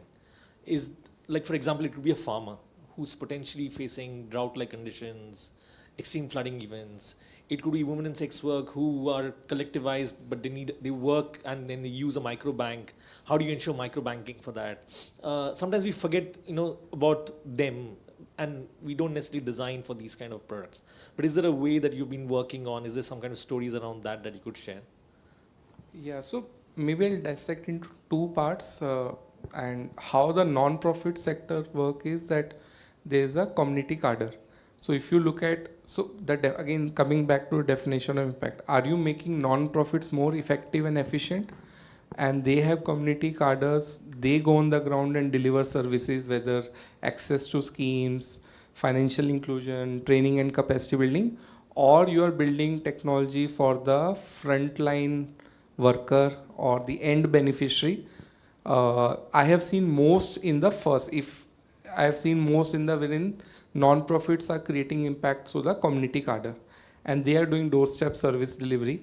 Very few tech solutions have scaled wherein you are building technology at a end beneficiary level, a farmer. I mean, there is like farmers now get to through chatbot. There are examples. One example that has stayed with me, and when we started Dhwani, it's a very simple solution. We started when it was the first software we built for 50,000 rupees that is still working till now. And I think that I feel one of the community-led solution. We worked in Mewat. I'll give one example. So we built a IVR system, Citizen Information and Service Center. Idea was local information. There are a lot of helplines. अब मैं एक मेवात में कोई person हूँ, मुझे कुछ भी सूचना चाहिए, there are 10 helplines. You know, violence अलग हेल्पलाइन, फार्मर की अलग हेल्पलाइन, हेल्थ केयर की अलग हेल्पलाइन. वहाँ कॉल करोगे तो आपको वो लोकल डायलेक्ट नहीं समझ आएगा. There are so many local dialects even in Haryana. उसको लोकल इन्फॉर्मेशन नहीं पता होगी वहाँ की कि मेरे ब्लॉक में ये ऑफिस कब खुलता है. तो we created IVR system, helpline system, जहाँ पे the person calls. There is a person in the local community only who has been trained. He picks up the call and he answers the queries. This call gets recorded. And that whatever the information is provided, that is also logged in the system. ये पिछले 10 साल से चल रहा है. Every day 40 calls come. I feel that for me has been an impactful project. जहाँ पे very low cost, very simple technology, and it is solving one real problem: local information, local answers, or local knowledge, local questions. पानी की टंकी की scheme है, वो नहीं पता लोगों को, या उसके nuances नहीं पता, because this is very regional based information. So centralized versus decentralized you can think of. So decentralized helpline systems for the local. Now you can, with AI, with WhatsApp, you can also make them accessible through chatbot and WhatsApp. But I think people are used to calling, and so that I would say is one example of community. Thanks, Sunandan. Akhila, could you give a similar example? Of technology working, not working? No, in the sense that how do you work with vulnerable, extremely vulnerable communities, and how Again, does it work? is technology working, Working not or working? not working? Yeah, affair. Both, if it could be. Like, how did you make it work if it was not working, and if it is not working, why is it not working? Okay, so more often than not, technology doesn't work, right? So, say if we've built, I think Shamir and Sunandan would agree with me, like he rightly mentioned, we've built about 50 software, very catered to non-profit solutions, maybe 5 stick out, 1 makes it through the 5-year mark. You know, that's the kind of statistics because of exact reasons that he mentioned, right? But I would love to take examples of software that's really worked, and I'll tell you, while Sunandan works on very impact-focused initiatives, that this is a very specific initiative which is directed towards programmatic work of nonprofits, which is great. Like, that's the programmatic impact side of it. So we work on the operational efficiency side of it. So where we're talking about verticals starting from field, then you're talking about, like, you know, project management, program management, HR, finance, fundraising, monitoring, evaluation, basically all operational verticals of a nonprofit, right? So we work in a space where we're not building custom solutions for it. What we do is that we say existing solutions, like, again, I love quoting this, saying that the internet is filled with a graveyard of software, right? Like, there's so much that's there, that's been built, that's been discarded, that just exists without any sort of maintenance, etc. We try to make that accessible for nonprofits, especially the open source tech that's available. So we've been in this space, all 3 of us actually build on open source tech. All of us build on open source tech. You, obviously. But we've been in that space of making open source more accessible.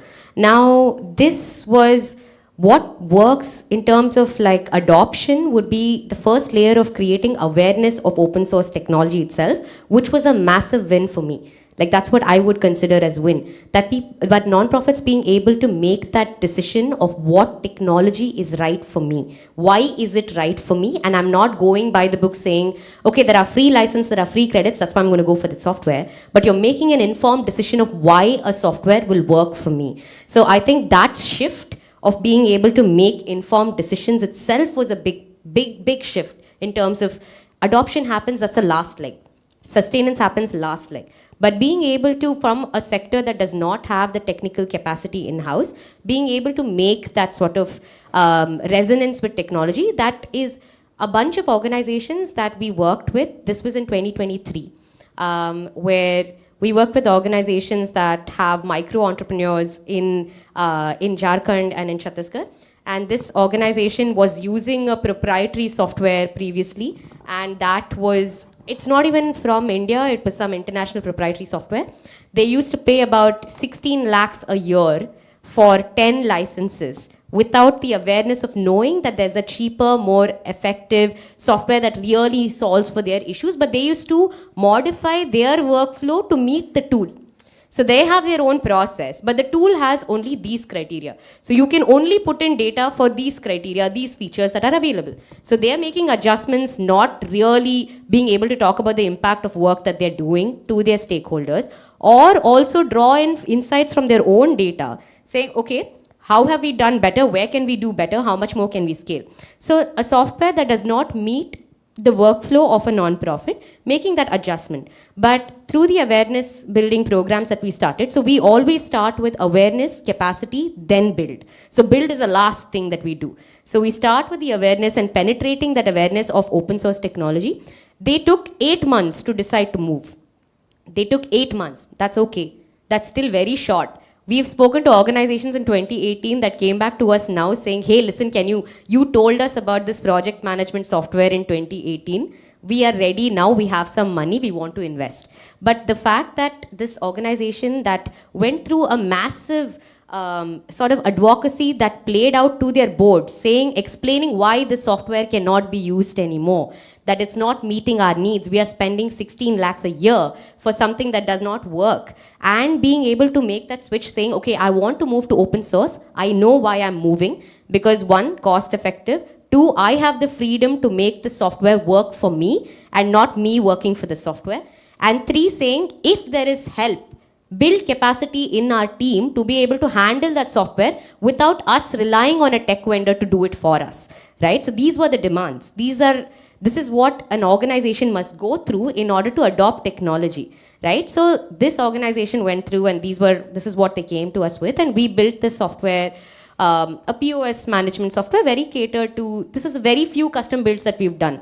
But this POS software, which helped their women entrepreneurs in Chhattisgarh and Jharkhand manage their businesses, was something that we developed. And it took us about 45 days to build because, again, we are not building from scratch.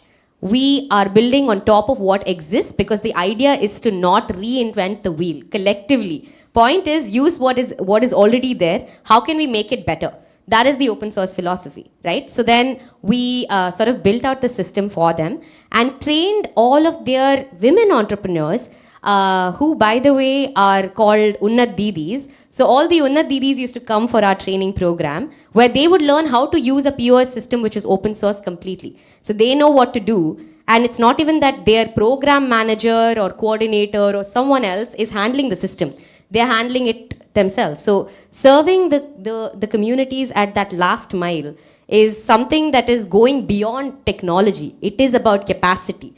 It is about thinking of sustenance. It is both in terms of resources as well as money. So this is my complete view of understanding how to serve better. It's about, the tech was a very small piece. It was just a 45-day build for us. But the capacity building of that team to continue to use that software was a 6-month journey. There's more investment there than on the technology itself. So yeah. Thanks, Akhila, for that. I just want to build on that and ask Shamir one. I remember a couple of years back, Shamir, you worked with this community in Tumkur, which was trying to increase the engagement between citizens in a particular panchayat with the panchayat officials, right? And they had made they were looking to invest pretty heavily, and like the example that Akhila was saying, right? They were looking to invest heavily into a tool which could potentially help them to surface challenges, understand the capacity requirements of the communities in that particular village. And how did you solve for it? And second, and connected to that, how did you kind of bring in that innovation about that voice, I forget what was it called, innovate. So I'd love to hear more from you. Don't give me the answer also. No, I'm just telling you, go ahead, yeah. I just, before we get into that, just 2 things I want to clarify. I know we've been using the word NGO, CSO, all of that. I just want to reconfirm that we are just like companies, we are just not for loss companies. We don't want to make a loss, right? People ask us to register as a trust, a society or a Section 8, but our operating principles are around this not for loss, that we don't want to make a loss. We pay salaries, we also take salaries. So I would encourage students here to, ये लोग NGO है तो फिर volunteer करना पड़ेगा. No, I was actually going to come to the question next. Oh, That okay, question. okay, good, but that's good. perfectly fine. हाँ, मंच मिला है तो बोल ही देते. नहीं, of course. The second thing, I cannot emphasize enough the value of using open source, whether you are in a for-profit business or a non-profit business, anything, wherever you are leveraging technology. And it's like, I always use this example because just because everybody has a free Gmail account does not mean you'll all write amazing emails, right? So that's a big gap. So if you're trying to improve a communication, you're not going to ask the team to build Gmail jaisa pehle you make a tool, then we'll write amazing emails. That seems almost like common sense not to do that.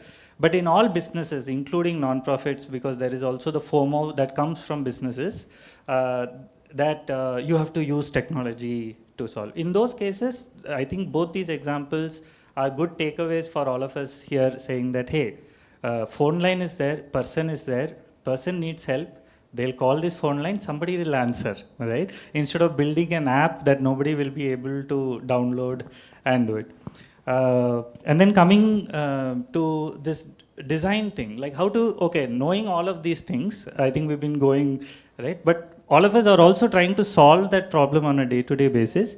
So one of the things that Akhila mentioned and that always stays with me is, tech always excludes vulnerable communities and those who work with them. That is how tech is designed. Instagram is designed for marketeers, LinkedIn is designed for Microsoft, etc., etc., etc. I mean, we can go into a conversation around it, but tech is designed to exclude underserved communities and the non-profits and governments who work with them, right? Now, if we take that as a first principle, that hey, that's how people are. Obviously, Mark Zuckerberg didn't design anything thinking that how is this adolescent girl in a remote village near Jaipur? She's being harassed by this guy who is sending pictures to her overnight, all night long, using other numbers, etc. He didn't think about it, right? He was thinking about how can I make this into a marketing business, right? So what we do, at least in these cases, because we don't have the freedom of thinking like that, of market forces. I think Mr. Casey was saying, first identify who your key stakeholders are. In her case, she talked about the Unnat Didis. It's not the funder or the technologists or not even themselves. Or in his case, he also very clear, if he had decided, Sunandan had decided that he was the key stakeholder, he would have taken a bigger project and made a big business out of it, right? He was clear who. So first thing we always emphasize to do is, don't focus on the product, focus on the process that Akhila was mentioning. And the process will be messy, it is hard, that's why nobody follows process. So map out your stakeholders. So in the Tumkur case, let's say, the challenge was, in our panchayat, so many wards are there, more than... Give a little bit of the context before that. So there is this anode governance lab that wants to make a model panchayat in that sense, make governance more accessible to Panchayati Raj institutions. Like, hey, what's happening in my city, what's happening in my ward, etc. Right? So they said, okay, unless you, in the morning, like how people said, unless you measure something, you cannot improve it. Right? What you can't measure, you can't improve. So they wanted to make a huge, a good measurement metric, like a form or an app that they will then take to these selected panchayats, and all these panchayat members will come together and rate their panchayat at different things. I think there were some 40-50 questions that people will rate on. At the end of it, it will give you like a panchayat development index, and then they'll have a conversation and try to solve things around it. So when we did the mapping around it, we were trying to plan all of this in a room. So we decided we'll go to the field and talk to them, because we realized that the communities there are the main stakeholders, right? Then comes the panchayat members, who are the second stakeholders. Then comes the non-profits like Anode Governance Lab and us, who are the third stakeholders. Then comes the government and everything, right? So which meant that if you look at it, it's a bit of a technicality. If you draw like an x by y, and you say who has the lot of power in the design of technology, let's map them around the x-axis, and who gets most impacted if the technology does not work, whatever they design, and that you put it on the y-axis, right? So you will be very, I mean, you know where this is going, right? So the people who get most affected by the fact if the technology works or does not work, like the citizens of Tumkur for that matter, have no agency in how this technology is going to be designed, right? Like the girl, adolescent girl in Rajasthan did not have any agency on which feature of WhatsApp should be there or should not be there, right? So that became a big challenge. So through those consultations, it's very difficult to put that into a format, right? You just keep figuring out what are their needs, talking to them, and not just then we thought, oh, okay, I did a survey with them. I went and talked to them and understood what their needs are. That doesn't cut it, right? That's like saying, oh, I listened to your problems, but I'm going to do what I'm going to do. It's like the communist parties usually have, the meeting notes are shared before the meeting, right? So the notes are always circulated like that. So it's not that. You have to give them more agency. So we decided they should decide what should be the features of the tool. They should decide what the tool should be like, right? And they will have the power to veto any features that the process came with. Not we, I'm using the process as a thing. So that was really helpful. In fact, at the end of it, we decided not to develop something because what happened is when we got all these people into a room and using a simple form projected what the challenges in each of these villages were, people actually started talking to each other and solving those problems, right? And then to an extent that the NGO started wondering, oh wow, they're already solving the problem, what is our role now, right? And they took a very valid step to actually not take it forward at a different level. Even the voice thing, ultimately they did not do. Because they realized the problem was lack of human interaction and the quality of those interactions. The moment they solved that by just getting people together with a simple paper and rate your panchayat, there was a conversation when one panchayat member said, "Yahan pani, our water quality is low." The other person took it personally, right? Who was, "I am next to you. Tomorrow we are getting you water," and it was solved. There was no grievance redressal going somewhere, etc. So just to reiterate what Akhila was saying, while this, as it can make it very resilient, but tech is only 2% of the problem. It can only solve 2% of that problem. The remaining 98% are things that will come out in the process. If you're open, then it will come out. Before we kind of open it up for questions from the audience, wanted to ask each of you all, how did you all, I mean, I'll take your example last, but the two of you all, how did you all end up starting your organizations? What was the gap that you're trying to fill, which other organizations couldn't fill?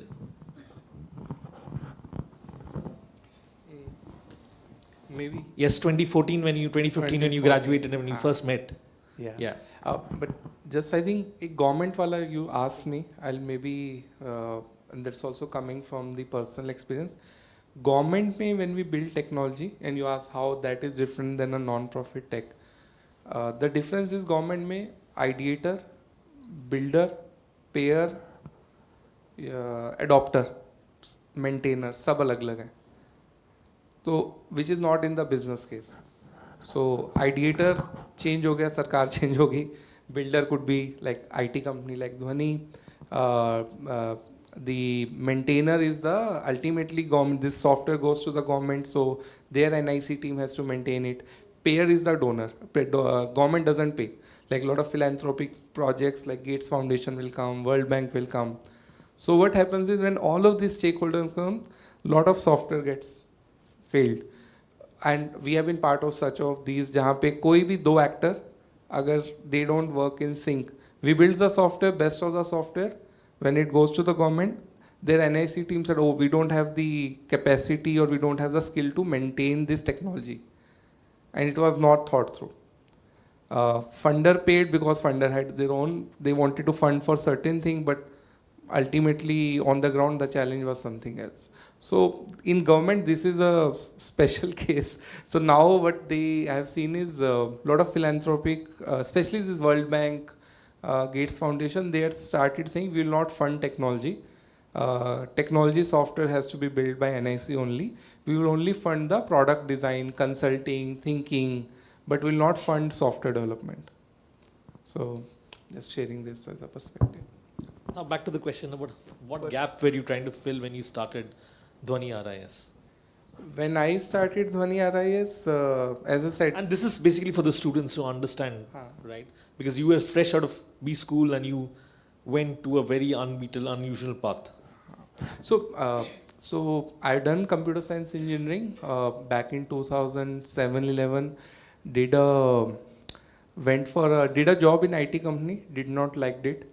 And then मिला कि थोड़ा social sector interest था. Went to IRMA. Got into rural management. In rural management college, we have this fieldwork segment, village internship. So first internship we went when we have to spend 2 months in a village. It was a fairly large non-profit. We were like stationed there. There were 300 staff. It was like, उस time पे it was a 40-50 crore budget. And in the name of technology, they have computers. So that is the, when we say, okay, अब हम आपको technology दिखाते हैं हमारा क्या है, तो उनके पास computers थे. And we were just observing, हमें कुछ करना नहीं था, just idea was to observe the rural village life. And what they were doing was they were running a thing called जहाँ पे it was in Uttarakhand, so कुछ भी वहाँ पे parsley, thyme जो होता है, so they were calling farmers, हर एक को फ़ोन करते थे कि कोई ऑर्डर आया है दिल्ली से, तो सब जो अपने घर के पास है उगा हुआ वो ले आओ और शाम को ले आओ and we'll then collect it and then sort it out and send it. And then हमें लगा कि आप बार बार कॉल क्यों कर रहे हो, you know, there is SMS भेज दो, bulk SMS, या they said, oh, we don't know what is bulk SMS, या then I think that clicked us. We said, okay, and then they said Chinese phone. I mean, I'm talking back in 2011-12. So हमने बोला कि आप bulk SMS भेज दो. They said Chinese phones हैं. So उस time पे they were not reading the local dialect. We said IVR calls भेज दो. Like how in cities we receive pre-recorded voice calls. आप record करो और भेज दो. So I think they didn't knew about all of this while the technology existed in our day-to-day life. So that's, I think we got that thing that how we can take technologies and have some social sector context, because studied from IRMA, and then how we can integrate this technology in the programs of the non-profit. And that was the journey we started. Dhwani is that, and every non-profit we went, they said, I am working on skilling program, so my objective is to track mobilization, training, placement, follow-up.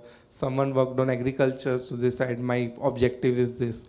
And as organizations, their operating models were, we kind of build technology aligned to their programs. So, yep, that has been the journey. Thanks, Anandan. Akhila?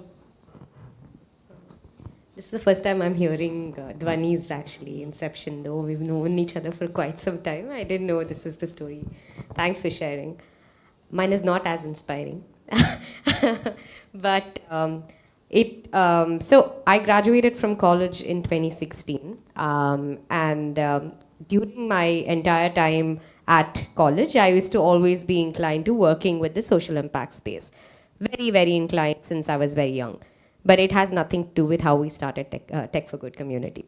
So I graduated in journalism. That's what I studied, completely different to what I do today. But joined the social sector because I was so interested in this space. The entire conception of or being a part of Tech for Good community became because it came from purely frustration of technology not working because I didn't know how to work it. So that was literally the problem that, hey, I don't understand this. Anything beyond Excel is intimidating to me. It overwhelms me.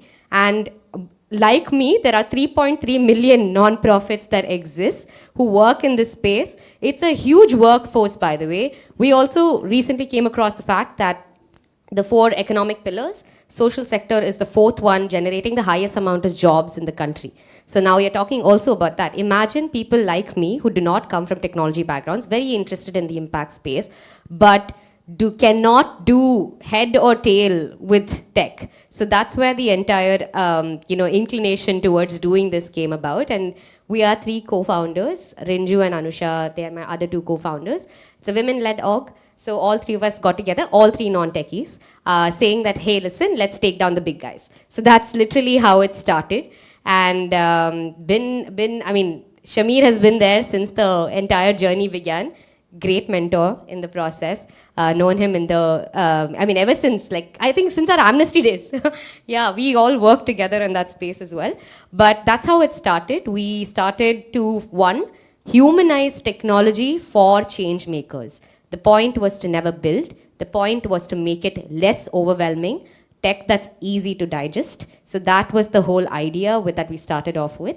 And through capacity building programs, eventually after 7 years of working in this space, now 8th year, where we've finally started building large-scale products. So it's taken us this long to understand, digest the space, create a name, create trust, to be able to do all of this and finally say, hey, listen, there is really a problem that has to be solved for. So now we will start building. The last 2 years has been us building open source software, but up until then, we're like, let's not reinvent the wheel. Let's not do anything that already exists.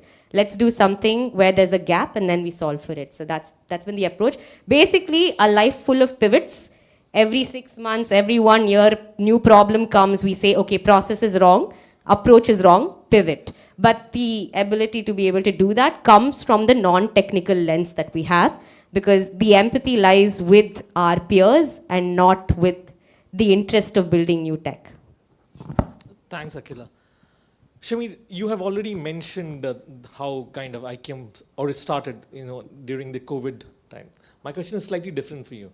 Now, when it comes to working with vulnerable communities, how difficult is it to co-create with them? I mean, what does it take to actually co-create with them? Like, for example, I think, I forgot, Abhinav was mentioning about that case, right? There was one individual whose money got stolen, for example. Like, if you had to design a product which would have thought about that kind of an edge case, the potential, the extremely most vulnerable person at the end, how would you go about doing it? Like, is there any thought process around that? I know I put you on the spot. I was preparing for that answer. I was thinking about where I went to college and how lovely it was and all of that. Can I start from there? No, you have your lived experience working in Odisha, right? If you would start off with that. No, I think it's in all these cases, again, it need not be specifically about tech or social impact in that sense. So designing, the first thing is I had to personally, I was never, comes to my background. I studied civil engineering, worked as a software engineer for a while, went to Dubai as a construction manager, did farming for a while. So completely different experiences, which actually helped me come to where I was today. But when I joined when I started working in the social sector, I was never accepted as because they'll always see me as a techie or a project manager and things like that. But what it allowed me to do is, because I was not thinking very functionally, right? I'm not thinking that I'm a gender expert, I'm a migration expert, I'm a human rights expert, I'm a tech expert, because I was none of them, right? So it became very easy for me to personally unlearn. I didn't have any of those things. It was almost like, so when you see a village or a tree, or you don't know what the name of that tree is, right? Then you look at it in a very different way, because you're not, everybody is not told you, that is a tree, right? You're like, oh wow, what is this trunk and these branches? So for me, it was very exciting. So in one of the cases where, at that time, I used to be this tech. I still am very pro-tech. I know some of you all must be thinking, are they pro-tech or anything? I'm still quite pro-tech, but in a cautious way. So I said, hey, nutrition is a big challenge in Odisha. And 6 out of 10 kids are malnourished. And I feel that if we create some, and at that time, mobile tech smartphones and all were quite popular. So I said, what if we go there and we figure out a way to solve for this problem by collecting data from the ground, right? So we went, instead of sitting in the boardrooms, we went and stayed in the villages, for almost 1.5 years, right, trying to develop this tech and talking to the indigenous communities that were there, etc. And our step was, again, the same thing that I was saying, right? Figure out who your stakeholders are, find out what their real needs are, figure out what are the barriers currently that are stopping them from getting those needs, and then see is there something in that tech can solve, right? Usually we get dropped in the level 3. So after 2 years of working in a tech for good project, and we always have this thing that whenever we use tech for good, Akhila will check me for who's good, right? Let's be very clear. So yeah, there was a lot of funding that was available for these kind of tech for good projects. So when we did, we actually didn't do, the solution that really worked and now is getting scaled to 75,000 villages does not use any tech. So the problem was, in the Anganwadi, hot meals were being provided to the kids that came there, right? But there was such a strong caste problem and corruption that was going on. For example, the caste that the Anganwadi workers' caste and the students' caste, if it did not match, right, then the Anganwadi worker will not serve the student, right? And vice versa, correct? So even though food was being there, nobody was eating the food or cooking the food. In that sense. So there was a very fundamental problem, right? Then we also realized that there was a huge, in that time there was that huge, all the 75,000 Anganwadi teachers had this app and mobile phone where they have to put an entry, how many students came and how many, and the metrics were mind blowing, right? Eggs where people are eating eggs, people are everything, so the metrics were totally fine. But when we stayed there for a year, every 15 days we will see a bunch of 15 to 30 Anganwadi workers didis of a place huddled together and having fun, listening to songs and doing something. So we were thinking, ye log kar kya rahe hain? Like, what are they doing? So they are filling out the MIS, right? Because they do it at the end of 15 days because there are 17 registries to fill, right? And they have to manage 20-25 kids. So they are not going to do that. So the collectorate is getting all the records on a thing, but it was not digitally verifiable anyway, right? And what is the point of digital verification? Because they don't have the capacity to do that. So then what happened ultimately is the power of feeding a child, or the assumption or the theory that if you have an Anganwadi and you transfer the taking care of a child from the family, from the mother to the Anganwadi or the father to the Anganwadi is going to. But that was a fundamental flaw. The chances that an Anganwadi worker who is not connected to your child in any way is going to care more about that child than you is a first principle flaw, right?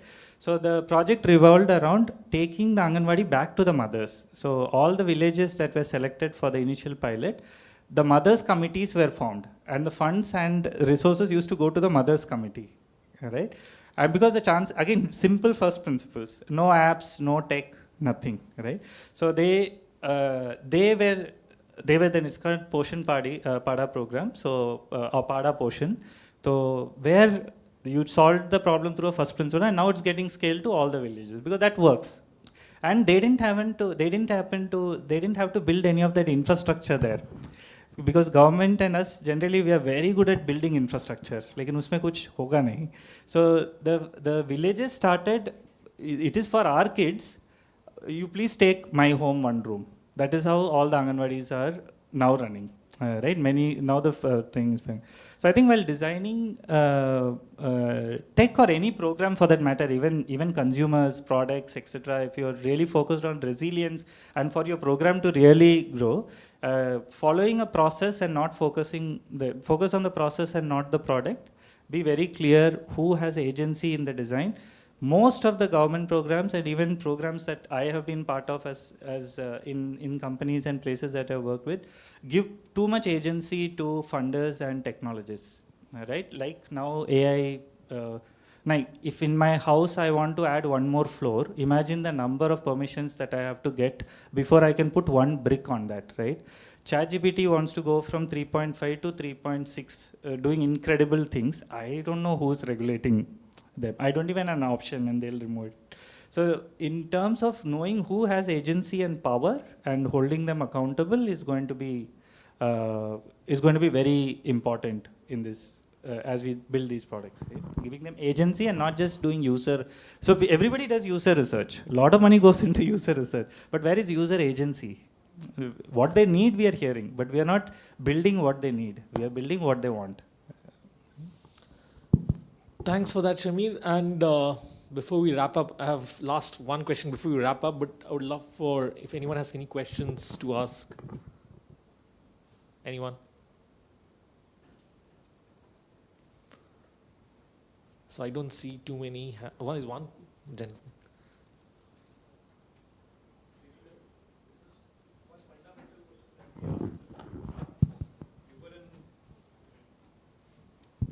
You were in a space of education, I mean, you were getting educated, right? Your good education from good institutions, and then maybe you had planned for, we'll join some good organization, and you worked also for that. But then why did you come back and start your own thing? What was that passion? Who inspired you for this? Was it your own call or something else? Anybody?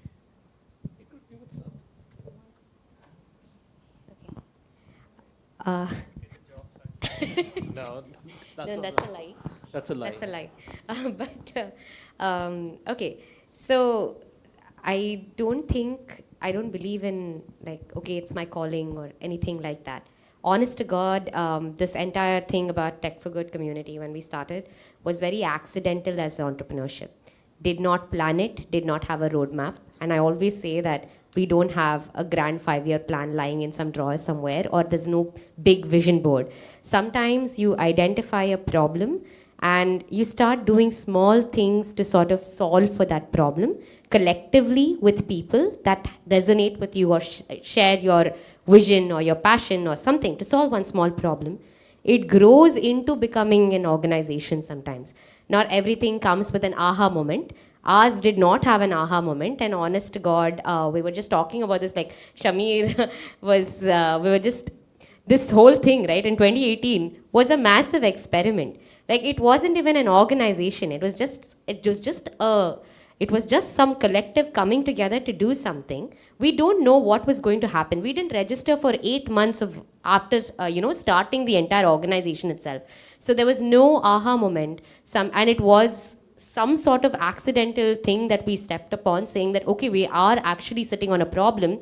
A lot of people are saying that this is going to be an issue in the nonprofit space. And then the most important part of that entire journey is who you choose to go on that journey with. And it can be very lonely to do it by yourself. So it's really important, at least for me, I really believe that having strong co-founders is a very important part of making an organization work. And it wasn't that we had any money to do it. We had to raise it. Every single penny that we have put into Tech for Good community has been raised, right? And it was not, we didn't have the money to do it. And I just graduated from college. So there was nothing that we had. But it's the kind of people that you do it with, who you choose to go on that journey, because it is a journey of resilience. It is going to be very hard. There are multiple points in which you will not have any money to sustain, survive, hand over a paycheck to your employee. So through all of those difficulties, who stands by you? It's not your funders, it's not the people that you serve throughout, but it is the people who choose to go on that tough journey with you. So for me, it was that. Mine, all the things that Akhila also said, but for me, I think I got a bit disillusioned when the shifting to the sector happened in a strong way. It happened when I didn't believe India's biggest problem is pressing a button to get a cab delivered to your house, right? And the amount of investments that are going into pressing a button to get milk delivered in 7 minutes, etc. So that was a bit. First of all, I didn't feel like it's a big problem to solve, right? You hire a bunch of people, I didn't see any innovation. But when I was thinking, one of the first works that we did, where we were also kind of connected in some way, was how do you take the human rights ka message? Let's say that in the global north, there was always this thing about rights language, right? So how do you take the language of rights in an era of collectivism, where only if you had Facebook or Twitter in 2012, you could have an opinion, right? But if you're an auto rickshaw driver in Pondicherry with a regular phone, right? How do you then participate in that? Correct. For me, that was a problem to solve. So though a lot of my friends are working in these companies, I just feel like what they are trying to solve is not really a tough problem. It's probably very linear problems to solve. So I really like the exciting problems that are that people come up with. So for example, last week we had a team over at our incubator around how to make justice more accessible to everyone. Now that was a problem, right? Like that's a big problem, right? But the way the young people were thinking about it, and then I was talking to them about, hey, why don't you start? And these are also people like Akhila mentioned, no? They're all folks who are no salary, no nothing, left a cushiony job everywhere, but they were so passionate about it. And one of the challenges in the social impact space, which all of us are trying to solve in different ways, is if you want to start a startup today, startup app to deliver Chinese food on one tap, right? You can do it very easily. You sign up for a Razorpay account, go to cursor.ai, build up an app, right? Or go and just solve I mean, all these infrastructure to build a for-profit company is available to you right away. You have a CA who understands what is a section, I mean, what is a private limited company, what is P&L, what is a balance sheet, etc. Now, like this friend of mine, Rohit, who was doing this work on access to justice, he was like, now I want to do this, but there is no infrastructure, right? And this has been the lived reality.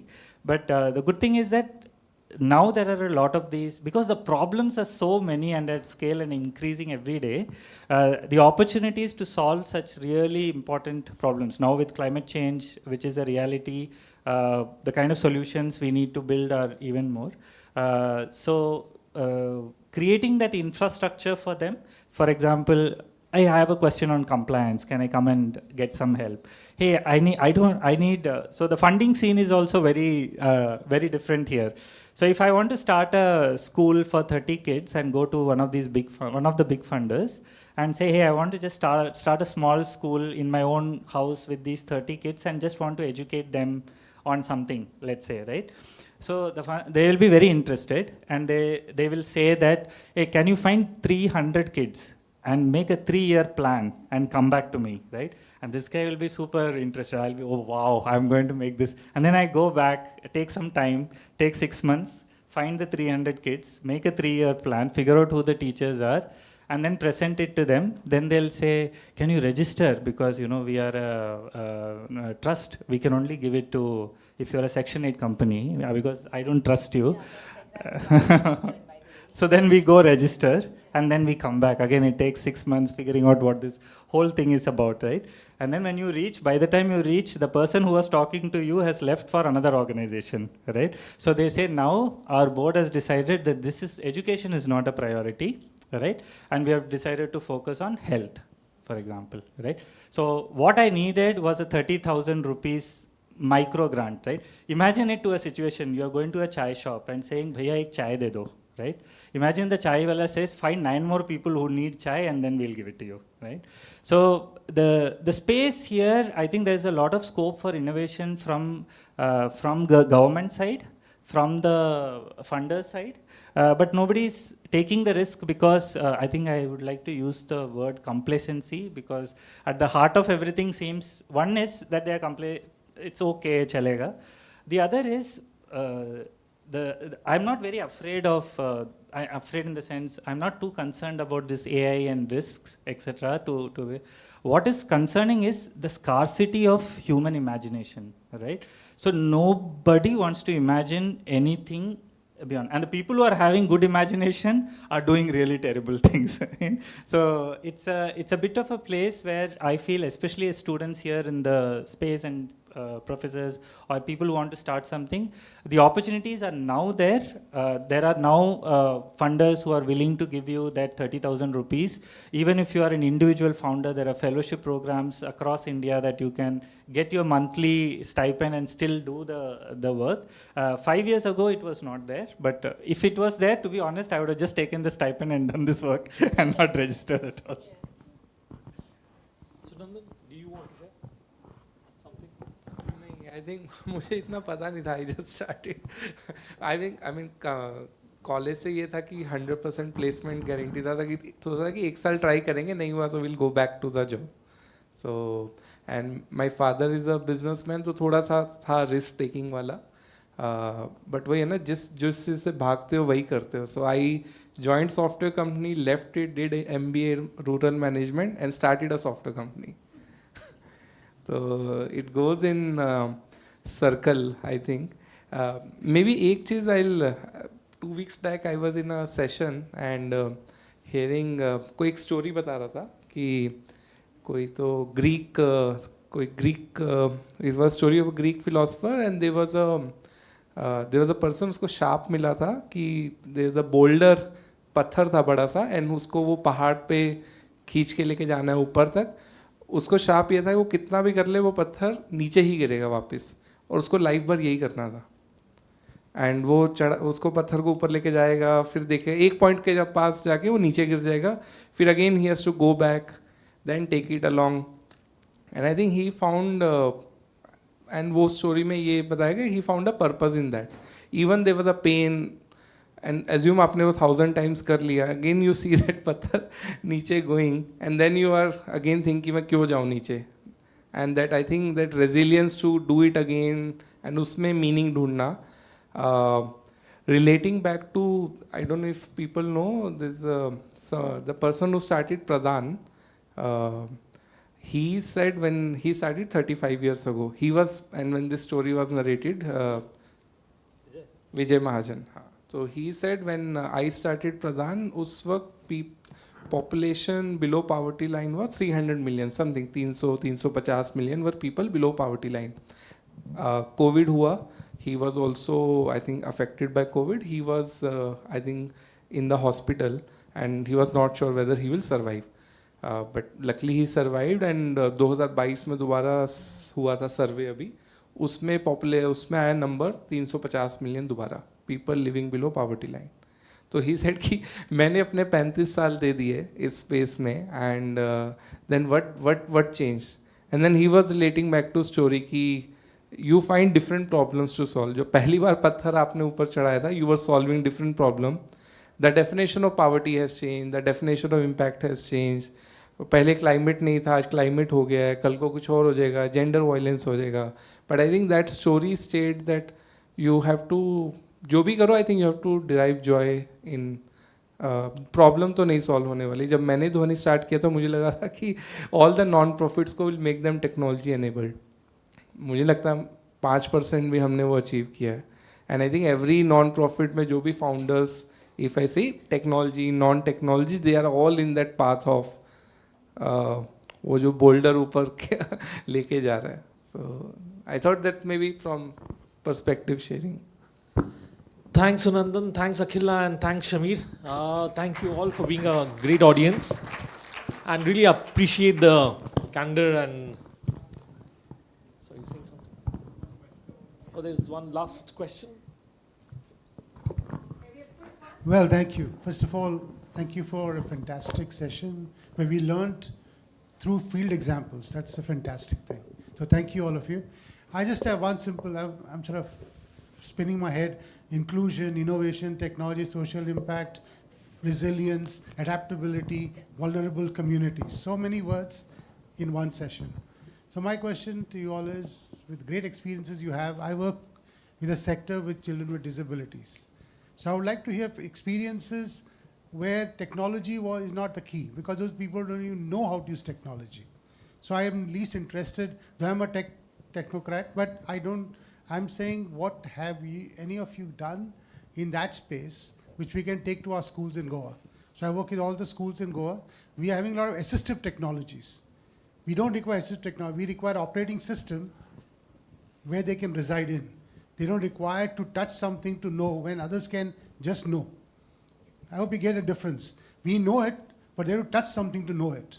Why? So can we do something that allows them to be equitable? In that space, if you have done anything, it will be a great experience to share. Thank you. We actually have built a system like that. Yes, you can share. No, share, no. Okay, first of all of those words we're talking about innovation, inclusivity, just words. No one's doing anything that's even mildly coming close to all of that. That is the reality of the tech that is being built today. But to answer your question, so we work with 2 disability-based organizations in Bangalore. One was Enable India and one is Association of People with Disabilities. I'm sure you've heard of APD as well. So these are big organizations that came to us with sort of technology support that they needed. And like you rightly mentioned, assistive technology already exists, but integrating assistive technology to our existing systems is the big challenge.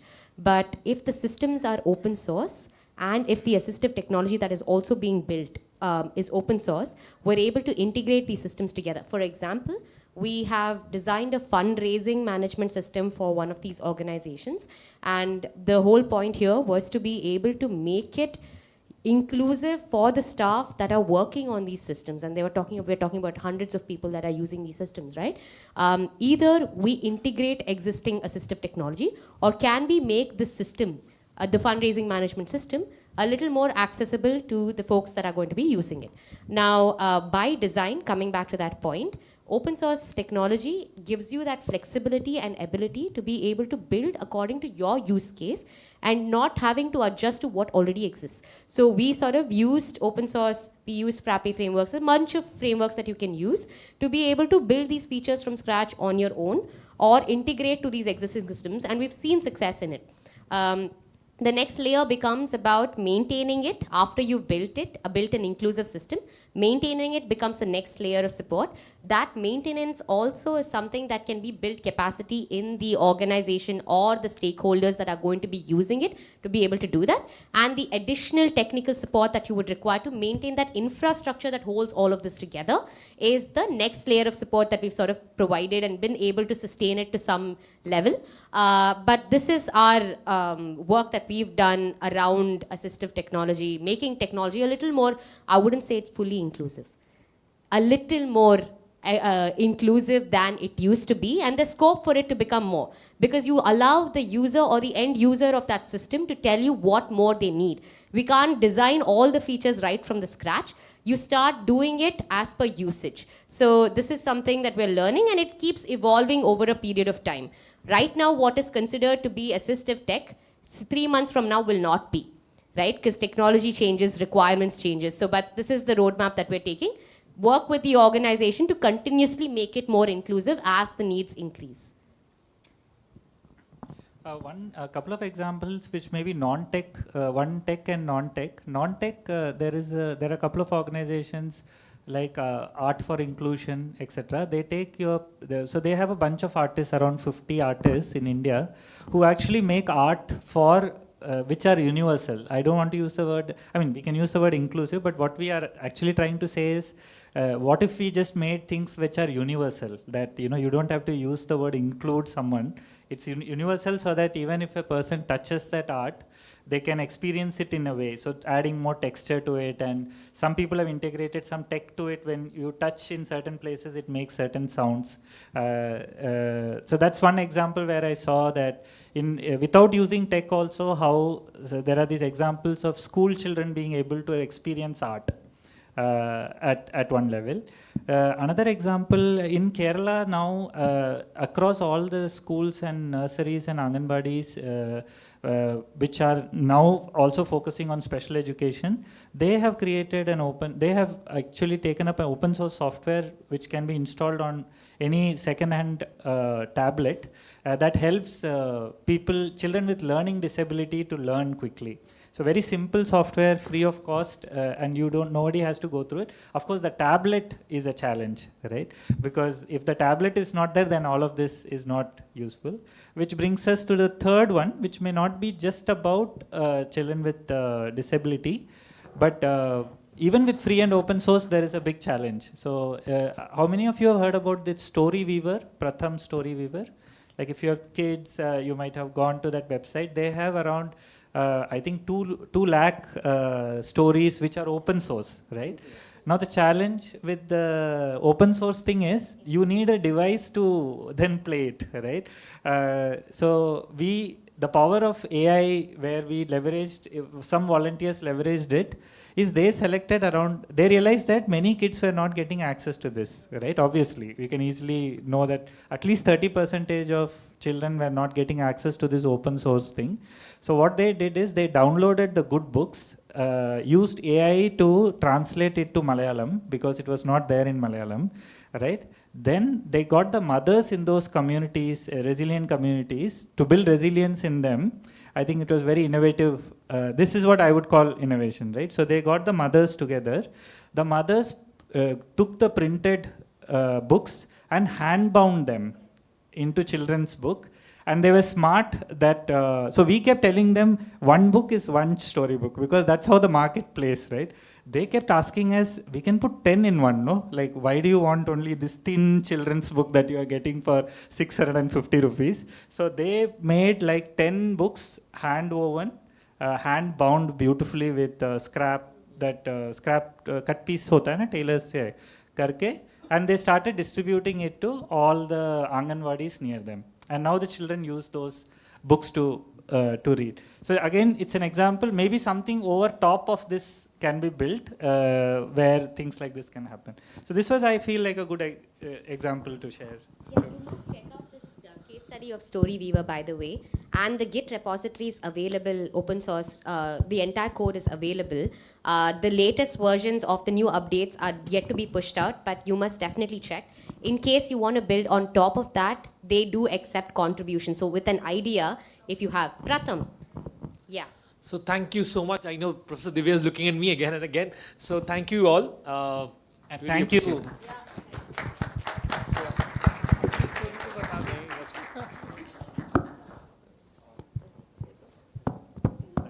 Our esteemed panelists, our moderator, and to the audience for your engagement. Now, may I invite Professor Rohit Mutkekar, member CSSA, to present a token from our side to Mr. Shamir Babu.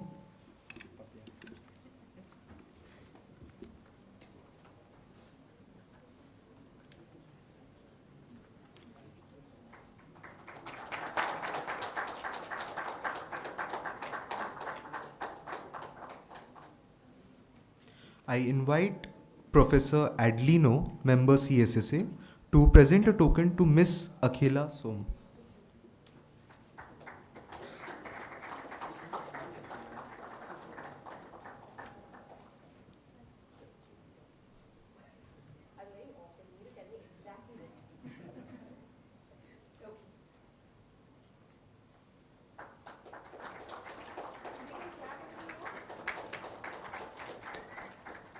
I invite Professor Sri Rupa to present a token to Mr. Madan.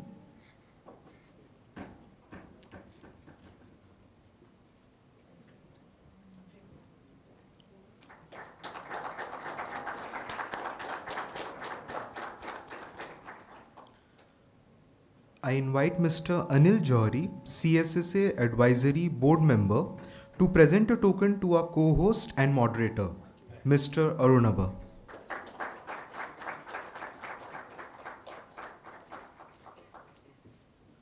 I now request Yashwini to please take over for the next segment.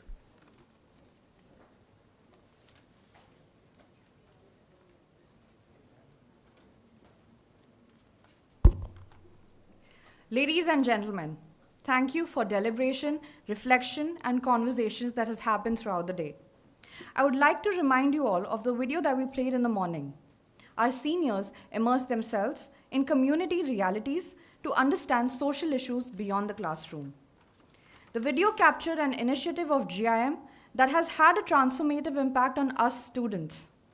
Service Learning and Rural Immersion Program, also known as SLRI, has shaped our worldviews, encouraged deeper reflection, and helped us build an authentic connection with the communities around us. The experiences we gain, whether through listening, observing, or engaging, go far beyond academic learning. We develop a sense of responsibility, humility, and purpose that stays with us long after the program ends. Today's conclave has been one such effort in that direction, strengthening the values of awareness, inclusion, and social responsibility that CSSA embodies. To help us reflect on key ideas, conversations, and takeaways from today's conclave, I would like to invite Mr. Ram Kolavenu, Advisory Board Member of CSSA. Over to you, sir. That's putting me in spot, actually. Arunabha, can I borrow your notes which you made for throughout?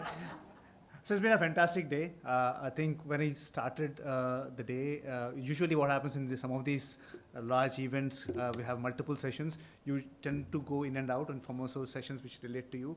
But none of the sessions were like that, right from the beginning.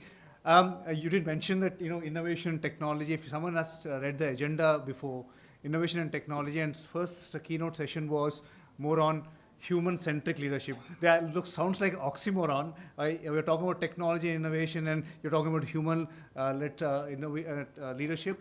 I think there was nothing more pertinent and relevant than actually starting our sessions like that. When Mr. Harish was talking about how care and care starts off with care and concern, then how the respect and dignity builds around that, and then the over commitment of ourselves to be able to do those things is a fundamental principle of what we do in everything in our life, and then technology is no different from that. I think that's a great way to start. Whoever has conceptualized that, it's fantastic to start that way. And then when we moved on to the pathways, Aman really led the sessions really well to be able to work with a diversified set of panelists who are from different industries. We've had a financial, giant who was there, to retail, to actually a technology company, and then CSR flavors to that, to be able to bring, and that session really opened up what are the different pathways which are available. It was like an engine which we see that there's so much to be done and so much is happening there in each of these areas. Then that followed with really probably a mirror, some of the panelists who really talked about ethics and then regulations in this one. Dr. Kiran, you mentioned about we don't give any penny easily away to anyone, but the data is something which we just, we even do not even blink to give our data to someone. And it was, to a certain extent, very scary to hear some of these things, some of the things which can happen. At the same time, it was comforting a little bit that there is some activities happening.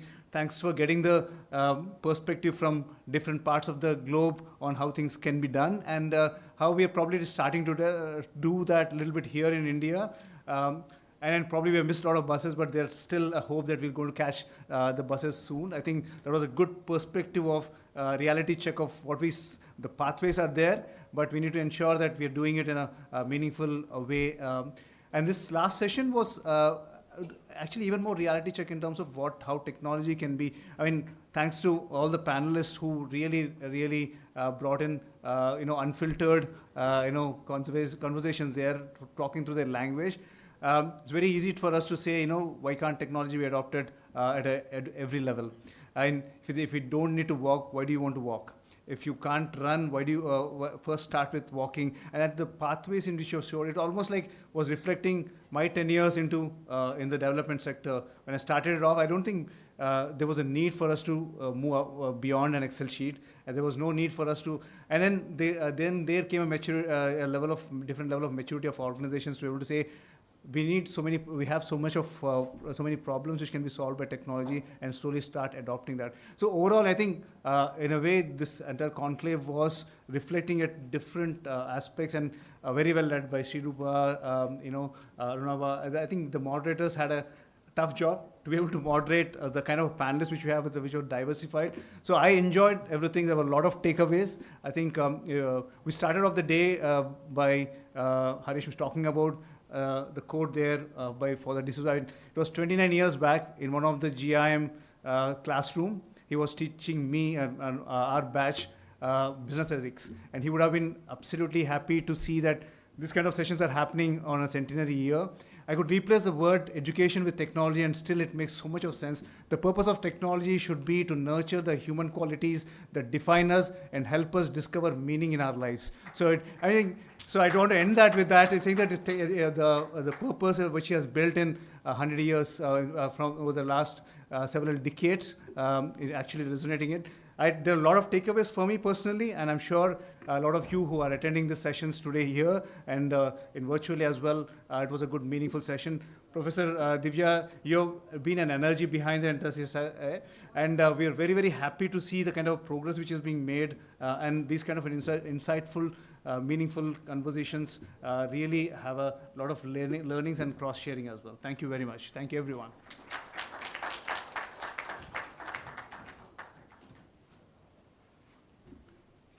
Thank you so much, sir, for your insightful reflection and for adding depth to today's discussions. I now invite Professor Eno Anand to present a token to Mr. Ram.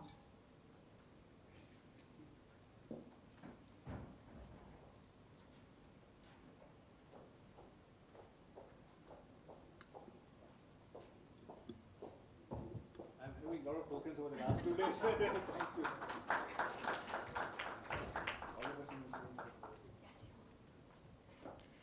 Thank you, ma'am. We would also like to acknowledge Mr. Anil Jory sir's support and guidance to CSSA. I now invite Ms. K, member of CSSA, to present the token.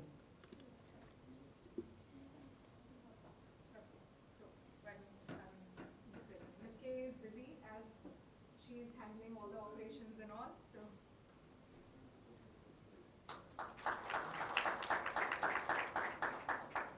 Thank you. I would now like to invite Professor Archal to deliver the vote of thanks.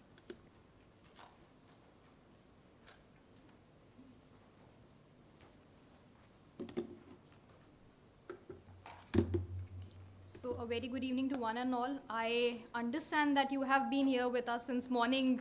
Some of the participants arrived at as early as 9 o'clock in the morning, especially our student volunteers and the other speakers. So I'll not take much of a time to deliver my vote of thanks. I have the script ready and everything. Okay, so very good evening to one and all present here. It is my absolute privilege and pleasure to deliver the vote of thanks for the sessions today. I thank all the speakers who took time out of their busy schedules and joined us today for sharing their thoughts and experiences. Their valuable insights provided us with the much needed thought-provoking ideas. I thank our wonderful participants who have joined us today and made the discussions more engaging with the questions and queries. I thank India AI Mission for lending their support to our event. I thank Practical Action, our partner, for curating and organizing the third panel. Thank you so much, Arunabhaji. Where is he? Oh, sorry, I could not spot you. I'm very sorry for that.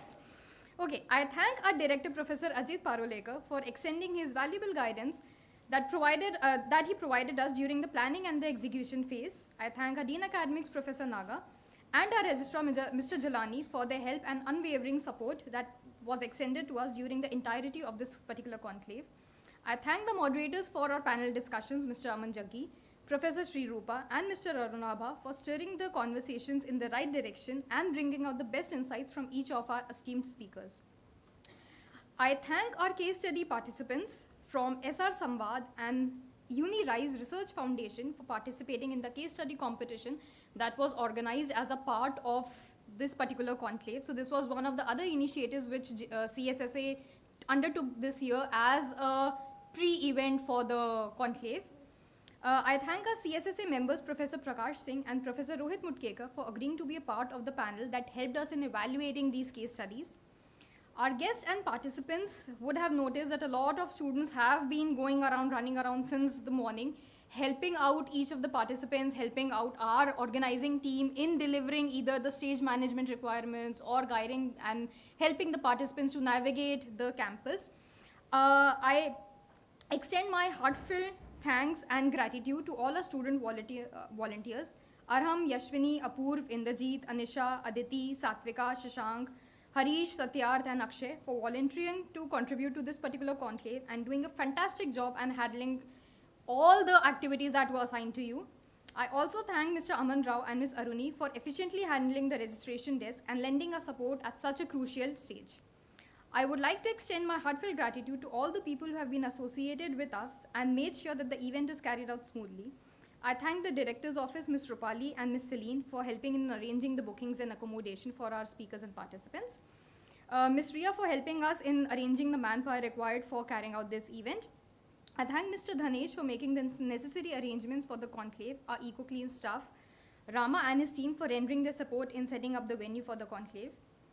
I would also like to extend my gratitude and thanks to the students who volunteered to write the blogs for the CSSA Conclave. So those who have been associated with us since the first edition of the conclave that we organized in the year 2023, we do organize blog writing activities for the students for which they are not remunerated, sorry, for which their contribution is recognized. So I extend my thanks to Mr. Daksh Dheer, Mr. Rashif Tripathi, Ms. Soumya Saraswat, and Mr. Utkarsh Sabu, our students and participants, for submitting wonderful and illuminating articles and helping us in sharing CSSA's vision with the community at large. Continuing with the student contributions towards the center, there is another initiative which is started and led by our Professor Inu Anand that looks at how the students can further contribute towards the other activities and initiatives which the which the center is undertaking. So if I have here in the audience Ms. Romela Pani, Ms. Shreya Dikshit, Ms. Hardi Parlecha and Ms. Yogeshwari Bharte.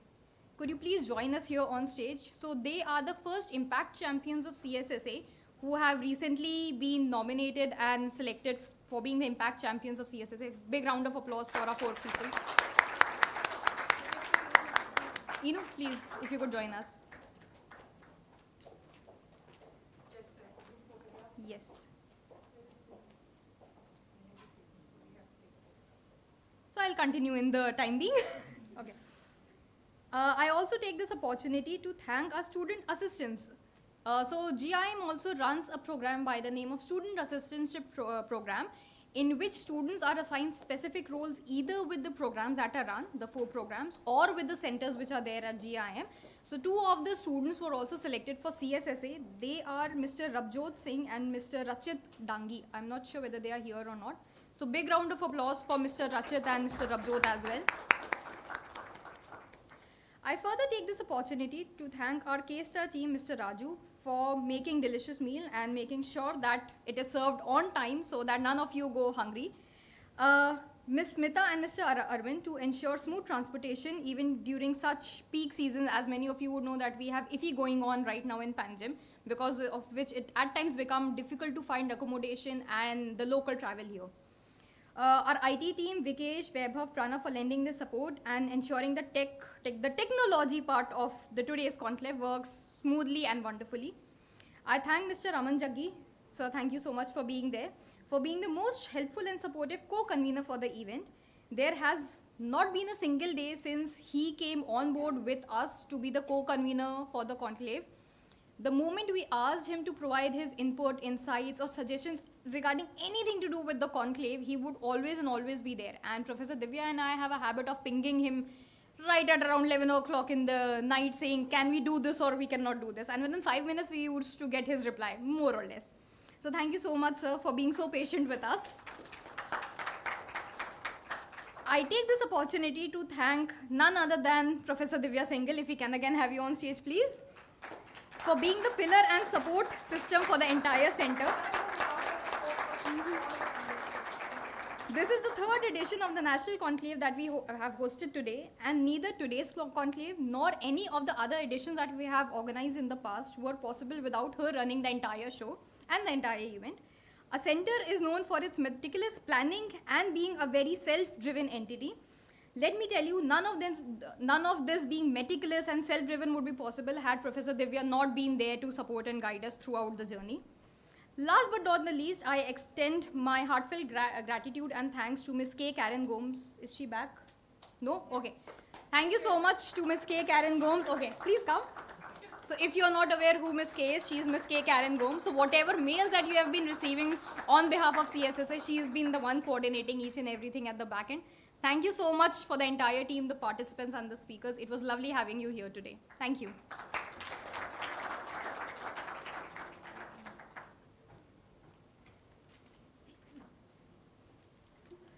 Thank you, Professor, for your warm words and guiding today's event with such care and clarity.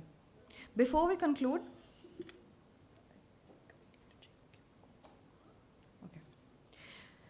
conclude, we request everyone to kindly fill out the feedback form. Your inputs help us grow and ensure that each edition of this conclave becomes more meaningful and impactful.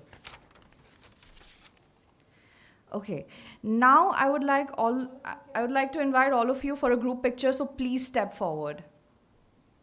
After the QR code, yes. Yeah.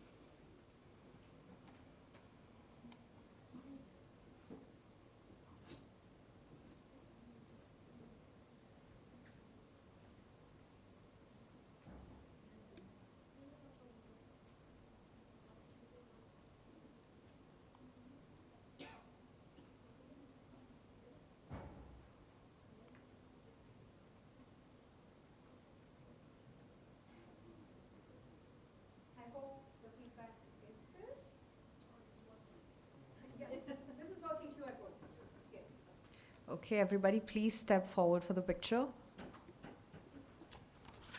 No compulsions if you want to be part of the group photo. I'm reminded of what she said.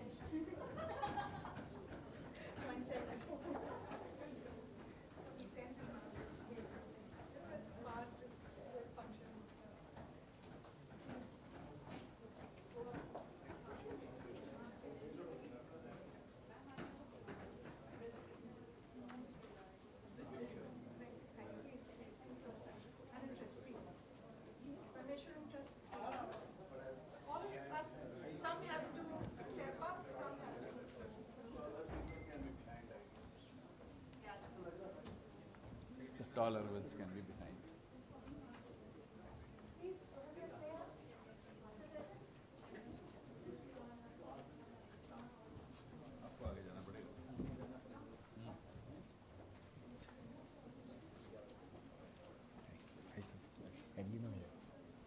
Please, I can. Come, squeeze in, squeeze in.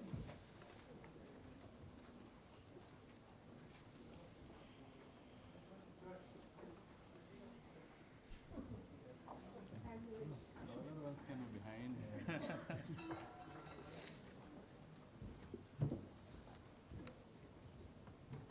Should we go?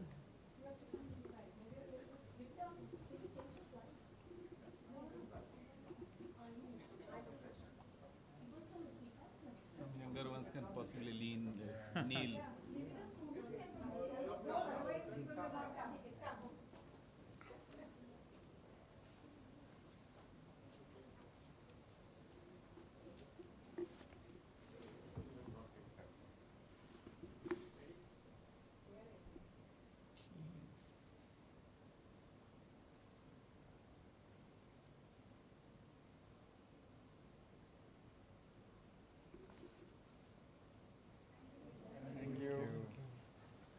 Should we go?